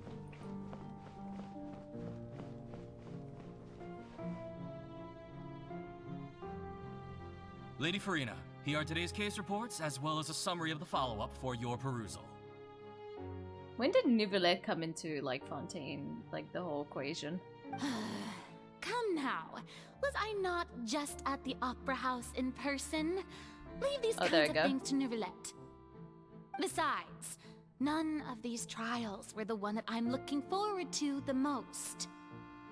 If I may be so impertinent, what kind of trial are you truly looking forward to?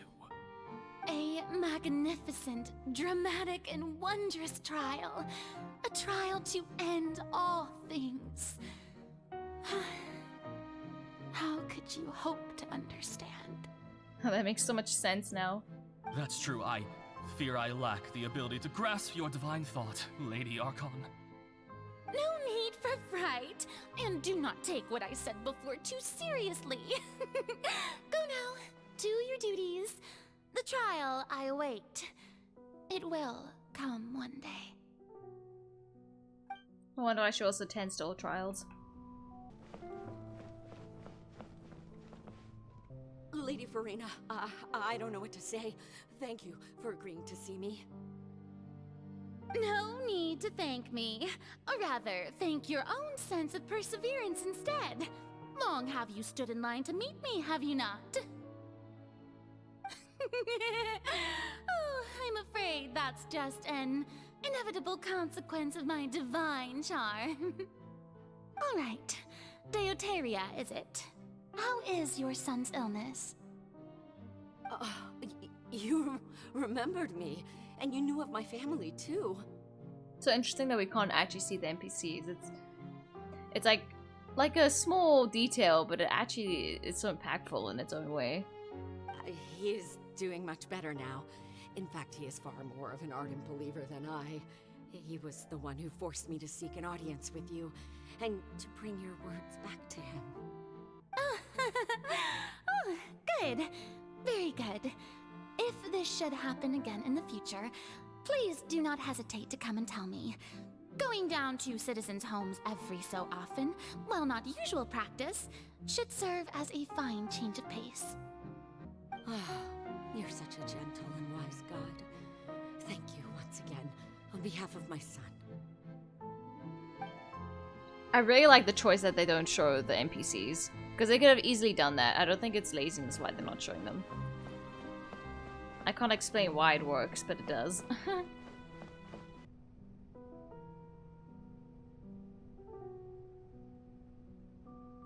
Lady Furina, here are the latest hydrological reports.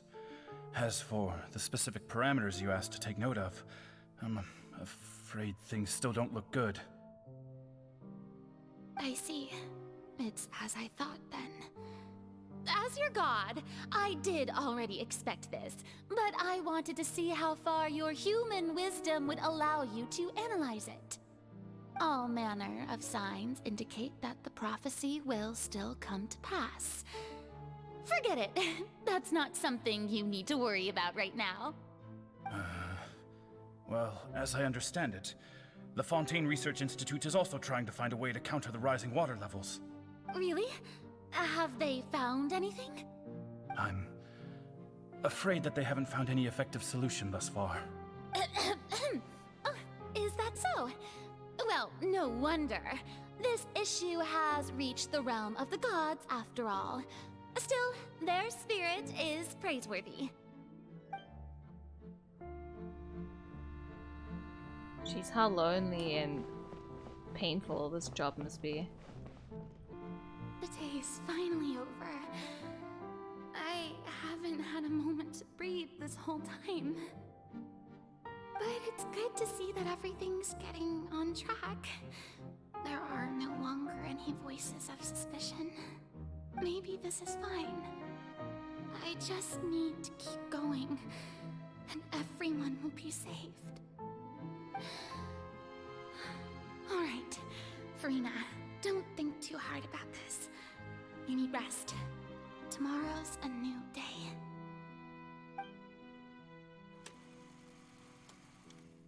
Scene 4, Opera House, Furina. Okay. Lady Furina, here are the new trial reports for the latest cases, as well as a summary of the follow-up.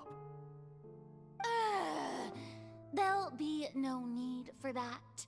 I've seen them already. There's no need to go back over scenes I've witnessed in person before. Lady Furina, I've waited so long for this chance to see you in this manner. Indeed, my dear, loyal citizen. This joyous moment is an honor for us both. Her hair's short again? Or did I see that Lady incorrectly? Furina, we're detecting significant hydrological anomalies near Poisson. Understood. Keep monitoring. Keep me informed should anything come up at the Institute. Oh, that's a cool transition. Cool transition. Don't think I let anything slip today. I must show the people that there is nothing to worry about. Dang, how exhausting. No wonder why she went crying after Arlecchino confronted her like that. I just don't know when these days will end. I feel utterly exhausted. Best to rest early today, too.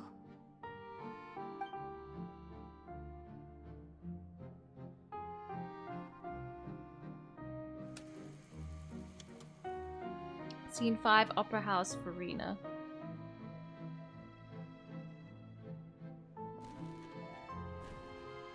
Why is her hair short sometimes? Or am I just seeing... Yeah, it's short again. What does that mean? Did she just go through stages?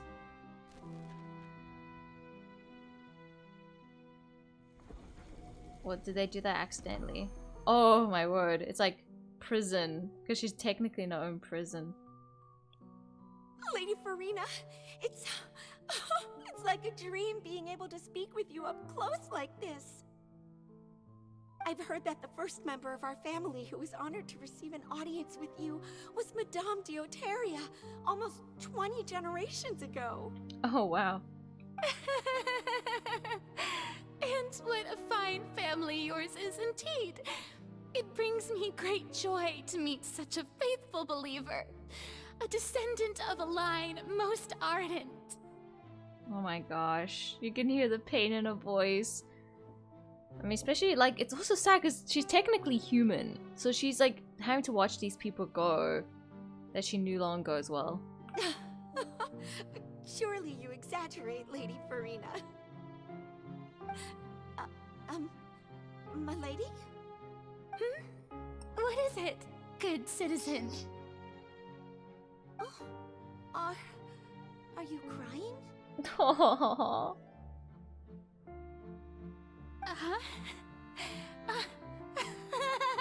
Oh, really now? I didn't even notice. This must be the overflow of hydro from my person. Well, can't quite help being the god whose dominion is the waters, can I? No wonder. No wonder. A manifestation of your power, then. Oh, Archon, I am honored to have witnessed it. Honored indeed. Oh, that is actually heartbreaking.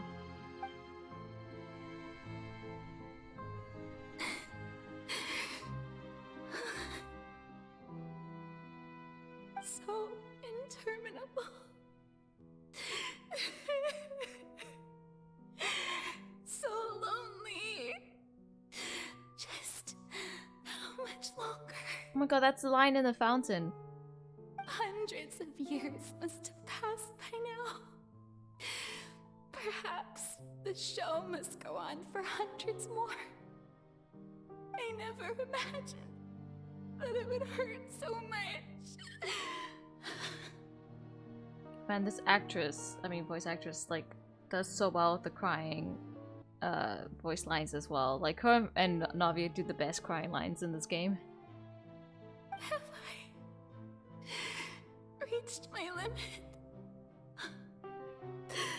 No. Perhaps I reached it long ago. Today I didn't even notice my own tears. My word. I want to tell someone, anyone, about this. But would that not destroy all I've done so far?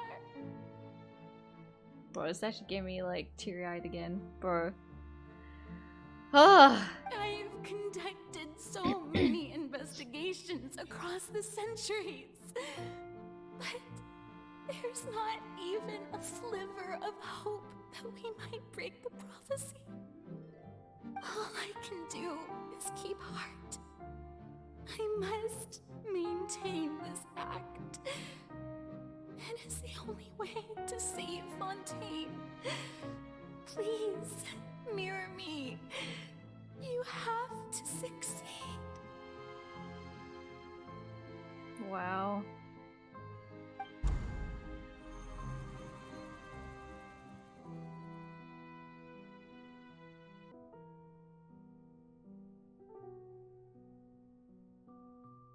Furina, you don't have to shoulder this burden alone. She speaks again. Although I don't know what you might be keeping from everyone, your people are more than willing to share your burden with you. Oh my god, this is what was said actually before, but she's saying the voice line this time. That's my voice. Is the scene from when we were within that giant magic box? This is great. I didn't think that the scene would replay in her inner world. Surely I'll find out what she wanted to tell me this time. Okay, so it was that what you wanted to know. Okay. Share my burden. That's impossible. It was fated right from the start that this would be my duty alone. But even if your burden doesn't need to be shared, you can still choose to confide in someone. Just share it with me. I'm what you'd call a witness. A witness? Yes. I've heard that you came to Tevat from beyond the stars, yes? In other words, you never belonged here. See how much better this game would be if they actually allowed Furina, the Traveler, to speak. 10 times better. Instead of me having to read out loud with my disgusting voice acting, we could hear this marvelous voice actors of Ether and Lumine. And if Tevat is, in its entirety, a show on a stage, then you're just a spectator, aren't you? Please, please give more lines to Traveler, I beg.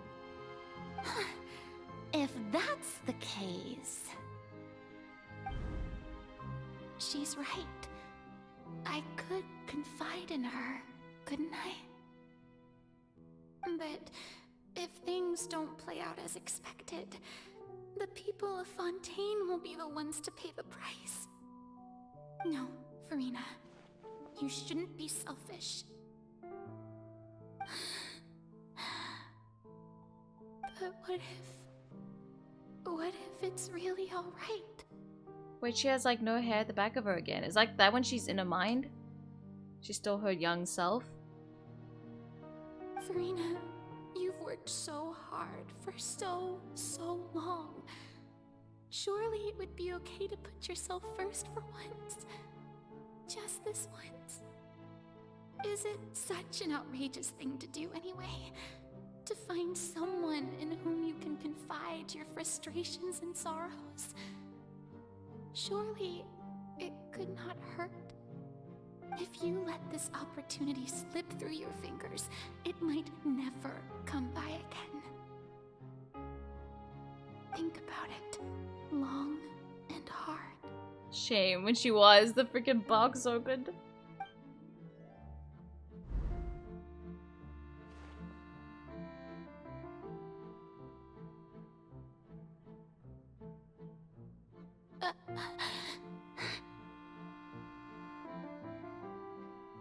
No, I have nothing to say. I am Furina, the Archon of Fontaine. Everything will surely get better. Dang, is that what she was gonna say?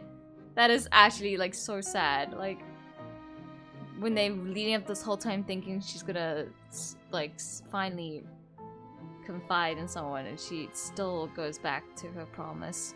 All you need to do, dear spectator, is to witness my performance until the curtains fall.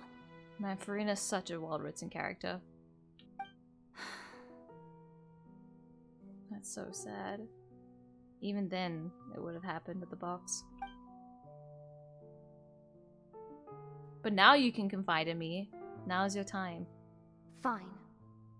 Oh.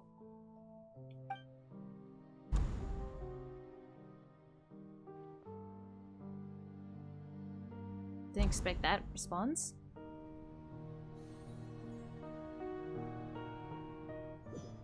It like doesn't, like, it's confusing, So but even it Furina doesn't some know the reason truth? makes sense. You've never once let her in on the full plan? Yeah, that is actually terrible. Yes, it had to be done. To deceive the heavenly principles, you must first deceive yourself. That's so sad. She did very well. If she had let her resolve falter even once in these 5 centuries, Fontaine would have been doomed to the most tragic fate. It seems that trusting humanity was the right decision after all. Wow, that is kind of like heartwarming in a twisted way. For once, like, a story actually shows like the good side of humanity instead of saying like humanity fucks everything up, like, which we do. But, you know, it's nice to show that there are things that, you know, sometimes works. I believe that I understand how your deception works, but that is only half the truth, is it not? How would you build on this foundation to save the people of Fontaine? That is the most important thing. Ah, good, good. Of course, the Iudex of Fontaine has pinpointed the crux of the issue. Okay, so it's still an issue. But I want to know when Neuvillette met Faucilor or Furina. I'm guessing he never met Faucilor, only Furina. Like, when did he come into it? I'm sure you've long sensed that the Oratrice is no simple machine, yes? Yeah. I've always suspected that it had its own consciousness. And Lenny did mention that he heard a human voice within the core chamber. It now seems that that person was you, hidden within the machine all along. Am I right? And then I became one with the Oratrice, taking Fontaine's gnosis with me. There you yes, go. Okay, it we're would right. seem so, wouldn't it? Seems so. Alas, your understanding of this device still lacks sufficient depth. Yeah, please, enlighten us. In truth, it is no enactor of justice. It is, in fact, a device created to kill the god of justice. Huh? Was not expecting that to come out her mouth. I beg your pardon? Oh, you have it. And to be more precise, not only will the Oratrice take down the god of justice, it will also take down the divine throne upon which she has been placed. Huh? So that's why it said that. But you mean Furina and not yourself? I mean, did you think I would be the sort to enjoy peaceful repose while Furina suffered? My work over these last 500 years has been to constantly accumulate indemnitium within the oratories. But really, some have already discovered that only a small fraction of the energy generated by the device was ever used to provide power to Fontaine. The vast majority had to be, accumulated to enact this death sentence. It was all part of your plan then? Both the trial and the sentence? Indeed. This power, accrued over 5 centuries, could have sustained Fontainians for millennia had it only been used for that purpose. Almost all of it has now been stored within the oratories. Huh. But then what is... I still don't get what child has to do with this. And why... What was their plan to convict him as well? Because I do feel like something was manipulating the oratories. So that's clear as her, but why child? But only power of this magnitude could hope to destroy the Hydro Archon's divine throne, shaking the rules established by Celestia, and breaking through the institution that is the Seven. But why would you want to do that?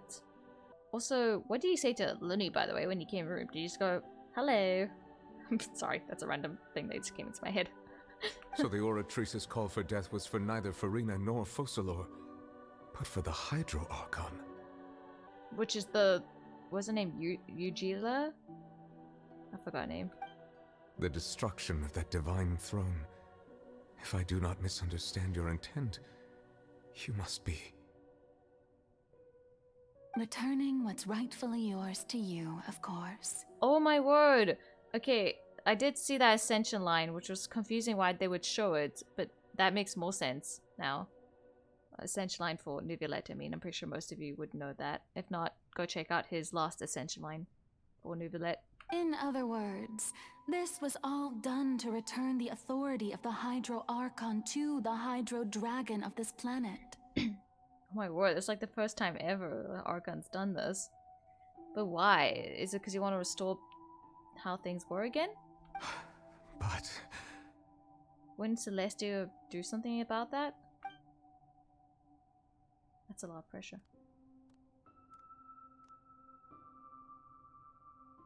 Oh, what? Getting sad again, are we? The authority of the like, ancient yes, I've seen dragons your shall soon be yours reign. once more, O Hydro Dragon Sovereign. And this is the face you make. All you've done throughout the years is just so you can sacrifice yourself at the very end. I've never quite seen it that way, you know. Even now, I'm quite pleased at how well my deception worked. Oh my god, I gotta take this.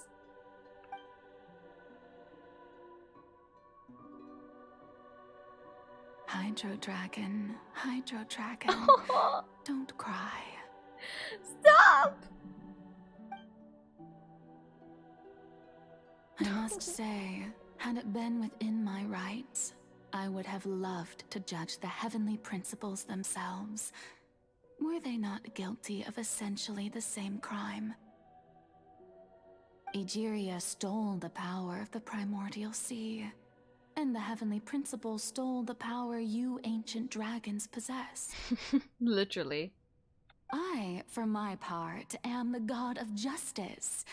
And is it not just that your original powers should be returned to you? Speaking of justice, I have always believed that justice lies in the process of pursuing human existence itself. So, if the theft of the Primordial Sea's might was Fontaine's original sin, then, leaving matters of procedural right and wrong aside, the descent of the Fontainians as humans and their right to exist in this world would be Fontaine's original justice. Wow, that's so cool. In other words, existence was Egeria's justice, and to me, justice is the continuation of that existence. Defying the prophecy and ensuring that Fontaine's people shall live on, that should be the justice enthroned over all others. At this point, we, whether it be myself or all other Fontainians, have shouldered the burden of this sin for far too long. Iudex Neuvillette, the highest judge in our land, when you regain your full power as an elemental sovereign, what verdict shall you pass upon us? Man, even Venti couldn't achieve this. And he's the god of freedom. So when I was invited to the court of Fontaine to serve as Iudex, I see now that that was your idea too. At last, I now understand the true purpose behind this position. In the beginning, I was uninterested in human existence. But these 5 centuries of living alongside them have gradually brought about mutual understanding between us. And I have even attempted to feel as they feel. So does no one question why he's lived for 500 years, or they also assume he was just a long-living species, just not the Hydra Dragon?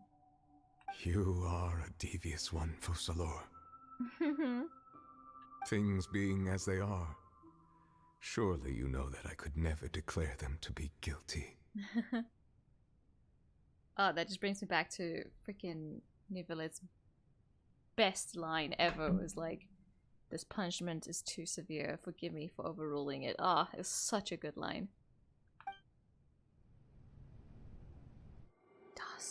Who's the writers on this Fontaine Quest? So the good. The hour of my execution is almost here. For the sinner, the curtain call has come. But wait, I don't want to say goodbye. I know I may not sound it, but faced with death, I find myself a little afraid. What about Furina? Perhaps this is one thing both gods and humans have in common.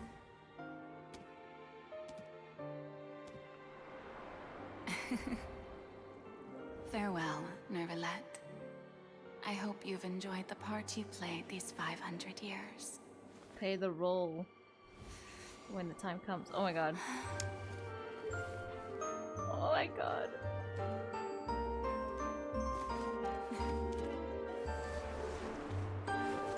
Oh my word.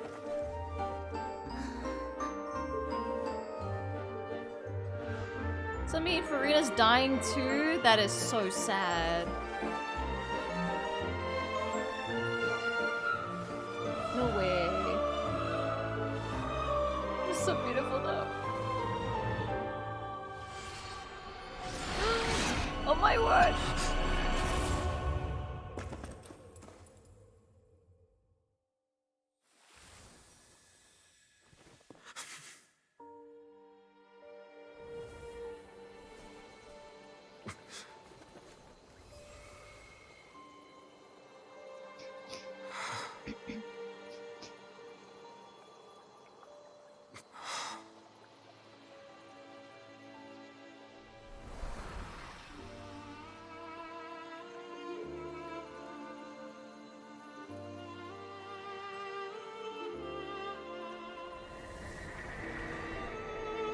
Thank you, Furina, for all you've done. From this moment on, please live happily as a human. Okay, she's not dead, just as I wished we could.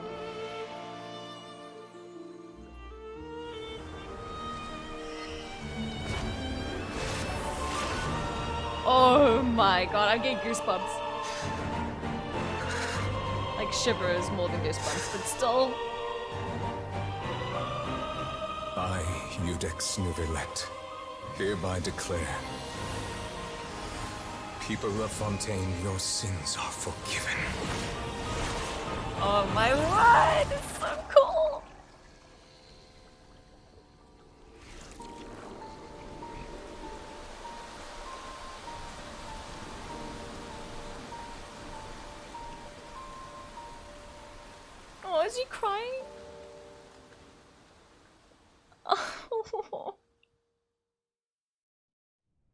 What a scene.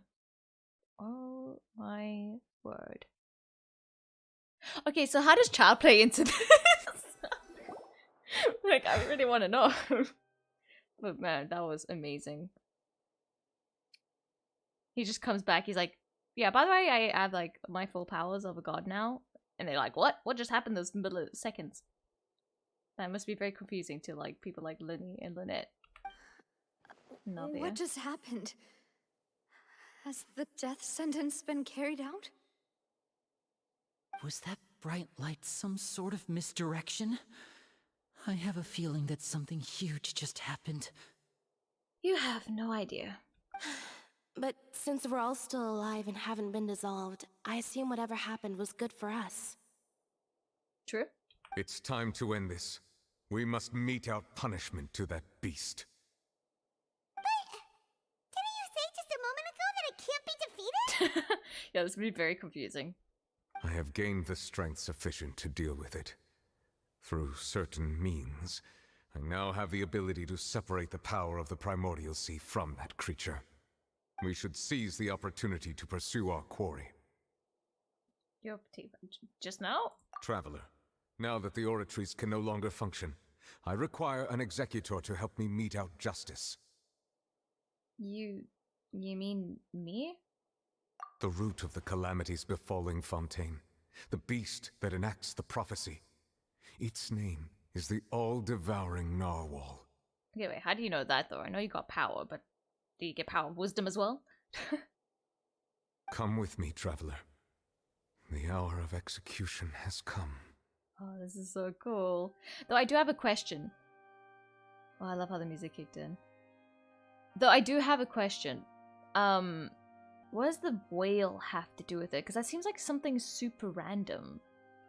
Like, these past 500 years it's been accumulating this thing, right? But did the celestial, the heavenly principles bring about this creature so it could punish Fontaine? Or is it just something completely separate and just happens to, you know, help out the heavenly principles in this situation? And what part does child play in this? Ooh, ooh. It looks so cool. I never thought the whale was gonna be such an aggressive, bad being. Oh, sorry. I'm very scared of the ocean kind of stuff, so I don't know why that scared me. Oh shit! Bro, I don't have the team! I've already done my best to separate the power of the Primordial Sea from the whale. Considering the size of the beast, I cannot reach the power source. Unless we can find a way to attack it from within. Okay. Share a part of the ancient Oh my god, we're fighting the whale. I thought people would... We were just joking about actually having it as a boss. It's like fighting Child's whale, but it's like its full form. Bro, I can't... Sorrow turning into hostility. Sorrow? It was sad before? I don't know what I'm doing. I don't know what I'm doing, but this looks super cool.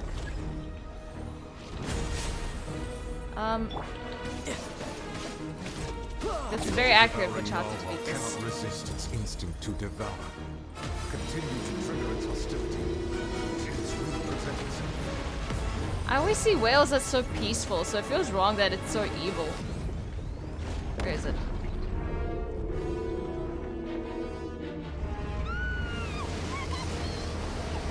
Whoa! What's happening? What's happening? Oh. Huh. The music drop, that is so cool. But their voices are so much softer than the music. Oh my god, this music is so cool. It's like Honkai. I mean, I thought, I have granted you my protection. Do not fear. Seize the moment and use my power to suppress its roots from within.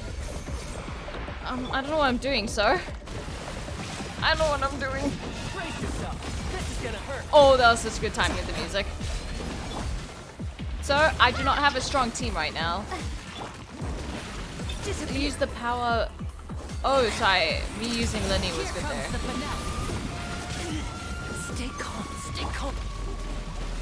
Shit. Over here. Cue the spotlight. Manifest the authority of the ancient dragons. Witness the might of the primordial sea.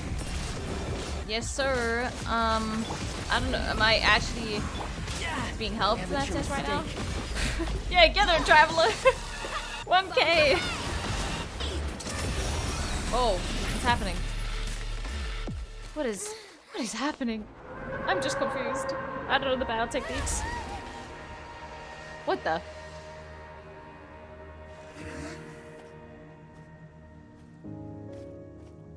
Just like that?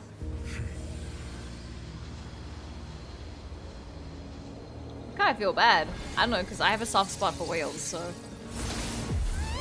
Ooh.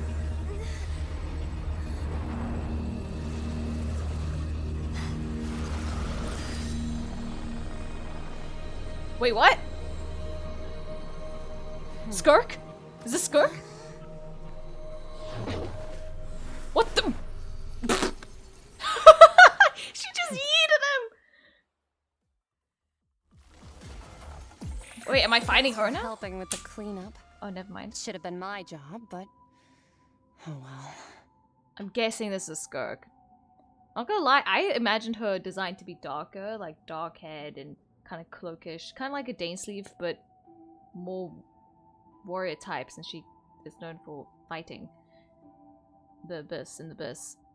Also, a voice to be deeper, but not complaining. Her design looks amazing.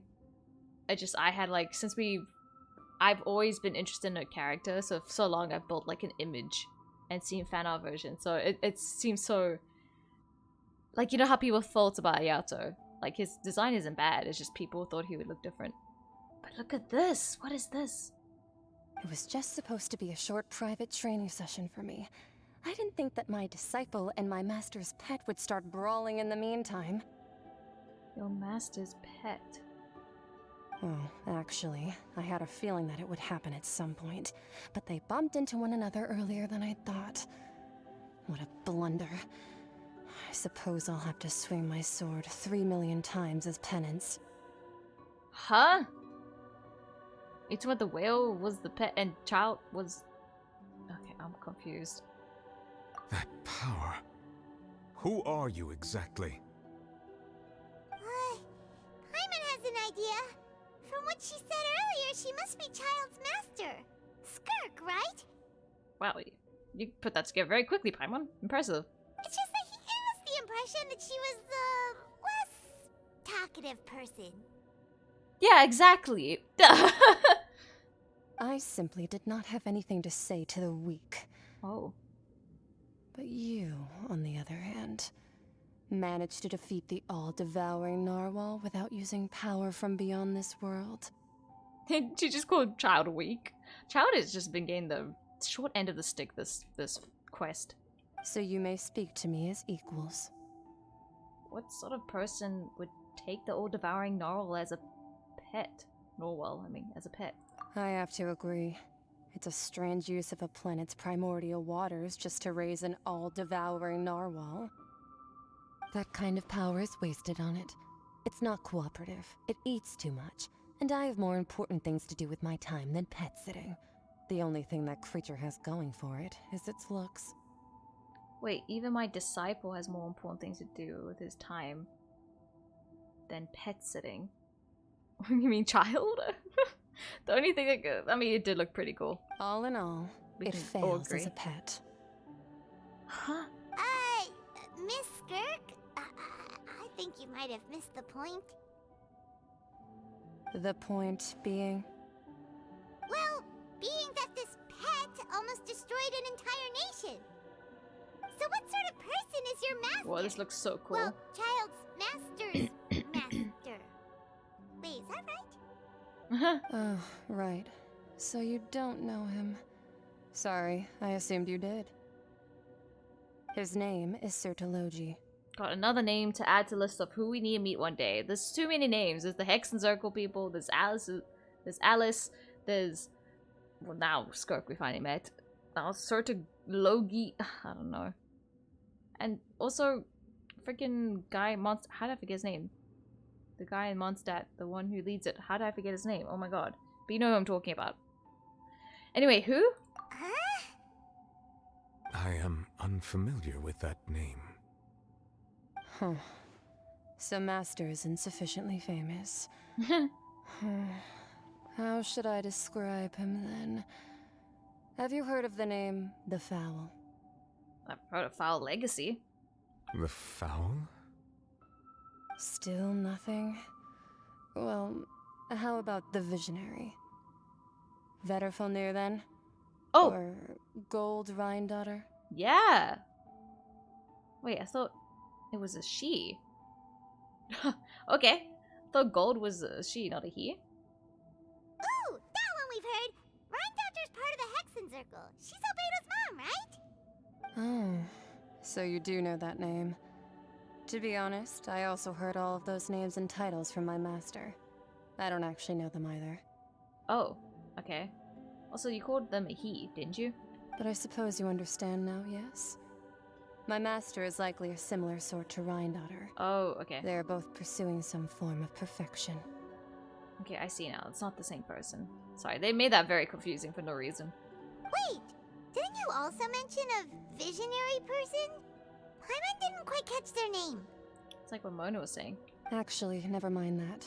I believe it expedient to inform you that the all-devouring narwhal used up nearly all its strength fighting you. Such roiling hydro energies will prove difficult for the planet's deep seas to digest. Does she have a vision on her? I'm trying to get a look. As such, the Fontaine back on the surface has most likely been thrown into chaos. No, I don't think she does. That means she isn't gonna be playable? In other words, the prophecy that you've been fretting over should now be in full swing. What?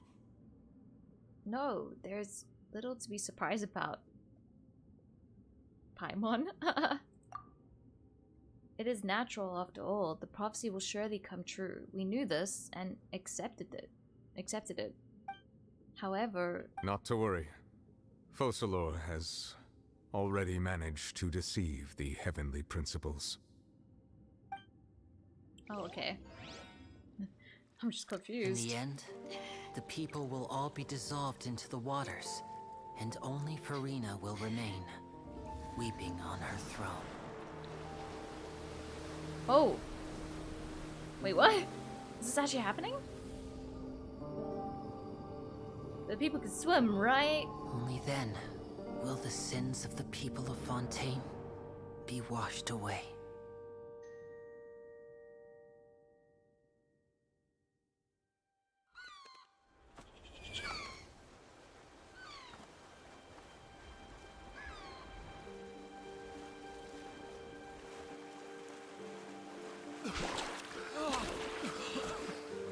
Does everyone know how to swim? Hey! Help! Over here! Okay, but they aren't dissolved, so that's good. So Furina's human. Can someone help her? Dang, it's so hectic though. Like, the actual home is flooded. What do they do now? What about people who don't know how to swim? Yeah, I was about to say, where's Riosley's boat? Yeah, let's go. Let's go! Yes! Just like the way they weren't gonna use it, right? All hands initiate emergency rescue. Oh, that is so dope.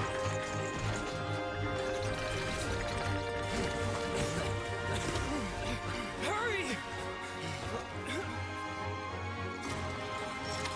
Oh my word. Hey, lend a hand! You were saying that, the person at the top. Excuse me? Yeah!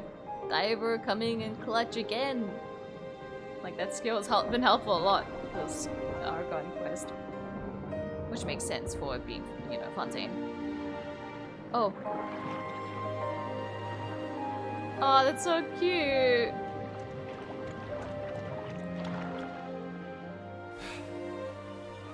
Look! The water's receding!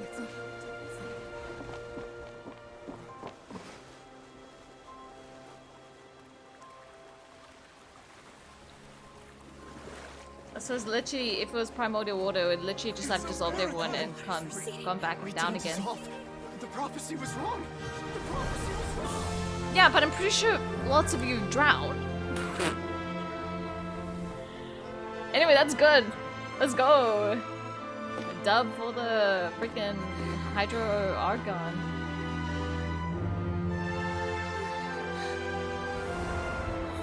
Are you alright? Amounts of trauma everyone just went through, though. Prophecy. What was wrong?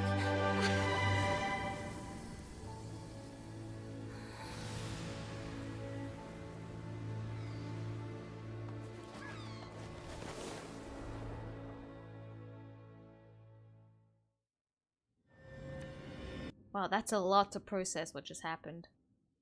So I still can't get over how Chad was literally freaking yeeted into that portal.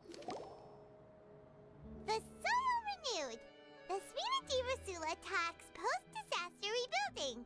I recently visited Poisson to meet with Miss Navia, spokesperson of the Spina di Rosula, and we spoke about Poisson's present and future.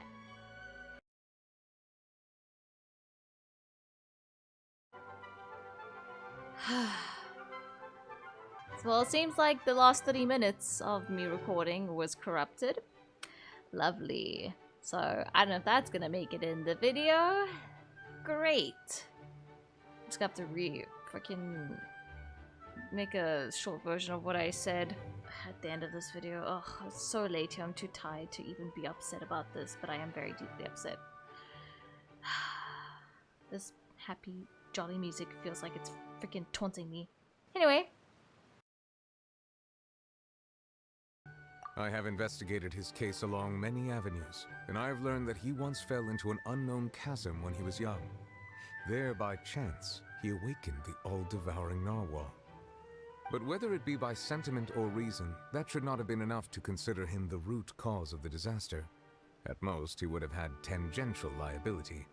As for the judgment passed by the oratrice during the trial, whether it was due to that liability by association or Focalor deliberately using him to buy time for us on the assumption that he would be able to hold the creature off, I cannot say.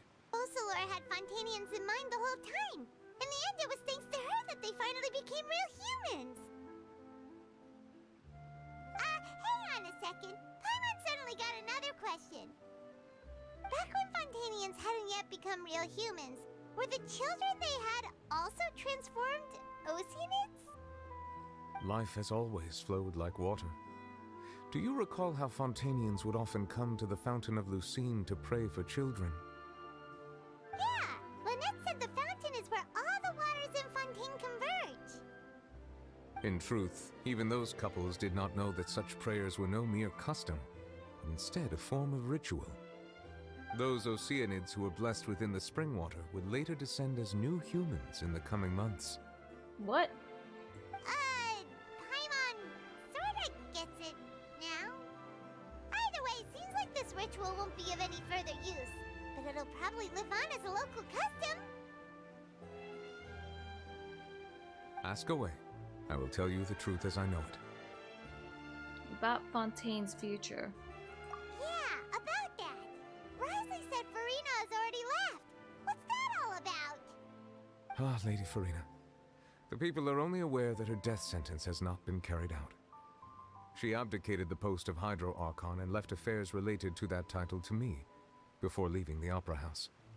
Bro, she looked like her brain was fried. I wonder how she's doing. I related Focalor's words to her faithfully and completely. After hearing them, she seemed neither saddened nor comforted. Yeah, I would not know how to feel. She simply said that she was tired and needed to rest. Having said that, she then packed her things and moved out of the Opera House. not unlike how an ordinary person might. But she's still got a place to stay, right? You need not worry. I will make arrangements to ensure that she will not want for food, clothing, board, or travel. In truth, I am somewhat happy for her. The wear and tear on her spirit will, of course, take time to heal. But now that she no longer has to play the role of Focalor the Hydro Archon, she can finally lay down her burdens and lead a normal life. What about you then? What are your plans now that you've regained your full powers as the Hydro Dragon? After Focalor passed on, the Oratrice also ceased to function. Or the fountains went down when there's no more music. This matter will directly affect our trials. After much careful consideration, I've decided to take over its role in our courts.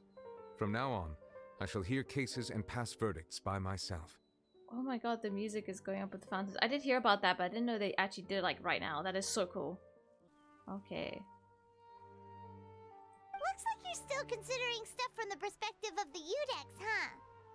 As an elemental dragon, there are indeed many things that I must do. But this power and this duty, in a manner of speaking, you could say that both were granted to me.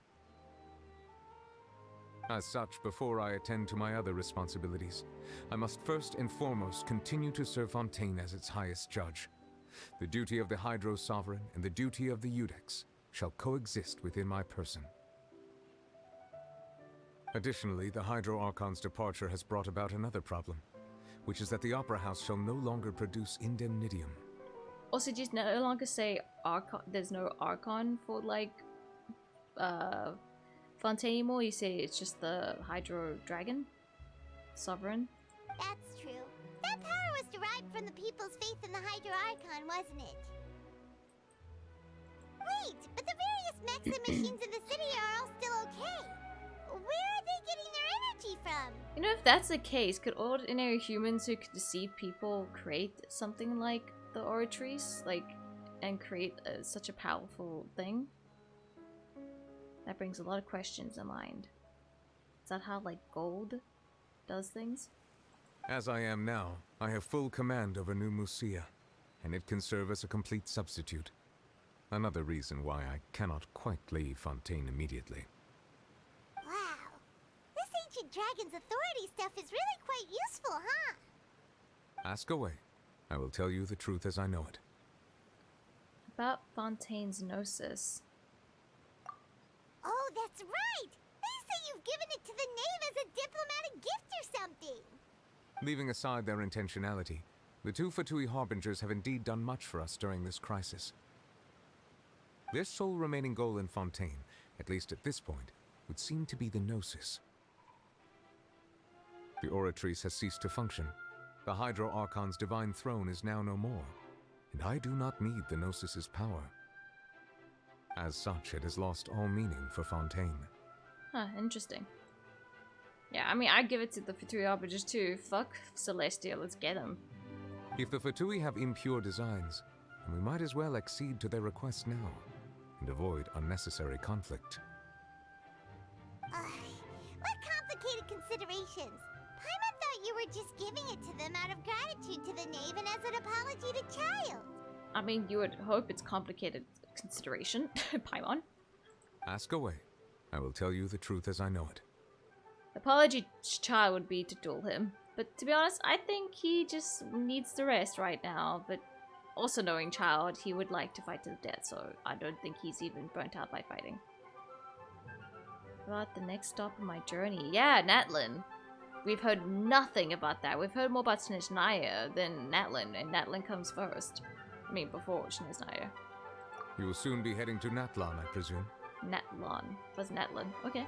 I'm afraid that I have little talent as a travel guide, so all I can do is tell you what I know about that land. As far as I'm aware, Natlan can be said to be a nation of dragons. Oh. You should be interested in that, right? A nation of dragons? Metaphor-like? You mean like you? It's probably metaphorical. No, I suspect that I would not find myself welcome there. Okay. Unlike ancient dragons such as myself, the dragons of Natlan have undergone long years of development and evolution. Large numbers of them have entered a form of coexistence with humanity. Oh my god, dragon mounting next patch? Okay. Natlan is also the Next nation of region? war. War ravages those lands like an undying flame. Yeah, that sound. I feel like Natlan of all places are gonna be the most hectic and hardest problem to solve. There is one other piece of information I got incidentally from my negotiations with the Knave that I believe may be useful to you. The Harbinger known as the Captain has thrown his hat into the endless ring of war. Let's go, next Harbinger we're gonna meet. The Captain. Sounds like a real tough customer. Seriously, everywhere you look, there's a Fatui Harbinger doing their thing. Well, there are like 10 of them. Or 11, 10. There's like only 9 of them now, right? No, 8. Because we don't know who number 10 is, right? Sanira is dead and Wanderer is not out the picture, so that's 3 gone. And there's 12 Fatui Harbingers, right? So there'll be 9 now. I suggest that you fully prepare yourself before going to Natlan. In the meantime, Fontaine's doors will always be open to you. Yeah, I feel like it's gonna be an Azuma situation that, like, once you're in, you can't get out. But much more intense. Ask away. I will tell you the truth as I know it. I have no more questions, I guess. Hang on a sec. Paimon's still got a question about the Gnosis. When we spoke to Linny earlier, he mentioned that your attitude towards giving away the Gnosis had clearly changed. We guessed that there might be some reason for it that only you were aware of. It's a reminder of the death of the Archon. Okay. No wonder the House of the Hearth is the Fatui's intelligence division. They are certainly sharp. So regarding this specific issue, I was just getting ready to share something with you. Huh. What is it? In truth, I exchanged some further words with that lady named Skirk after sending you two back to the surface. It went something like this. Yeah, please, more information. Well, we're going to head topside to see what's going on. You hurry over soon as well, all right, Neuvillette? Oh. What next? The all-devouring narwhal isn't here, so I'm no longer getting any interference. I can finally catch the scent of your power, what it's made of. It is the authority of the planet's primordial dragons, but with something very similar to a god's curse mixed in. It's quite a novel blend. She can sense that? I'm sure I've encountered something like this before. What was it again?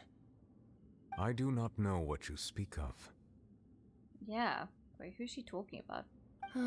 It is Of course. How could I forget? You should have the remains of the third descender on your person, yes? Third descender. Wait, are we considered the third? I can't remember. Or the second. Remains? I've never heard of any such thing. According to your parlance, I believe it may be called a gnosis. Oh. Well, that much is true. After Focalor's divinity faded, she handed her gnosis to me. But I fear I have never heard of it described in the manner that you just did.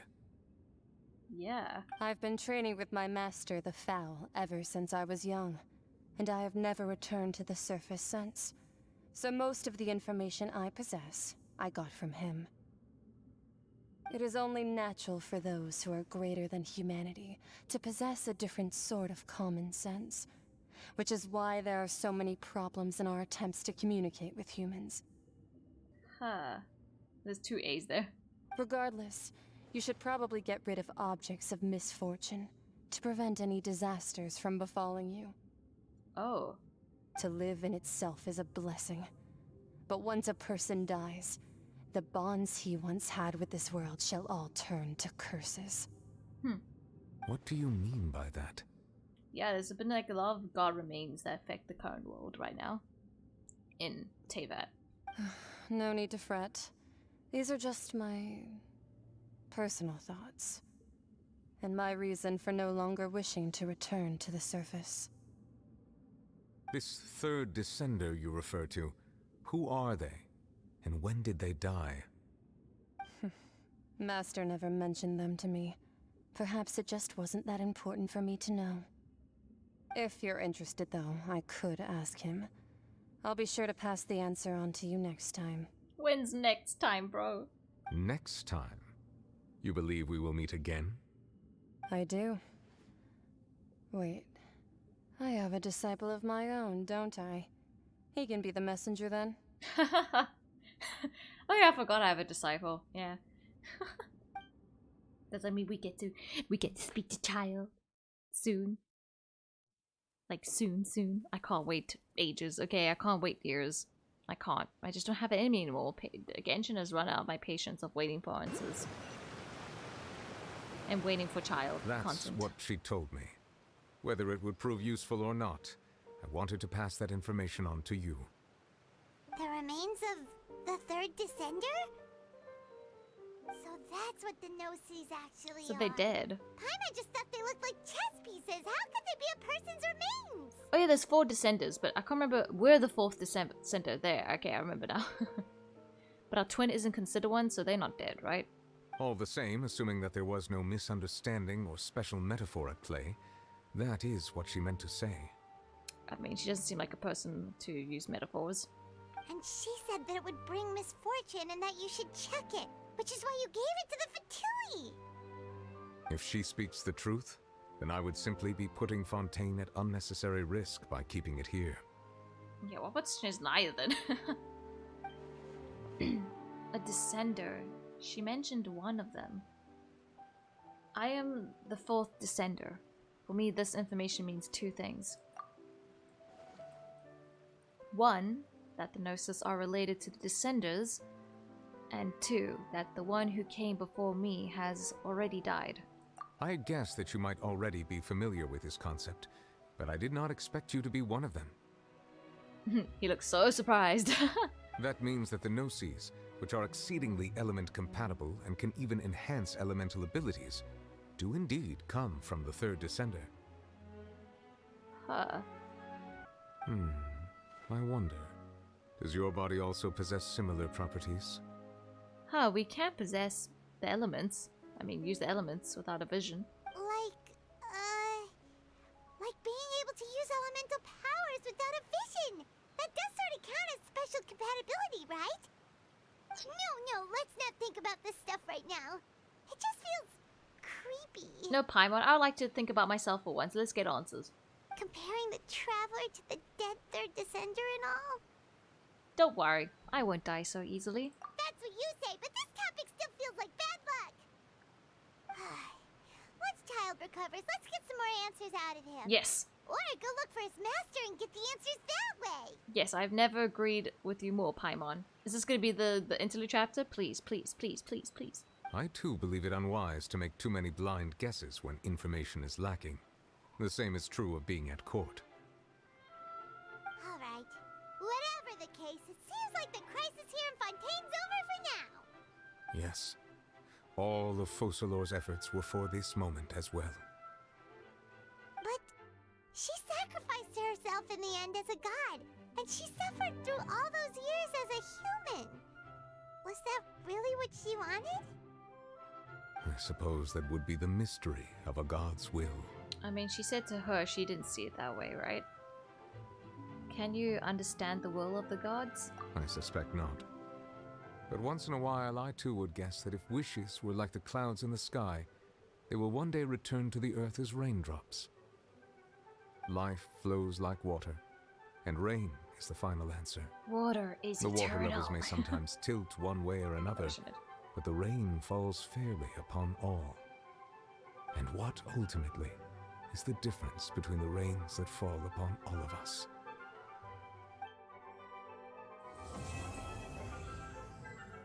Whew.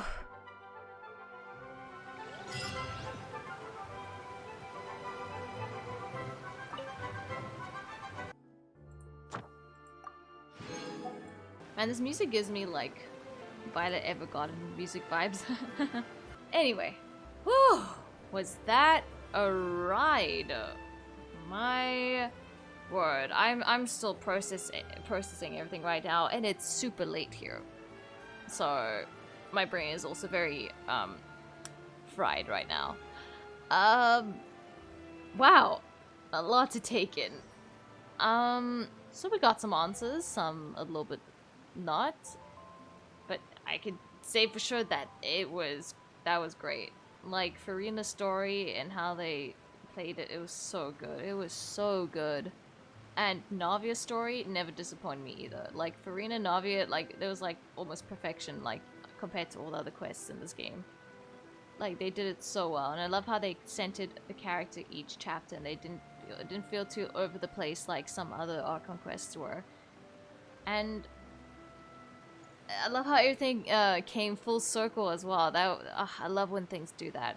And since I love when things do that, it kind of frustrates me a bit with the whole child thing, because that didn't as much. But yeah, I'm still processing, so I'm just saying things at the top of my head right now. But I thoroughly enjoyed this Archon quest. I think it's one of the best so far. And I love all of them for their own reasons, so it's kind of hard to compare them. But I mean, like, for writing-wise, I think this one did really well. I think the only weak act was, I think Act 3, with the Mirapede. Like, don't get me wrong, I like Riceley. The prisoners down there were pretty cool homies, and I like the mystery around Child. It's just that, except centering and focusing on Riceley and the mystery around Child, there was too much time trying to gather clues, and it became very long-winded, so yeah. But other than that, I enjoyed it. It's just sad that they didn't utilize as they could. So the only thing I have a problem with this quest is that, you know, I feel like the whale has been foreshadowed for a very long time, for the fact for it to kind of conclude very quickly and not have that much of a significant meaning to Teyvat. It was like, oh, it's from another world, and yeah, and that situation solved. It's like it was so mysterious, and it had connections to Child, and it looked cool, and it's a whale, and it's been like talked about throughout like Genshin very subtly, and I don't feel like the what it served to the story is the best way it could have been used and utilized. But awesome design, it looked amazing. Did I wish they did something a little bit different with it? Yeah. Am I fully disappointed what they did with it? No, but just a little tad sad. That brings on to the next topic with Child. Like, I feel like they tied Child really well into Fontaine, but you know, he felt like he was never kind of, it wasn't coming full circle with his involvement. It felt like they kept using him to pull us in and then never kept us there, you know? Like, there's so much mystery around that, and I feel like the reaction of him being declared guilty was so cool that didn't really feel like they were following it that much. Was a little bit disappointing. It's like, okay, he was declared guilty, what's going on? And it's like, okay, let's just talk to NPCs in the prison and gather information around him, but never actually talk to him and see him and see what he was going through and why he's important and tied to all of this. Yeah, I feel like we're gonna get that in the interlude quest, but I feel like they could have utilized him a little bit better in this quest. I guess because they're trying to give Arlecchino the spotlight, but they could have fully made them work together like Signora and Child did in Leeway. So yeah, I was a little disappointed on how Child was used in the story, because there was such a good setup with and there was a cool cutscene. Like, the conclusion is what upsets me. Like, the cutscene was cool and all, but you know, that's all it was, a cool cutscene. So I'm hoping that the interlude, or whatever the next, like, not fuller, but, you know, wrapping up Fontaine quest like they do after every region, will center around him and his part, and we get more answers. And especially since the beginning, his fate has been tied to that whale, and that whale kind of is just out the picture now. I don't know how to feel about it. One more little problem I have. It sounds like I have problems with this quest. Don't get me wrong. Like, peace. You've heard me compliment this quest the whole way through, so I'm just now finally getting to the stuff that bothered me. But Skirk, like, she looks cool, but I feel like she doesn't really match the design with what we've known about her. Like, except for boots. I feel boots are cool, but I feel like it's like super. I feel like the abyss was like dark and eerie, and for her to wear such like, you know, light, angelic clothes, as well, but like not, and it like barely covering her. It, like I just don't think it matched what we knew about Skirk. So it was kind of a. I was like, is this even Skirk? It didn't really feel like it matched her. She looks cool, but it doesn't feel like Skirk, if you know what I mean. And I've always dug up and loved any information regarding Skirk, so you can say I'm a pretty Skirk fan, especially the ties of child story. So don't yawn again, please, Lumin. As well as her personality is kind of like what I imagined, so that's fine. Like she's kind of blunt to the point, but I feel like she would have been, like Paimon said, less talkative, more mysterious, and yeah. I feel like they should have played on the mysterious side. Not the answer my questions mysterious, but more like she is a very quiet person and speaks when there's need, speaks, and her communication skills are not sassy, but more just like she just lacks them. And I feel like they were trying to aim for that, but they just kind of made it feel a little bit teenager-ish. I don't know. I think I imagined like a very knowledgeable, older kind of figure when it was kind of like we got a young teenager vibe instead. So yeah, I'm not sure how to feel about that. I think I need time to think that through. But other than that, I know I was just getting the complaints out of the way. I guess one would be that I feel like Lenny could have played a role differently in this quest, but I'm still happy with the screen time he got, so yeah. Anyway, with the problems I got at the way of the story, everything else was great. I love the cutscenes. Oh, I can't say enough how much I enjoyed Navia and Furina's part in this quest, and as well as Neuvillette. That goes without saying that was amazing as well. So, wow.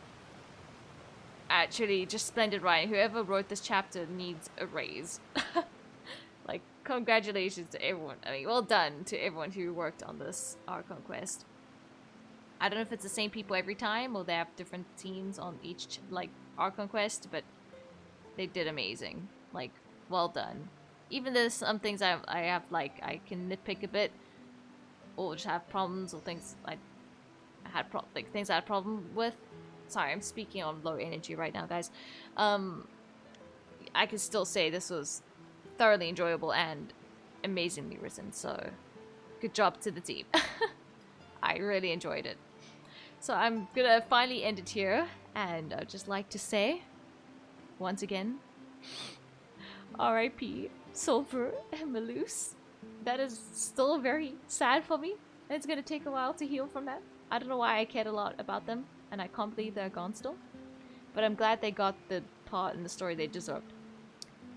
So yeah. I'm gonna go cry in a corner now. Goodbye. Thank you for watching if you made it this far.